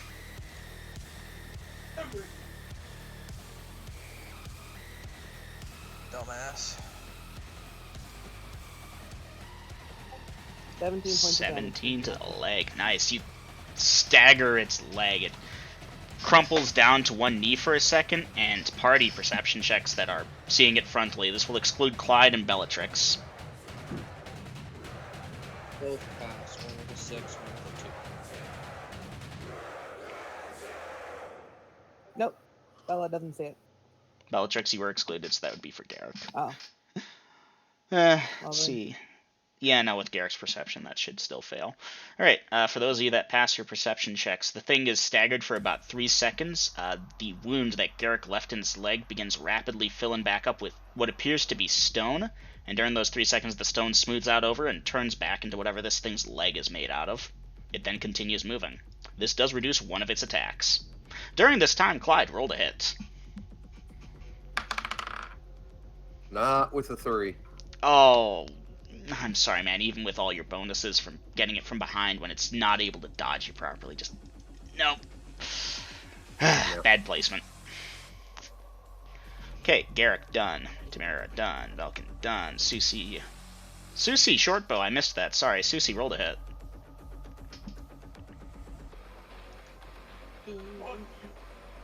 How big did you say this thing is again, Dungeon Master? About 12 to 14 feet tall. Okay. Bigger than you. I don't remember if Susie has a bonus. She does. That is a 13 at first. Yeah, I'm sorry. That's a nope. Alright, Yasha, roll your second parry.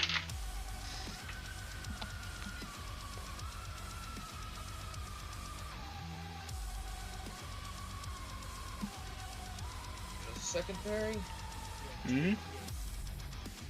that is a 3. A 3. Congratulations, it rolled really pity too. It couldn't hit you with that. You can parry it with that. Neither of you do anything. That concludes your second attack. Susie still has a second short bow at the end of the round. Velkin's done. Okay, so you know what, Susie, let's burn your short bow. Go ahead and roll the hit.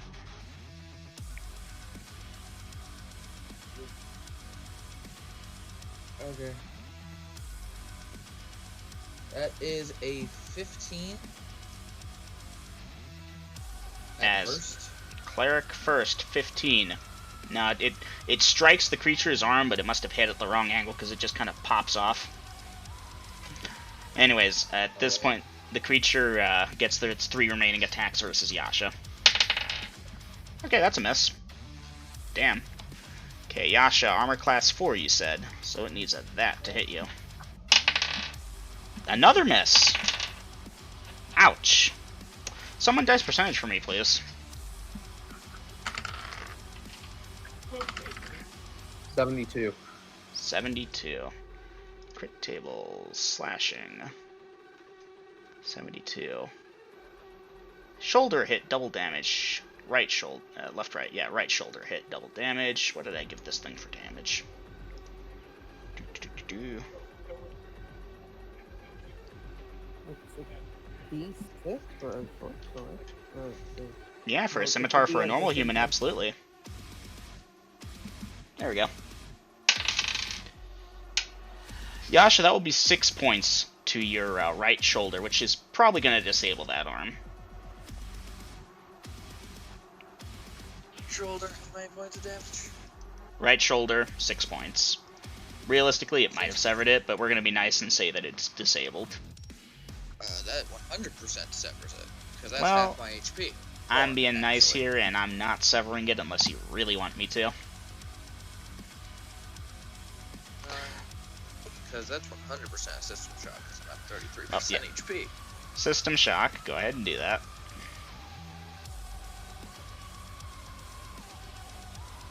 92. And Damn, I what's your have con? My con is a 15. Ouch. Yasha, you go down. Garrick, the creature turns towards you.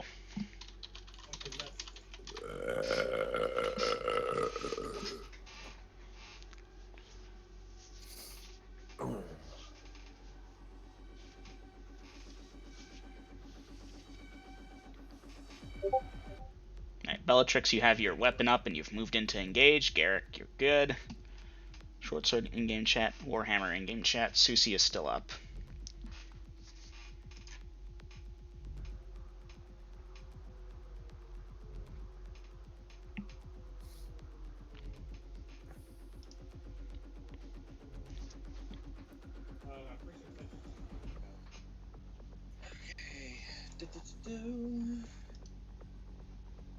Did you say Susie rolled a hit?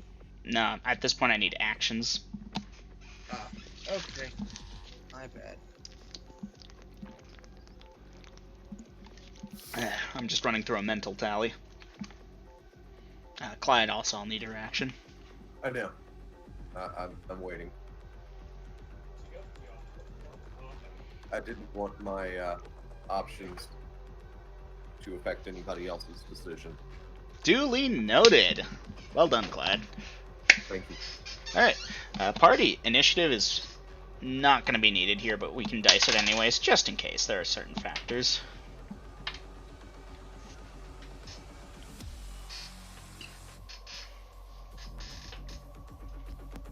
Guess I'll roll it again.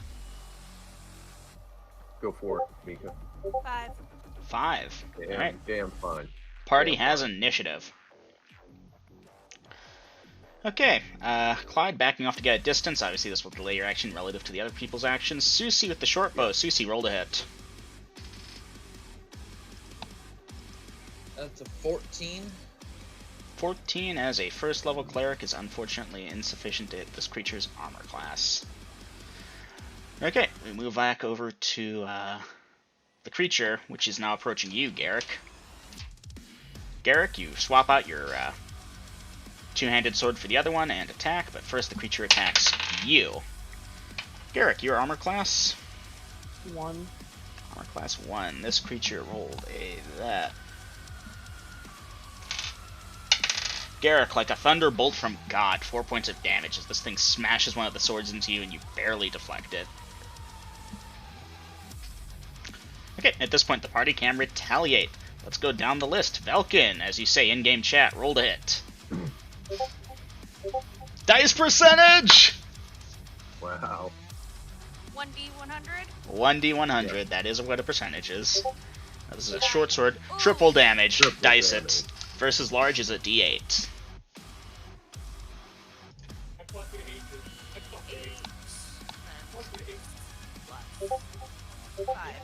Five tripled. 15 points of damage. Hot damn, that just turned the tables. This thing is still up. Does it look hurt, Dungeon Master? Yeah, it does. You know, that section of its body that you chop up, it doesn't bleed, but that weird thing with the stone goes on and it pauses for a second, sacrificing one attack. And again, the parts fill up with stone and, you know, the other party members get a chance to hit it while it does this. That said, attacking with Warhammer where Velkin hit Tamara, you are not part of a hive mind, thus you cannot redirect your attack based on knowledge you shouldn't have, and reasonably your attacks are occurring simultaneously. Thus, Tamara, attack normally, roll to hit.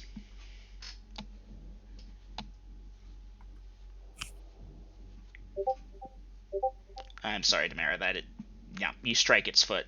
The foot does not budge. Bellatrix, you may roll to hit. 12 as a Bellatrix.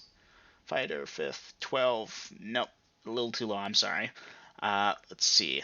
Clyde's about to charge, and Garrick is going to attack with him. However, this creature does get its next attack. Alright.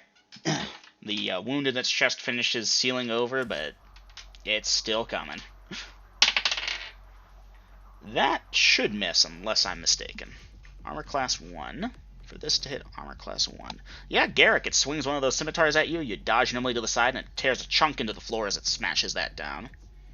Clyde, while Garrick has it distracted, you charge, roll to hit, +2 to hit, -1 to armor class, no dex bonus to armor class. 7. 7. With all bonuses? No, that's just what I've got at this end. Okay. The charging bonus that +2. you rattled off. Okay, so +2 from strength brings that 7 up to an 11. At a second level fighter would hit that armor class. It's still really low. Attacking from behind, even being nice and giving you that. Even giving you the most generous bonuses. I'm sorry, that's not a hit with the dagger. That being said, you will definitely hit it with your body. So, how much damage does a centaur's body do? I want to say 1 to 4? I don't know, but there's 2,000 pounds of me, and I do have that shield in between, so that's kind of a buffer for me. Purely out of I'm curiosity, planning shield to- bash, is that listed? That was not like 1 to 2, 1 to 3? It's 1 to 2. Versus all or Versus all. versus large? Versus all. Alright, But it's at full charging speed. so Clyde, roll a d2, then double it. Oh, d2 plus strength. Okay, 1 plus strength, Plus strength 5, and double it for to 10. 10. Clyde, you knock into this thing's leg. The leg comes crumbling off at a surprisingly good hit. The creature goes down, and as it hits the floor, it stops moving and begins turning back into stone. By the end of the Really? round, it is stone once more. Its broken off leg at one point, and the rest of its body holding its scimitar is leaned awkwardly against the floor.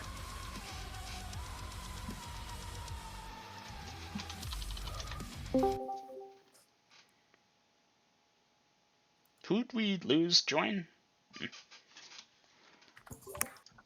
It was me. I got disconnected. Ah, welcome back.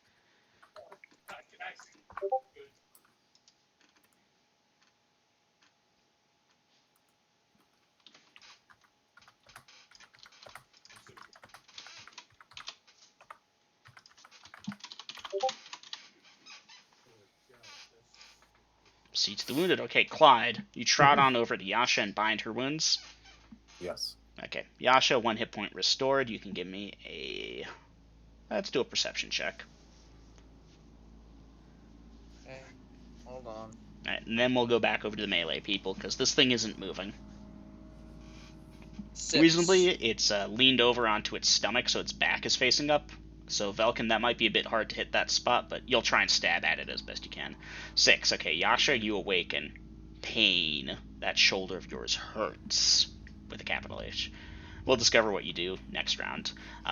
Bellatrix and Garrick, you are swinging at this thing with full force, intending to break it?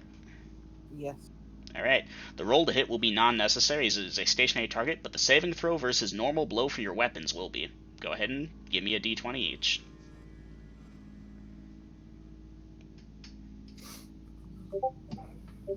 16 saves. 5. Garrick, you smash your sword onto this thing's body, and the blade shatters with the amount of force you put behind it. This does, of course... He dropped. Hmm? He drops it. He drops it. Yep. Sucks about the silver two-hander. I can get another. Yeah, no. But Garrick, yeah, you do a decent amount of damage to this thing's body. It's crumbled into some stony powder more than that. Velkin, Tamara, likewise, you may roll saving throws for your items as well. Those will be d20s. 6, that saves. And again, 19, that saves. Alright. Thank God, because that would have really sucked. Oh, yeah. So, party, at this point, that creature is less, golem or whatever the fuck it was than dust, as smashing into it crumbles it easier and easier. Am I correct in assuming the party's going to crunch it down into as many pieces as possible? Well, I'm helping Yasha get her feet under her again. And keeping an eye on things, kind of overwatch and assist. Okay, Susie, Cure Light Wounds on Yasha, Yasha in Agony. Susie, you can dice it.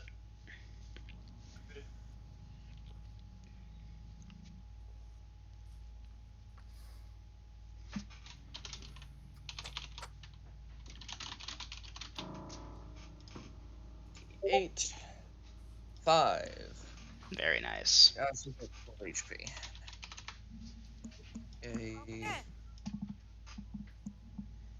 Okay, 1 second, please, party. that changes my actions then, since she's fully.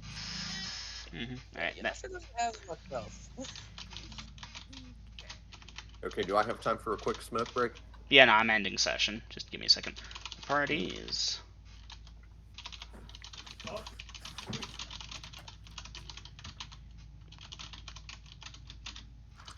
yourself with my dice with.